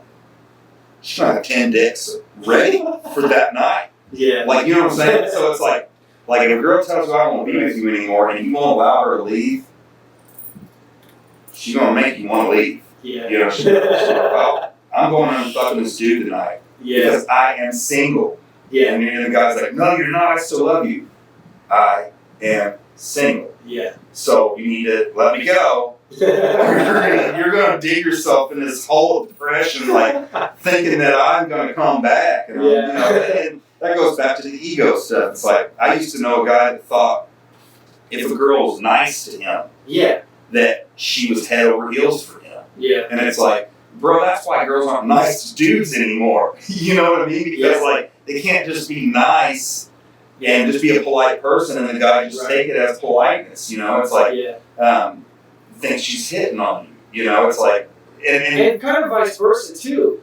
You know, I've witnessed situations where a guy would go try and talk to a girl and she's just like, like, I don't want nothing to do with you. You just want my fucking, you know, let's say my pants and whatever else. And it's like, maybe he's just trying to have a conversation. Maybe he's bored. Yeah. Like, you know, that's and definitely you just look interesting to him, and you know, there's nothing, no motive. Yeah. But people are just in this weird mindset to where everything's about sex. Yeah. So you know, if you know you're talking to somebody, you're trying to fuck them or like whatever else. Like, no, maybe you're just kind of bored. Or whatever else. Yeah. You know what I mean? And it's a weird world we live in. Because, like, strange. You know, like, let's just, like, with this OnlyFans. Like, and hey, I don't judge anybody for what they want. It's your life. But it's like, I will judge you if you're disrespecting yourself. Well, yeah, like, well, here's what I'm getting at. Like, I'm saying, if you're a woman, you ain't got a man, and this is what you want to do, I mean, yeah, if that's what you want to do it, but I don't want anything to do with it. Okay, exactly, right. Okay, that's what I'm getting at. So, I mean, so they do these things, right? And of course, there's a market for it. We're the market. Always been. You know what I'm saying? I mean, not me and you individually, but we're the target market. Yes. And some of these girls make a lot of money doing it, right? Ridiculous. But this is the thing, like, and this is where you get called a misogynist or whatever. It's like, so do you really believe, from a man's standpoint, that a guy should be cool knowing that tens of thousands of dudes have seen you naked, and maybe even seen you do some other things, right? It's like, now I'm not under the impression that, like, you know, everybody's got a body count. Right. You know what I'm saying? Whether it's small or big. That's personal. Mm-hmm. Those are things that you guys did together, hopefully in private. Yeah. The OnlyFans thing, the exhibitionist type stuff, it's like, so now since you've done that, and I'm not judging you on that morally, but now that you've done that, do you expect for 5 years now for a dude to be cool with that? Yeah. Like, you know, like the girl's like, I want to date, I did this. Yeah. And you're like, oh, I need to think about that before I tell you how I feel about it. And then they're like, well, that's bullshit. You know, this happened before you ever came along, and this and that and the other. And it's like, yeah, but you were the type of person that allowed yourself to do that stuff. Yeah. And I I have to work hard myself, you know what I mean, with the getting into drugs and stuff, you know what I mean? Like, I'm a guy that let myself go down that path. Yeah. You know, so if somebody wants to hold that against me or whatever else, I get it. Yeah. I'm not going to be that dude who's like, oh, well, you just don't fucking understand and whatever, because that's delusional. Yeah. You know what I mean? Like, I have done stupid shit. Yeah. And that's just what it is. And I have to bear that fucking cross now. Yeah. That is my cross to bear, and bear it. Yeah, I mean, you're always, and a lot of times, rightfully so, going to be the villain in people's story. And probably because, I mean, there's times when I've done stuff and I'm like, man, like, I just don't know, that wasn't right. And I don't know why I did that. You know what I mean? All I can do at this point is try to learn my lesson in it and everything. But it's like there's a large group, I'm sure there's dudes too, but of girls that like think, and probably the girls that are in their 20s, like they're early to mid 20s that are doing these types of things. They're like, you guys should be cool with it. Well, that's easy for you to say, baby. Yeah. You know what I'm saying? Because like, dick don't have the same selling power as what tits and ass do. It just doesn't. It's like nobody wants to buy a dude's underwear he's going to wear for 3 days. No, it's like and if they do, there's something real wrong. First off, I think there's something real wrong in the first place if you're trying to buy somebody else's underwear. But like it's a prevalence type thing. Yeah, like there's no way that a dude could make a shit ton of money selling feet pics. No, it's just not the same. You know, so they're trying to tell you to react to a situation. This to parlay that into something, right? And I said this, but it's the same thing. Like some women will be like, you know, like a guy says something, like he says, I don't want you going out and doing that tonight, or I don't want you to wear that, or I don't want you to be around this person, and they automatically look at it as controlling behavior, which it can be. There are people out there that control for that reason. Absolutely. But like the way I look at it is like, if I look at you differently, like if I look at you like, hey, I'm serious about you, and you're like, I'm gonna go out with this person whose reputation I know, and I'm gonna wear that because she's dressed in, and I say, not my one. You know, it's like not because I'm trying to control you, right? But like, she'll say the other woman is like a well-known hoe. Yes. Right? And she's got her tits hanging out. You're doing hoe behavior. And hoe stuff. And your woman who is representing you, and I'm not saying it's like, the man obviously when he goes out is representing the woman too. Yeah. It's your relationship or, whatever other relationship. Your significant other is representing you. Yeah. And putting a certain vibe out. So now if they're guilty by association from associating with said person with loose morals or whatever else. Now, when a guy loosely knows this other girl and don't know your girl, she's guilty by association. He figures she's a hoe. So his buddy, he's going to be like, hey man, I can hit too. I'm going to try. Yeah, exactly. I'm going to try this or whatever. And then they're going to not deal with you in a respectable fashion. And they're going to think of you in a certain manner. And that's just the way it is. And then I got to hear from possibly other people that around this stuff. Hey, did you know this? It's like, I heard your girl was talking to old boy over here. And it's like,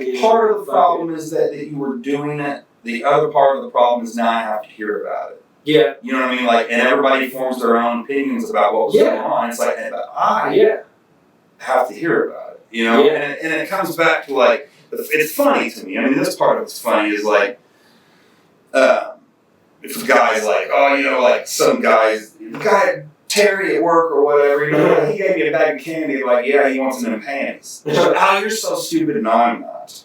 Yeah. I'm a guy. Yeah. And it's like, so with that being said, oh, you're overreacting. Maybe so. But then, like, let's say we go out to a restaurant or we go somewhere where I'm having an interaction with a waitress or a female salesperson or something, and we're talking about whatever, and she's like, baby, honey, do you want to, you know, whatever, like some sweet rolls or whatever, and puts her hand on you. Man, as soon as she takes off, the woman is like, what the fuck is that all about? You know, and you'd be like, well, that's small beans compared to some of these other things. Yeah. They're calling you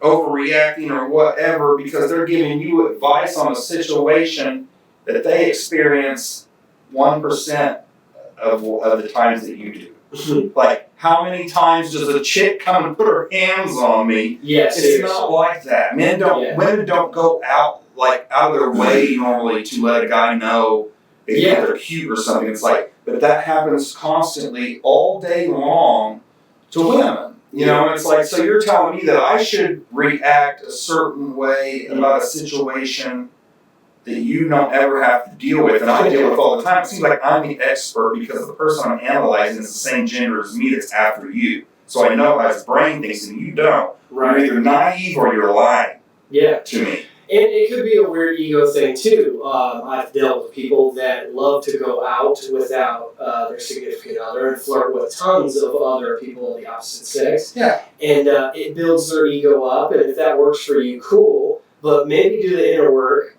to where you don't need to rely on that to feel good about yourself. Yeah, why do you need the external stimulation? And then they're the first, so they're insecure, so they're doing this, you know, to build themselves up. But the one time you even decide to go out by yourself, it's like, oh, who are you talking to? What's your agenda? Like, you know, that insecurity rears its ugly head. And it's a weird double standard in some people. I mean, and I'm sure that goes both ways. You know what I mean? Yeah, it does. It's just, I believe the difference is the opportunity that a woman has versus a man. Like I said, like if a woman makes a boyfriend mad, and he's like, I'm gonna go fuck somebody else tonight. Probably not. Probably not gonna happen. Not likely. But if she tells you that, oh boy, that's exactly what's gonna happen. Yeah. Because the opportunity is greater for her. So would you say, as a generality, like, I don't even want to go there. Never mind. Well, I mean, I don't mind to go there, to go anywhere. You know, it's like. So I would say, in a generality, men, you know, are seen as like dogs and like, you know, oh, he just this and that and fucking whatever. Whereas a woman, like, be it maybe she's got some insecurities or whatever else, you know. I don't even know how to say what I'm trying to say without like offending someone. Well, I mean, I think I get where you're, like, if a woman does something, if a guy does something, it's because he's a dog.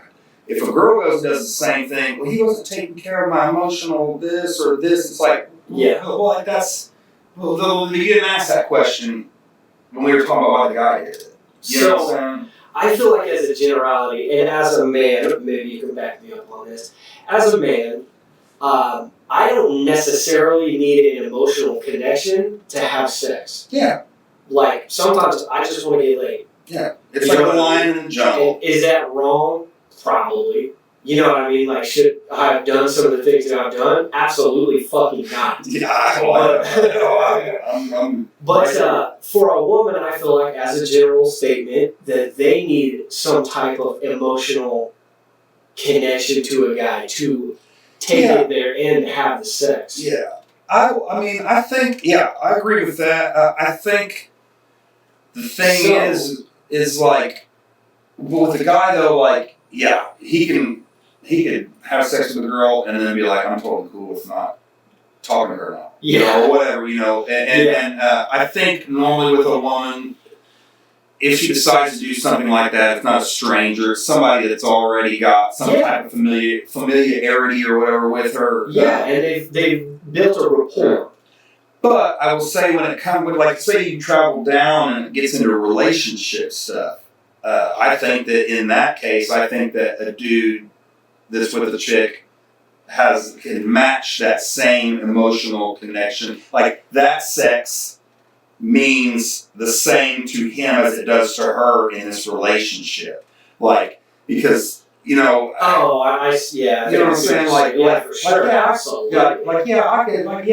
have sex with you, and that's all it is. Yeah, it's a purely physical deal and whatever. There's having sex and there's making love. Yeah.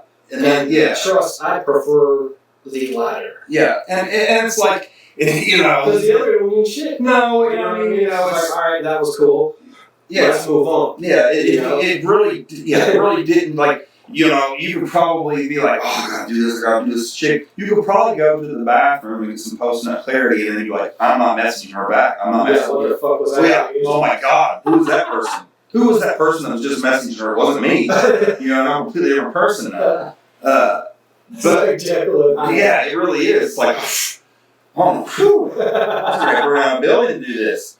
But, like, you know, I think that what a lot of women maybe misjudge about guys, not all guys, but guys that do have the ability to really care about a woman is like that the sex does mean something, you know, at that point. But that guys, as the relationship goes on, it's like a snowball of love and affection. Like, you know, it's like as we go on, I'm going to have a much more difficult time letting you go if this doesn't work out. Yeah. You know, and it's like, and women, I think, like, I know how, I mean, I was raised by women. I've spoken with women my age pretty candidly about relationships and stuff, and it's like, you know, a woman will be like, she will tell you and tell you and tell you and tell you something that's bothering her, not to do this, you know, and that day that she stops telling you about it, there's absolutely no chance of you ever getting her back. You know, like, once they said, I'm out, I'm not telling you about this anymore, I've said it till I'm blue in the face, you won't change, like, I'm going.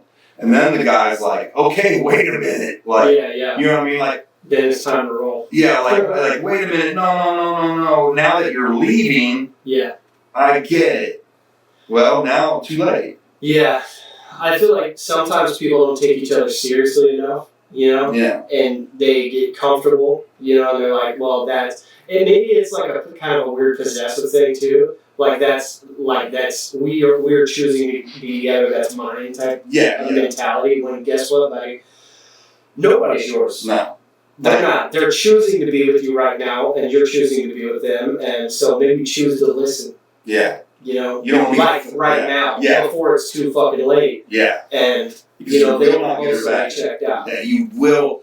A woman will give you, man, I don't know how many chances, but, like, once that last chance is donezo, it's like, it's donezo. It's not like a guy, like, where, you know, like, I think a guy would be more prone to, like, you know, if he left the chick and then, like, a little bit down the road, she'd be like, hey, what's up? Gotta be at least willing to entertain him. Yeah. You know what I'm saying? Be like, hey, what's up? You know, it's like, whereas I really feel like, and there's not exceptions to every rule. Yeah, of course. But, like, for the most part, it's like, once that chick is checked out, and especially one of these other guys that's been after her for a long time, telling her all the things you weren't telling her, all this, it's like, she's already in a different state of mind. You're not even like, she's not like she's not. Yeah. Like, she's laying with him and she's like, oh, she's not.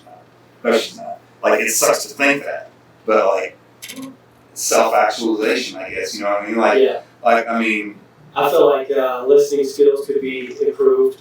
Yeah. You know what I mean?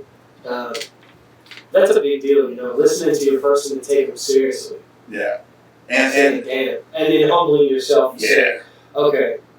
I ain't been listening, or I ain't been doing this, I ain't been doing that. Yeah.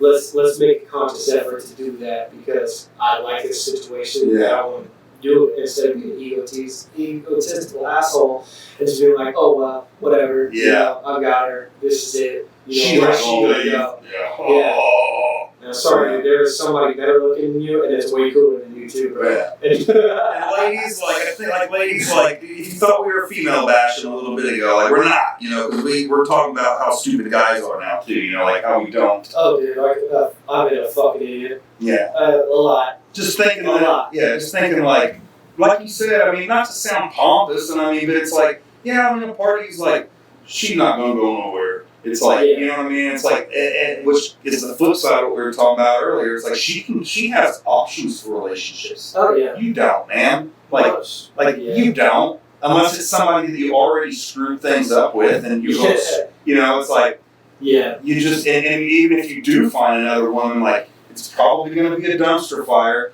and you're just going to be the whole time you're like, oh my god, yeah, you know, I mean, this is terrible. And then also, like, you know, little things like, say she made like some killer veal parmesan or something, you know what I mean, like, and you ain't never going to eat that.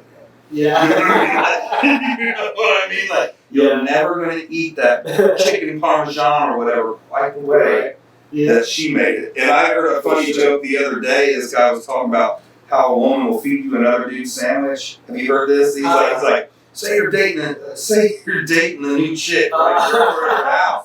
You're over at her house.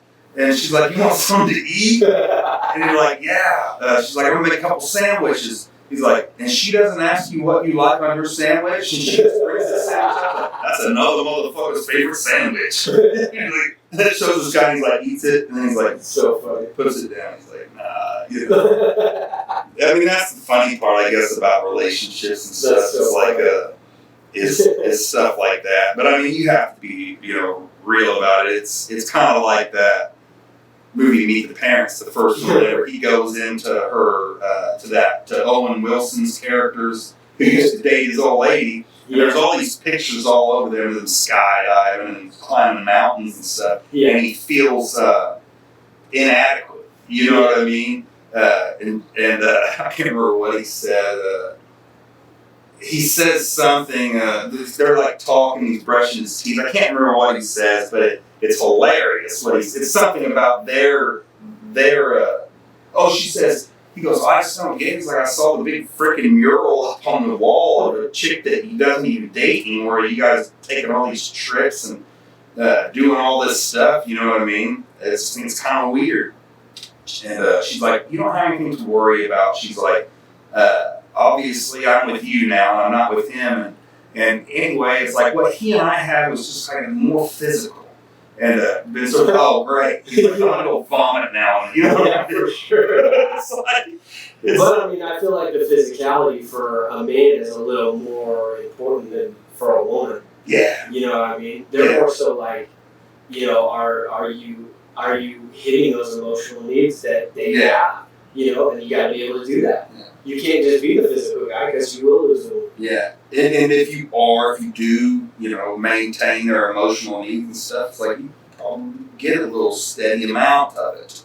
You know, but you can't not and then show up on Friday and be like, spread your legs. Yeah. You know, the woman's going to be like, no. You know what I'm saying? But yeah, I mean, like, I think that's kind of how guys are geared. Like, women want the emotional expressions of love, you know, and for me, like, if I've been with you for a long time, it's like, that for me, the ultimate expression of it is for you to give yourself to me. Right. So, one of my favorite quotes is from like Lisa and Tim Bilyeu, which they do impact theory, relationship theory, and some other things. Really good stuff, guys. If you're into this type of stuff, check it out. But what they say is that men need sex to feel loved, and women need to feel loved to have sex. So that is that in a nutshell. Yeah. Absolutely, man. When I'm, you know, having a day or whatever, and then, you know, my lady comes on with me or whatever else, like, I'm like, this is good. She loves me, man, and I really feel like she loves me. You know, and that's not a pig You know, that's not all I'm after. You know what I mean? It's just nice. It's a display of You know what? I'm loved. Yeah, you know my love language, and you're speaking it to me. Exactly. And when I'm speaking to you, I speak your love language. It's just like you were talking about balance. It's like everything is balanced. Nature has all these things that are autonomous things that happen that are all to balance one another out. The moon and the tides keeps the water moving, so the aquatic life does, and then like you said, like the way a woman's wired versus the way a man's wired, the polarities of the negative and positive, like we relate for each other. Yeah, everything has something out there that's the opposite of it that allows everything to be in harmony, and I think that everybody's aware of that in nature and has no problem identifying that. You know what I mean? Because it's tangible, but it's like when it comes to relationships, and I'm guilty of that really bad being a guy, is that I think that you should speak my language sexually, or that you should speak to me in the terms of love sexually, because that's what I feel is the ultimate. Like you said, they're like, well, I want you to speak to me emotionally. Absolutely. And people don't think that harmony is important as well, which I think gets into the problems with now men are wanting to overstep into women are their traditional roles, like overstep real far into it, and women overstep in here because we're no longer balancing. We're not like men aren't doing. They're not doing things they're supposed to be doing, and women probably aren't either. So you start, reaching over there and grabbing an apple, whatever. So if you don't want to get into this, that's totally fine, and I respect that. But do you believe we were created? Yeah, but I don't know much more than that.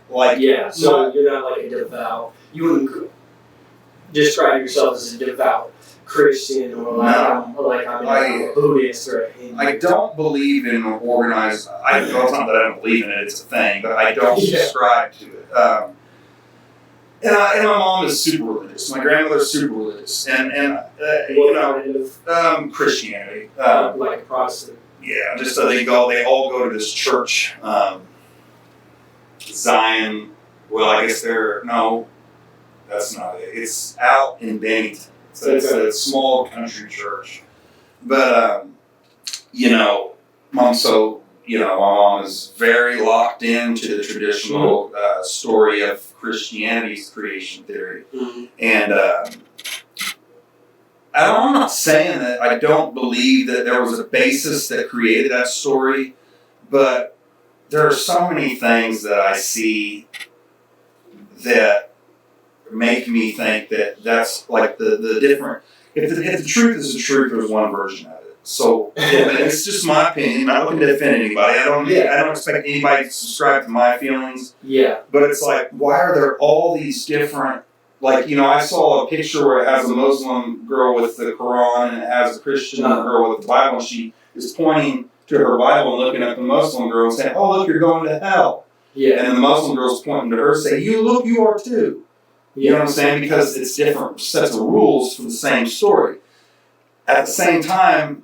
So do you feel like all of the stories are largely the same story? I think that they probably started from... the same place. Yeah, because even things that aren't rooted in religious things still have stories of gods. Yeah. You know what I mean? Native Indians, the Egyptians, the Aztecs. So that's their mythology. Yeah. Which,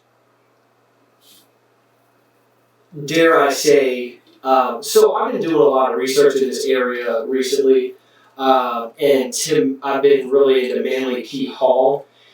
He was a guy, I believe, in the early 1900s that wrote a lot of books, and he studied a lot of religions. And I mean, from ancient Egypt on to whatever was going on in the 20s, and I mean, the people around him were studying the history of the religions and what's in the stories and whatnot. And he's got a book called The Secret Teachings of All Ages.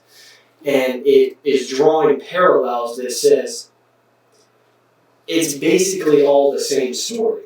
Yeah.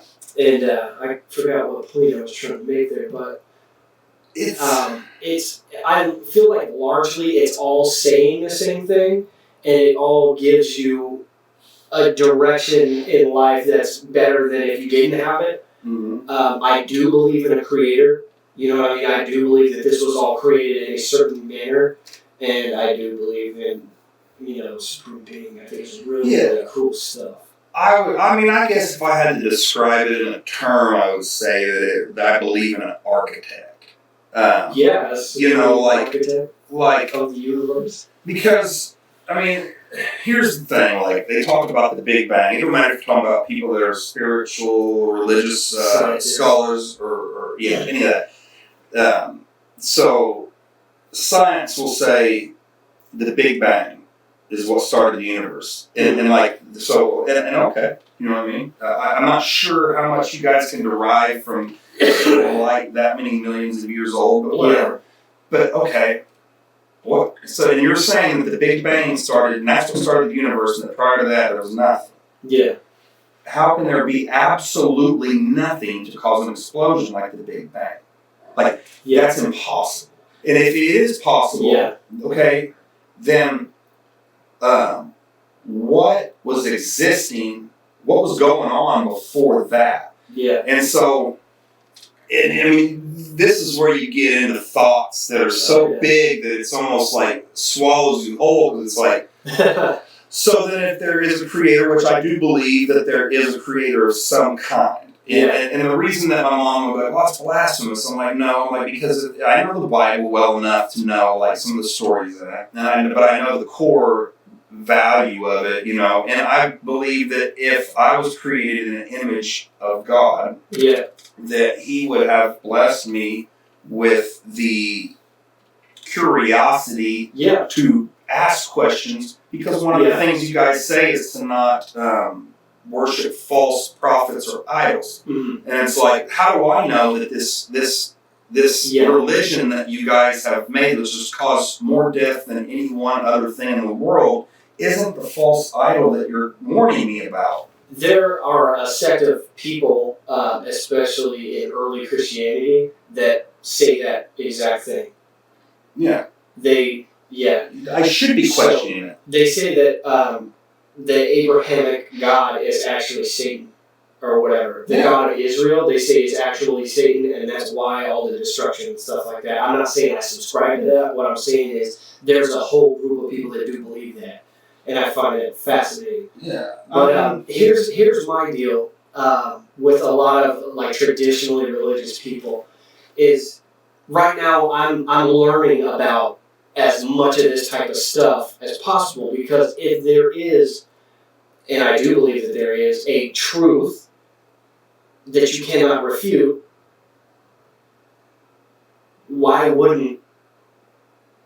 If you believed in the absolute truth and believed that your way was the only way, and that's the way that it is, why would you tell somebody to not look into other religions and to not look into other stuff? Because how do you know that's true if you don't know that isn't? Yeah.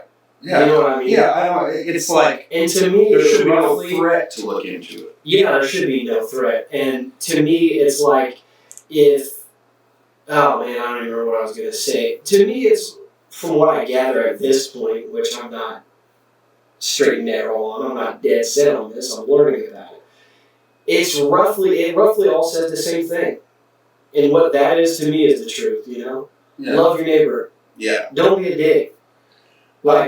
Don't, and I do believe what got me into this whole conversation is that this was created. And if you look into science and math and all that stuff was made that way. Yeah. For a reason. Yeah. So if you look into math and you look at the architecture of the way that nature is and stuff, you're looking at a direct creation from the divine, which is the great supreme architect of the universe. There's too much mathematics and geometry If you go against that, though, in my mind, you're kind of disrespecting said creator. Yeah. I think that... I think within reason, though. Like, I'm not trying to, like, I don't have a problem with people that are gay. Like, one of my best friends is gay. Love him to death. Great guy. Yeah. You know, I don't hate. I don't want to, people to take this in the wrong way. But, Yeah, I mean, and it's one of those things where it's like, I believe in a creator. Yeah. Now, I mean, you go 100 different ways, 1,000 different ways with it, but it's like, you have the missing link. Science talks about the missing link, right? Between the ape and the human or whatever else. Okay, so, but then in the Bible, when they talk about the Virgin Mary, you know what I mean? They talk about 3 wise men and all this is immaculate conception. She didn't have sex. She had a baby that had all these things that turned out to be Jesus Christ that he could do that nobody else could do, right? Yeah. In the Bible, they talk about chariots of fire and Vimana, Yeah. Now, if you're that long ago, the Wright brothers made the airplane in what, the 30s? Yeah. Okay. Prior to that, as far as we know, there's no air, there's no traveling in the air, right? So, what are they talking about? They go like what? Even if you're not talking about exactly what you're talking about, what? If we didn't know anything about helicopters and planes right now, and we saw something flying over, we'd be like, what the fuck is that? Yeah, so I think that's talking about something completely different, and this is where I'm kind of far out, So, I mean, Catholics believe in a spirit world from what I understand, and they believe in demons, and those demons can possess you, that's why they have exorcists, right? But, so if you get into, like, spiritual people and, like, all this other stuff, they talk about, the astral plane and whatever else. I think modern Christianity thinks that, either that stuff doesn't exist or you shouldn't access that unless you're a special person gifted straight from God. You know what I mean? Like Ezekiel is sitting on the thing and he sees the chariot of fire come out of the sky. The wheel of Ezekiel. That type of stuff. I think that was a mystical vision that any man can have. Yeah. Like say you take psychedelics, you're going to be bam. Burning the bush. But there's also stuff that you can do without drugs to do the same thing in your brain, which is years of meditation, and get it right. And then have those visions, man. There's monks across seas doing that all the time, every day. You know what I mean? But they demonize that stuff and they say that it's not whatever. Well, why were we designed in such a way to where we can, and I believe that we can all have these mystical experiences, why were we designed in a way to where we can have that experience? Yeah.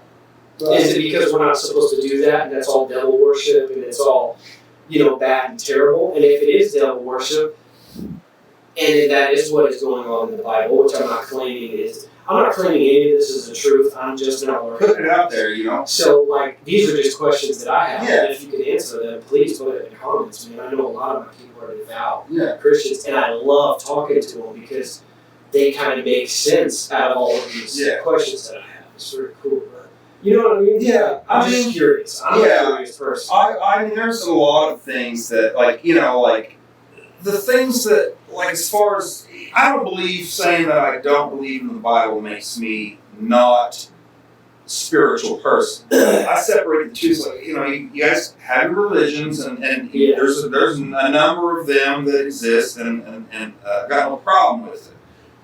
It's me saying that I don't believe in the stories in the Bible, or because I'm not familiar enough with the other religious texts and things like that to be able to speak on them. Yeah.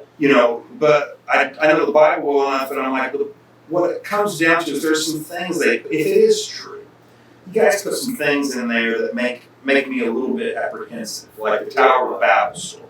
Where I don't know much about it. Well, the story is, and this may not be verbatim, but The gist of it is that there were people, I don't know if this, well, it was Babylon or where it was, where the Tower of Babel was, or where they were going to build the Tower of Babel, and they were wanting to go ahead and meet God, but Christianity said the only way to meet me is through your Lord and Savior Jesus Christ.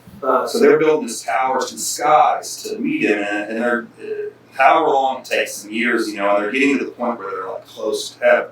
Yeah. And God finds out that this is what they're doing, and His rule is that the only way to get to me is through salvation through the Lord and Savior Jesus Christ. So one day He decimates the tower. Yeah. Whatever. And then He splits the people up and confuses their languages. Yeah. So that's the story. Yeah. Makes different languages confusing so they never be able to accomplish feats so great again. That's all fine.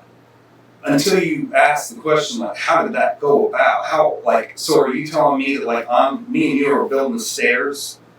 That's our job, is to build the stairs to the Tower of Babel, and we're 15 years deep into it, and we're almost there. We got 4 stairs left to build. And I look over at you, and I'm like, man, we're almost done. This is it. We're going to be face to face with God in the next few days. And you look over and you're like, yeah, it's been a long 15 years. And all of a sudden, kaboom, and everything goes flying. We go flying. How we live from falling from a height that would be to reach the heavens and live is one thing. But let's say we do, and we land, and dust is everywhere, and rubble's everywhere, and bodies everywhere. And I'm like looking around, and I'm frantically, and I'm like, where are you at? And I look over and I see you, and I'm like, man, that was fucking crazy. What was that? And instantaneously, he's just like, like that, and Moses parting the Red Sea. It's like all these people that never met him, trusted him enough to say, I'm going to spread these billions of gallons of water apart, walk through it, all the way to where you're going. I got you, dog. I'm like, well, I don't know you. What if you're narcoleptic or something and you fall asleep and we always swallow whole by water?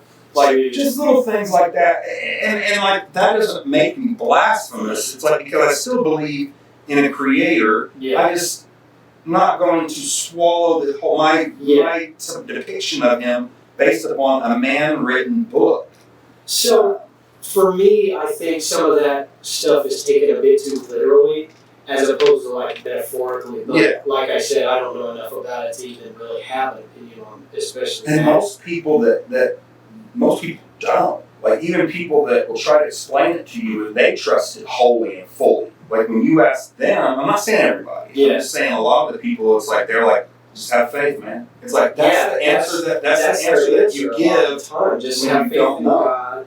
And to just pray and, just trust in God and stuff. And it's that doesn't work for everyone. No. Also, if you're struggling to have faith in God in the first place, and you tell somebody, just have faith in God, well, how? How do I do that? What does that even look like? Yeah. One thing that I really don't understand about the Bible is, and I don't know if it's in Deuteronomy or what, but they give you the rules of slavery. Yeah. You can have this person for 7 years and this and that and whatever else. And it's if that was the word of God, you know what I mean? And God is all omnipotent and loving and, all this other stuff, why would He be saying that it's okay to enslave each other? Yeah. That goes against what Jesus said, which is the law above all other laws is love your neighbor as yourself, and the only way to heaven and salvation is through me. Yeah, and I think that that was, of course, after that. Those are all questions that I have. Another question I have is people look around at all the stuff that happens, kids get cancer and die. You're like, well, what's the point of that life? Or this kid's born and doesn't have any legs, or has no legs and no arms. And you say, what was the point of that life? And people say, pray to God for things like that. And it's what I believe is that, there's a creator that's in some way, shape, or form responsible, whether that creator came and said, I'm going to seed this planet with life personally, or if they just said, let me kickstart this process that in 365 million years will start to form that. Whatever, however you want to look at it, I don't care how you look at that. But to think that after that, he's going to come down and save every single one of you, that's where you start to have questions about why some of the stuff that goes on the planet it takes place. Like, good people getting their heads cut off and these things happen because you're thinking that he's supposed to come and save you. It's like, and I don't believe that the creator that I don't believe that he comes and meddles in things like that. Like, it's like, I'm not saying that whenever your body gives out and you go back to the spiritual realm of energy that I don't have you then. Right. But I don't come down here and meddle in this creation that I made because that's not what my plan was. My plan was to give you free will and see what you did with it. Yeah. I've been microdosing mushrooms. I don't know if you've looked into this. I've had. It makes me super self-aware and aware of my surroundings and much more present and out of my mind. I'm going to say out of my mind, but instead of just constantly like ADHD brain, like thinking and calculating, it allows me to just sit and breathe and kind of observe. And we just went camping last weekend, and as I was walking through nature, I was like, there's death all around me. Mm-hmm. So there's trees here that have fallen and died. There's, we smelled a dead animal that had been decomposing, whatever else. So if you're actually out in nature, there's death everywhere. And when you go through a man-made city or whatever, there's absolutely no death. Yeah. You know what I mean? You damn near don't see it with your eyes. Yeah. So I feel like that's a weird reality that we're in. But I can't even remember where I was going with that. But a death, like, nature is chock full of death. Like, animals eat each other and kill each other all day, every day. It's brutal to watch. It is fucking brutal, dude. And that is the way that this was all designed to work. So, there's a lot of people that are like, oh, well, why does God let that happen? Why does God let that happen? If God existed, they're like kind of your atheists. If God existed, why would they allow that? They're not letting it or allowing it. He's not causing it to happen. And exactly. It's just a thing that happens. Yeah. You have to have, you do photography and videography and shit. If there's no contrast between light and darkness, there's no video. Yeah. Yeah, there's no painting. There's no... Everything is a push and pull on in this planet. Like, the fungus eats the you know what I'm saying, eats away the dead organic matter, returns it back from ashes to ashes, dust to dust. Yeah. It's gone again. Then the fungus that fungus we can eat. Yeah. Some of them. You know what I mean? Yeah. But it's like... Fungus is really interesting. Yeah. And it's like, like some of the ones that like it can possess that one animal's brain and make it climb to the highest possible place that it can, because whatever that parasite, it's either a fungus or a parasite. Whatever it is, it requires a lot of sunlight. Huh. So it makes that bug climb to the highest it can and it kills it and then it spores there. Oh, wow. Yeah, but like... that's wild. Kind of like a zombie. Like, like now I control your body. But like, it's people are so they're so involved in day-to-day life that they don't ever stop and think about like things that we don't know, that we can't figure out, like the pyramids. Like people they're enamored with how big they are. Yeah, Hollywood with stones. Yeah, Hollywood with stones and all this. And then I agree. That's a very good question. I don't know the answer to it. Nobody does. We don't even know that the Egyptians even built those. They lived there. I live in a house. I didn't build it. You know what I'm saying? The people that lived in it before me didn't build it either. And the person that lived in it before that didn't build it. But, it's like, my question more is that at the time that these pyramids were born or were built, there weren't supposed to be any seafaring civilizations. Yeah. Like the Vikings were the first, I believe, that actually made boast that they could go somewhere. It was the Vikings, I believe. But anyway, so what you're saying is nobody from different countries talked. They had no way of communicating with each other. I've got an interesting theory on this, but yeah. So why on earth, if none of these people can talk to one another, were the pyramids the blueprint that they used to build these buildings all across the world at a time when nobody could talk to one another? And you mean to tell me that you think that all these different people with varying levels of knowledge and mathematics all came to the conclusion that, a pyramid is what will last the longest? And you want to know what? It did. Yeah, it did. So I believe that we were created, right? And all of this was set into motion with somewhat of a plan, you know what I mean? But I don't believe in like you don't have free will or whatever, and you're just going through your life because that's whatever. Yeah. So my point is that if this was all designed and it's all going like this, and a group of people were here and a group of people were there and whatever, wouldn't they be developing at the same rate relatively? I mean, yeah. I mean, I'm sure that they would, but like... You know what I mean? Like, somebody had to figure math out. But there's still trying to say this guy and this guy couldn't have figured math out at the same time and they developed their civilizations like that. It's just a theory. But, I'm sure also, they would. I feel like your thing is almost a little bit more likely that there was some kind of a global situation going on that we just didn't know about. Yeah, somebody went and told them build this. It's like I'm not saying I'm not saying it came from another planet. Yeah. I'm not saying that it came from the Atlanteans. Yeah. I'm just saying I think that there was something going on with things like that. The fact that there are all the same structures built across the world. The fact that when they tell you like this is how they build them, you kind of like, where's the quarries at? Where's the shelves of what you cut off? Like where's the here's another thing, right? This doesn't have to do with that, but it has to do with questioning things, like Noah's Ark, right? It's another story in the Bible. Mm-hmm. So people say, no, Noah's Ark. I don't believe that happened. No, No, I don't believe that the Noah's Ark happened. I don't believe it happened in the way that they say it happened. Logistically speaking, That's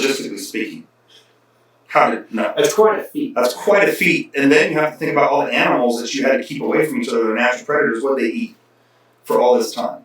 But the thing is so even if you believe in Pangea, right? Yeah. One continent. If you don't believe in Pangea, there's no way the Noah's Ark can be true. If you do believe in Pangea, then that means that there will still be animals that were in far regions of the one single continent of Pangea that had to make their way to the Ark, that aren't indigenous to the area where the Ark is located. Yeah, because Pangea would have been absolutely massive. It would be going like it'd be unreal. Right? So, but they only kept, 2 of each animal? Something like that. So that would mean that what happened to the rest of them? There would be mass grave sites. Even if like a rabbit that lived, some kind of crazy rabbit that lived up in the northeastern section of Pangea got some message and was like, I can head down there down south to the Ark. Well, how the hell did somebody told us the rabbit that to begin with is beside the point. But so they go in droves of coming down to try to get to the Ark in time. Well, why you aren't going to make it? So there would be, even if the continents separated, there would be like straight line mass graves of animals heading to this place, even after Pangea separated. You don't find that's a cool point. Man. You don't find that. Yeah. You know what I mean? That's interesting. So what I think that the Ark was, if it is true, is it was more of a DNA bank than it was an Ark in the sense of a physical structure. It's like, we just like we do now. We have an Ark now on this planet. It's in Switzerland or somewhere in a mountain, built into a mountain range where they have samples of DNA samples of not every animal on Earth, but they're working their way to it, and it's stored there in this thing that's a doomsday thing that's got its own power that can, in the event of something crazy, it can be powered for however long, that in hopes that somebody could come back and at some point use those DNA samples to repopulate the earth. That is like, and you talk about figurative language in the Bible. I think maybe that's more what they're talking about. Yeah, like it because that just represents doesn't make an sense. idea. Also, so Randall Carlson is a guy that I really, really like. He is some kind of a geologist type of guy, and he studies the geology of the Earth and kind of applies this, historical stories to it. He's got a lot of really cool stuff about this. If you guys are interested, definitely check out Randall Carlson. Awesome stuff. Yeah, I guess that at the end of the day, when it comes to stuff like that, we're not meant to know. Yeah. You know what I mean? Like, it'd be like one of those things where it's like, it would like be unlocking Pandora's box. Some people might lose their minds. Yeah, I think it does. I mean, it does say in the Bible that if you cannot physically be in the presence of God, or else you just can't fathom it, and you will explode or just die or whatever else. Like and I feel like there's a lot of stuff that we're not meant to know, but that's where faith comes in. You know what I mean? And that I feel like you sort of have to just have. I don't know. I feel like you just gotta have faith in something. Yeah, you know what I mean?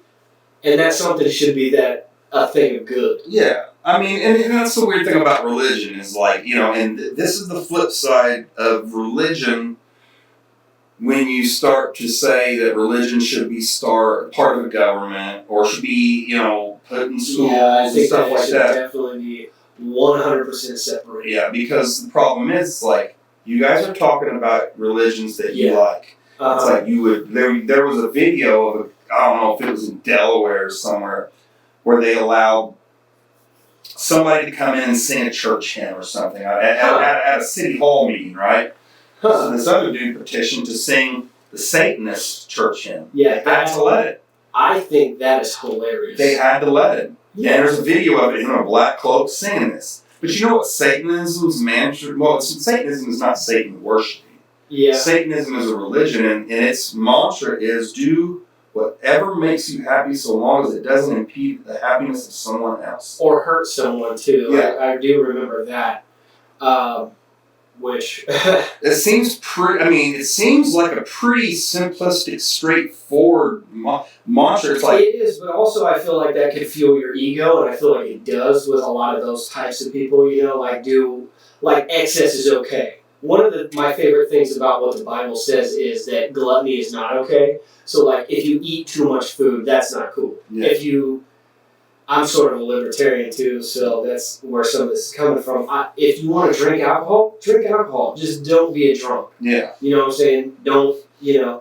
And I feel like that's a much better way to go than the Satanist outlook with that. But also, I agree. Do what you do.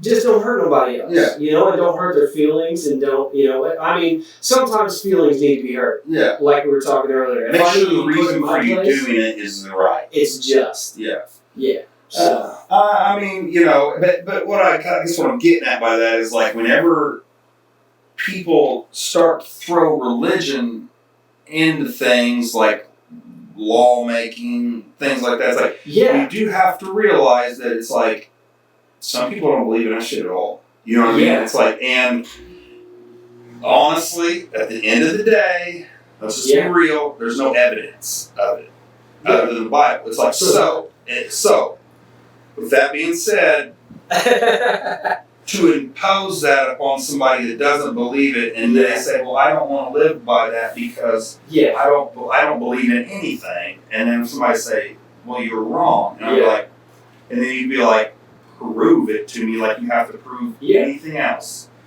Well, you're not going to be able to. And I do, I agree with, that's why I say you have to have faith in it. Totally. Yeah. But if this person chooses not to, because there's no evidence to have faith on anything, you can't make a law, like, you don't need it to say, don't kill anybody. Yeah. Don't rape anybody. Don't steal. Like, you don't need it. Right. To make a law about it. It doesn't need to have a religious aspect to it for it to be law.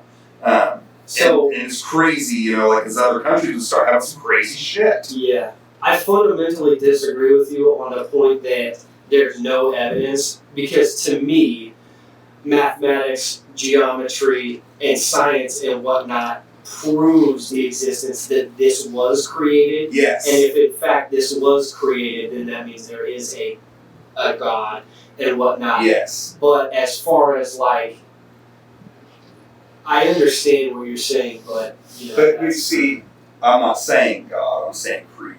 I'm saying I believe in a creator, which is what you just said. Right. Like, and it's weird too, because there's so many names for what people describe as God. You know, some people think God's name is Jehovah, Yahweh, you know, all kinds of stuff. Yeah.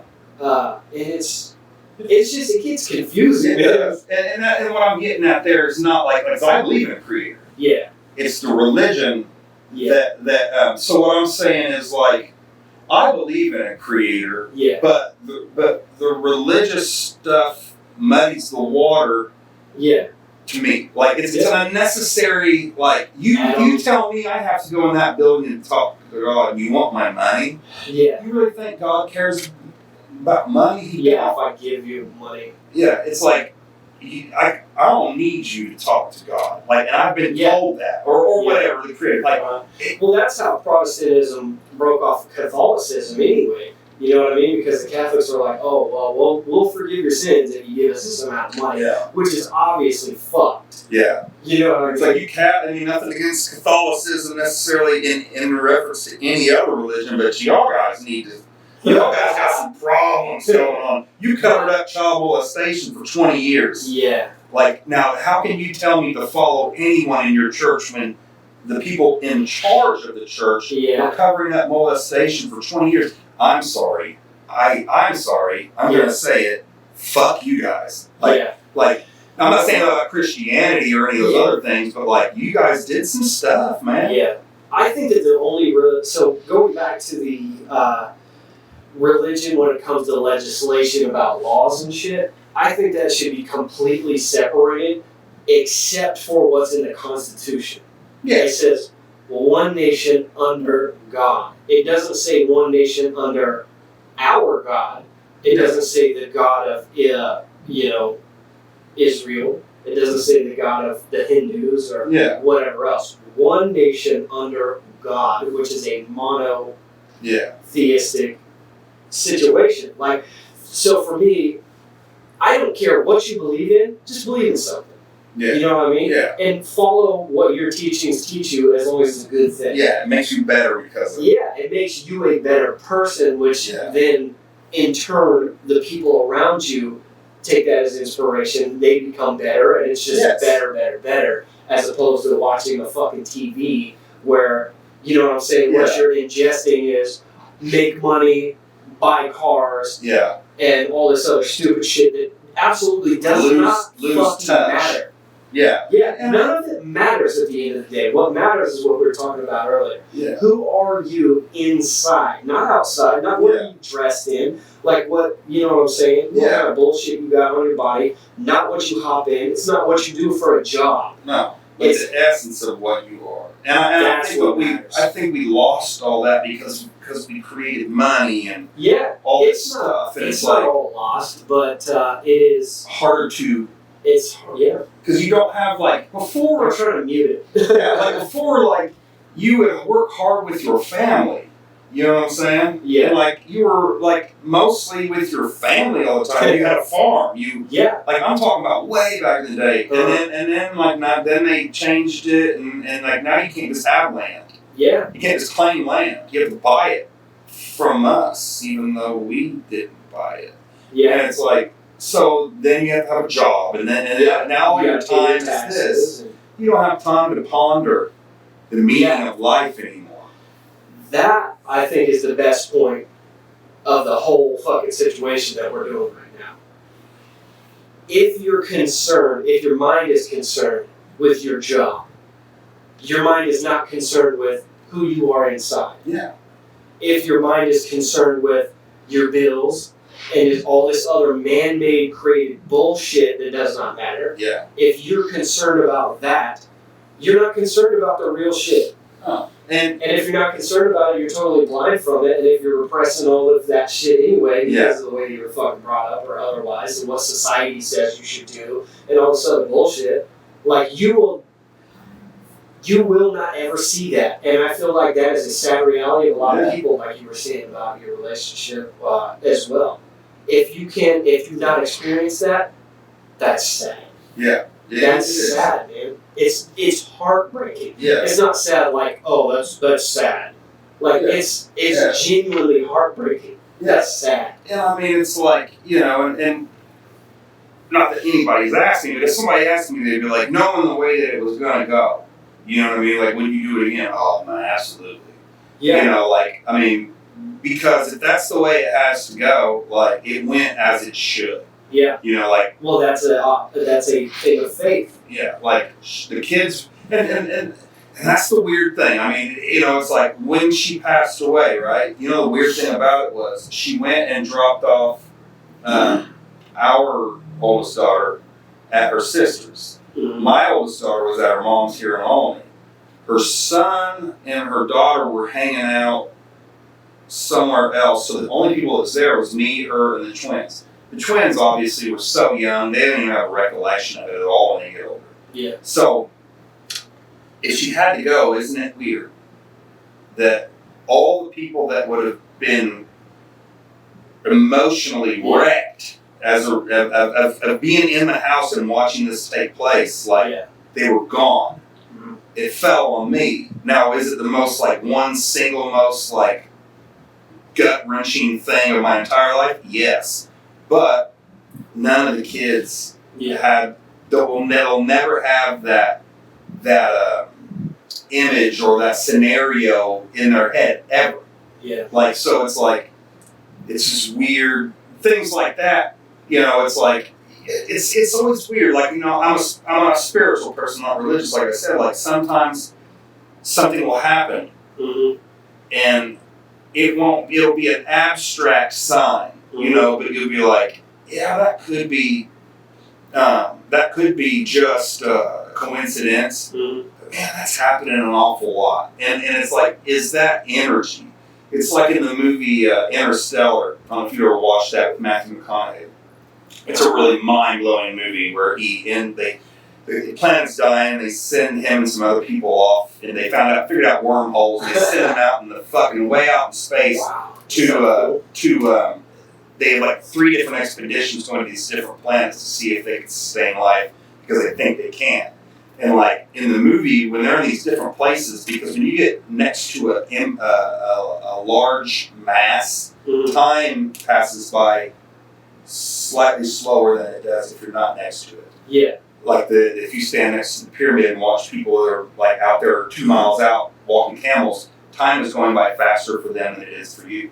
That's why in the Book of Enoch, he goes out into space for 400 years and comes back. He's still alive. He was gone for 400 years on Earth. Yeah. He was not gone for 400 years out in space. Huh. So he wasn't aging. But that pulls into Interstellar. He goes into this black hole. He doesn't know it's a black hole. He doesn't understand it. Yeah. And so he's in there, and it shows time. I gotta see this. Dude, it shows time. He's bouncing around in this thing, and he's looking around, and there's all these looks almost like televisions. Huh. But they're not, And so, but what it is pieces of time.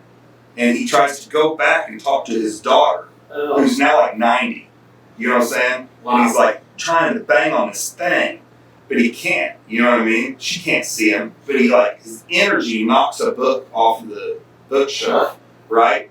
And she opens it to this page, and it's some kind of equation to fix the problem on Earth. Oh, wow. And and they ask, and then when he finally gets back, Earth's done. They're on a man-made planet they made. Yeah. And, it's fucking crazy. And he says to her, what was it? They said, what was that you got it? He's like, I fell into a black hole.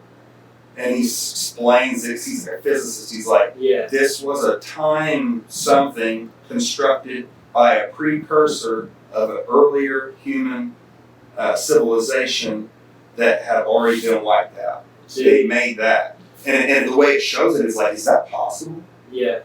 There's people that believe that we used to inhabit Mars because, there's people that believe that we were, aliens came here and they spliced our DNA with the monkeys, and that's why there's no missing link and whatever else. And that's why we're not suited for this Earth or whatever, We're not like the other animals where we got hair all over us. Like, if I go outside and I'm in the sun, I'm going to get sunburned. Yeah. You know what I mean? And, so why are we not adapted to that? yeah, they say a lot of weird things like that. But yeah, there's people that genuinely believe that we, as a civilization, came from Mars and it came and colonized Earth, and that's the original civilization that was Atlantis or whatever. Yeah. And that's why there's all the pyramids all over the world and stuff. And then something happened, like the deluge, that wiped out, which was the Noah's Ark flood thing. And then that wiped out a lot of that stuff. So we have amnesia. We don't remember any of that.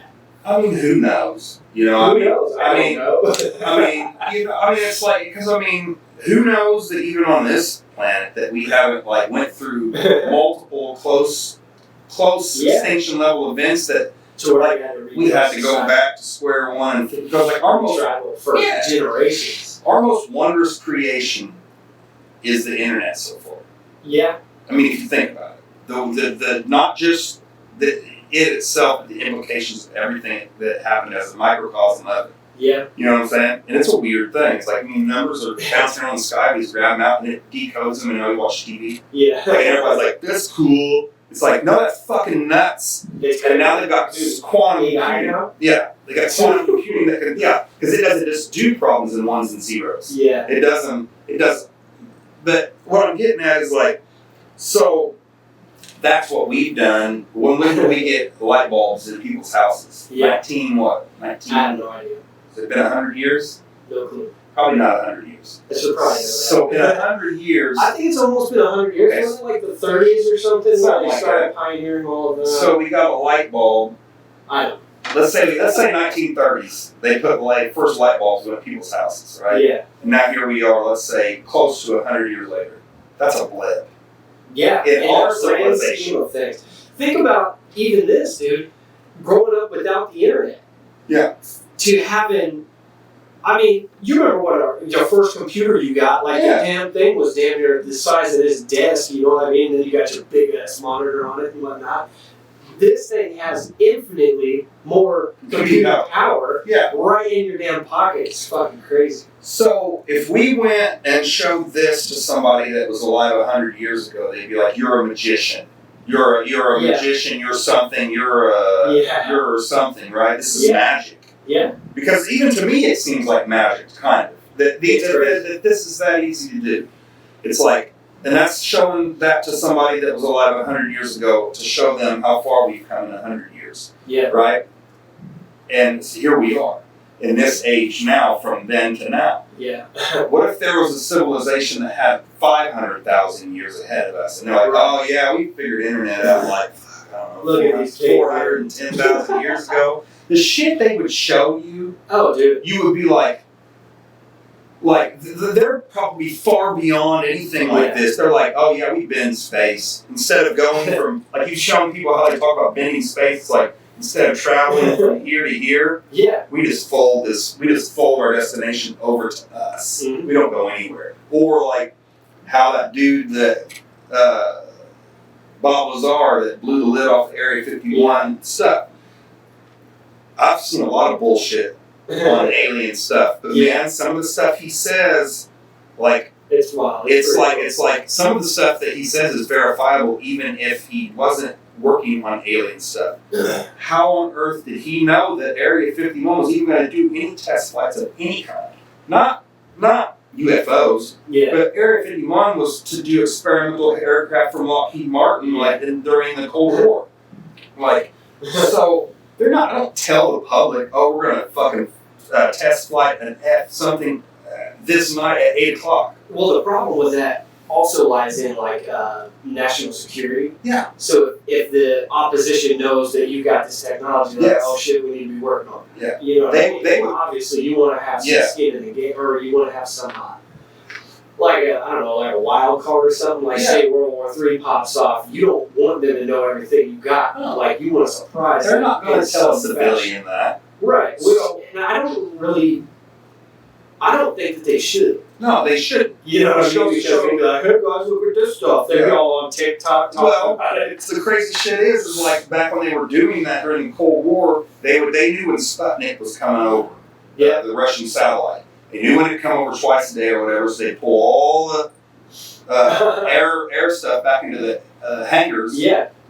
And then, bada bang, come bring it back out. The Russians wised up, started measuring the heat signatures on the pavement. Huh. And it was cooler where the airplanes and the test fighter jets still were parked than it was on the asphalt around it because it was creating shade, so they knew the shape of it. That's how smart these guys were. Well, think about that too. How long ago was that? Yeah. Think about what they're doing now. Exactly. Yeah. And it's wild. Yeah. With the rapid progression of technology, it's got to be mind-blowing. It really is. Awesome. So with that being said, like they're not going to tell very many people all, but he knew about the flights at least. Yeah. So he was in there. Like whatever his role was, he was in the know. Yeah. So when they talk about how he talks about how those machines that they do exist, how they work, he talked about element 119 at a time when it wasn't on the periodic table. Yeah. It is now, and you know what the name of it is? Exactly what he said it was in 1988. So, which goes even further. So he's talking about how they travel, and he's like, it uses a big electromagnet that has to have an element that has a nice strong half-life. And I think it was adamantium. Not acid. That's fucking what's his face Wolverine's thing. But it was something like that, some element, right? That this runs off of. And what it does is it creates the same magnetic polarity on this part of the magnet and this part of the magnet. And if magnets do, if they're the same, you pushing against itself, that magnet's going to keep going away from it. So it creates a magnetic slope. So it's pushing the magnetic polarity is pushing the. He said, and it creates a gravitational field. Now is this true or not? I don't know, but it sounds pretty legit. Yeah. And he's like, that's why these things can take 90-degree angles. Yeah. You would have to cancel inertia. Yes. Like your brains would come out of your head. Exactly. We got to wrap this thing up, but I got a couple more questions for you. I got a wedding to go to. Right. If aliens did exist, and they came to Earth, and you were the first person that they talked to, and they said, we got all this crazy technology and whatnot, do you want to know about it? Yes. But life as you know it will be completely gone. Like, would you say you yes mean the idea of what life means, or life is completely gone and there's nobody left? Well, the people will be there, but our ways of life would just drastically change. Yes. You would say yes. Yes. Because I think I would too. Because, for one, I would assume that they have figured out free energy. If they could figure that out, all the other problems all the traditional problems that we have would be gone. Yeah. But then you get, and then you probably get into advancements in medicine. It's like, well, now nobody dies. Where does everybody live? You know what I mean? Like, what do you guys do? Yeah. But here's the deal, man. Like, I don't have the same idea about death as most people. Like, and I don't want to say that. I definitely don't want to die. I mean, I don't want to. I don't think anybody does. But I'm not afraid of it to where I'm like... So for me, like, to get rid of death altogether, there's no way I want to live forever. No. You know what I mean? Like, I want to die and see what happens next. If there's a heaven, I want to go to heaven, man. Yeah. I don't want to spend the rest. I don't want eternal life here. Yeah. You know what I mean? I do believe in eternal life, it's just not on this planet, But if we had that advancement in medicine, and you could choose to live here forever, I am not signing up for that. Take my ass out. Let me die, bro. I want to die in the woods. I want bugs to eat me. like a wolf or something. You know what I mean? I Like, I think- want to go naturally. I think what people are, I mean, not that I don't have a fear of death, but like I know that there's nothing you can do about it. Yeah, we will die. That's every fucking one of us, man. It's kind of how I look at like boxing sparring. Yeah. You know what I mean? You're gonna fucking get hit. People are afraid of getting knocked out, right? Yeah. Well, it's like you It's realize really that the getting like the punch that knocks you out, you'll never even see it. You'll just wake up and you'll be like, Yeah. "Oh shit, did I get caught with an overhand right?" Yeah. Well, I never saw it coming. Yeah. It's like that's how dying is. It's like Have you ever got knocked out? yeah. Well, I wouldn't say I got knocked out like stark cold snoring, sleeping, but I got dropped to the point where I like Lost your legs. Yeah, like down, if black. it would have been a real like Yeah. it'd have been bad. Yeah. Me too. And it's exactly as what I did was we were doing Muay Thai, and I caught his front foot left to my face. You know what I mean? Actually, it was this side. But and I didn't see it coming. I might have heard a crack, and woke up on the floor seeing stars. Bro. And it's like you're not there for it. Yeah, no, Like- I was not there. Like I was out of there. Yeah. Dude. like and that's what like a lot of people that's never like done any kind of like combats like Yeah.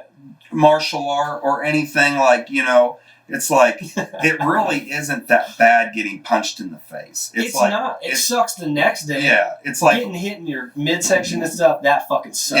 yeah, Legs. like a liver or that sucks. but like Hitting the face though.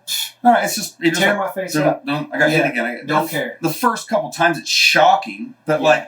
yeah, And if somebody keeps racking on you in Yeah. the same fucking spot, that hurts. But in general, it's really not that Yeah. bad. and if you kind of like a parallel between that is like life is going to win. Your life is Yeah. going to win against me. Yeah. Same as if I was fighting like, let's say I was fighting like the Ramon Decker or something, like, you know what I mean? Like one of those Yeah. K1 guys. Like, there is absolutely nothing I can do to stop you from knocking me out. Yeah. There's nothing I can do. You're going to come right over here Oh yeah. and you're going to eat through me. Yeah. There's nothing I can do. Same as life. I wish most people felt what that's like to feel. Yeah. Because I feel like the world would be a largely different Yes. place. Because when you have the opposition or whatever standing in front of you, even if you know that guy's not out to kick your ass, like you guys are training together and it's a team building exercise, when you deal with somebody that just there's not one fucking thing, and I mean not one thing that you can do to advance your position against that person, Yeah. be it jiu-jitsu or whatever else. You can't get one hit on him, boxing, kickboxing, whatever. Yeah. It's a humbling experience. You cannot describe that to somebody Yeah. that's not felt that. It is a humbling experience. Yeah. I went to one of the last times I went to jiu-jitsu, I was humbled for about 3 hours straight. Yeah. And I mean, there was not a fucking thing that I could get on this guy. Yeah. But that's exactly what I needed at the time to be like, I'm okay. not nearly as tough as I think no, I am. not even close. I am as long as I'm around other people, but like if I go out of this fishbowl into a bigger one, you know, it's like and that's the thing about jiu-jitsu is it's not necessarily like striking. Like Yeah. I might be able to get you with a lucky punch and strike. Like the chances are slim. Exactly. But I could uncork a right and you moved in the wrong way and I could get you. The That miracle shit is not happens. going to happen in jiu-jitsu. Yeah. That shit is not going to happen in jiu-jitsu. No. It will not happen. That's the point of it, is to pull all the guesswork and all the lucky punches out of the equation. We're down here now, and every time that you think that you're moving your arm because you got a little spot, that's me letting you move that arm over here because that's where I want it. Exactly. And now you're going to sleep. One of my favorite things I learned in jiu-jitsu, when I was training mixed martial arts, I think most of the stuff was based in like Greco-Roman wrestling, the type of shit that I used. And then I went into doing jiu-jitsu. And the biggest difference that I learned was in jiu-jitsu, you want to keep everything as tight as possible. Yeah. Like you don't want any gap in between any part of your body and theirs. Yes. Which I thought was super cool. Yeah. And then you can manipulate their body and create a gap to slip in and to get, to impose your will. It's beautiful. I tell people all the time. It's so fucking cool. And I tell people, I'm like, and if you like, for an older guy like me who's no longer in shape like he used to be, it's like, I can still utilize that to protect myself. I can still take a guy down. He could be on top of me. I can get him wrapped up and get him in guard and get him locked down. Get under to where he's at least not harming. You can't do anything. It's like, so I want you to, if you'll get up and leave, I wish you'd just get up and leave. But if you won't get up and leave, we'll go back down here again. And then what I'm going to do is give you the illusion that you can escape for minutes and minutes. It was kind of weird. Yeah, that was true. And tire yourself out for the next 3 minutes, and then all of a sudden you can't breathe anymore. And now I look at you and I say, now I'm going to work. Yeah. And you can't defend yourself at all. You're too tired. Yeah. All right. Well, we got into a lot of stuff. It's been awesome. Hell yeah. Fun. Sell, Craft, and Trade Entertainment, man. And thanks for coming on. Well, hey, Craft and Trade Entertainment. My name's Cheney Haycraft. I am the sole proprietor of it, and I run it. And if you need anything, photography, videography, graphic design, audio recording, any type of things like that, you can get a hold of me at 618-262-3223, or you can email me at craftandtradeent@gmail.com. And thanks for your time. I had a great time, brother. All right.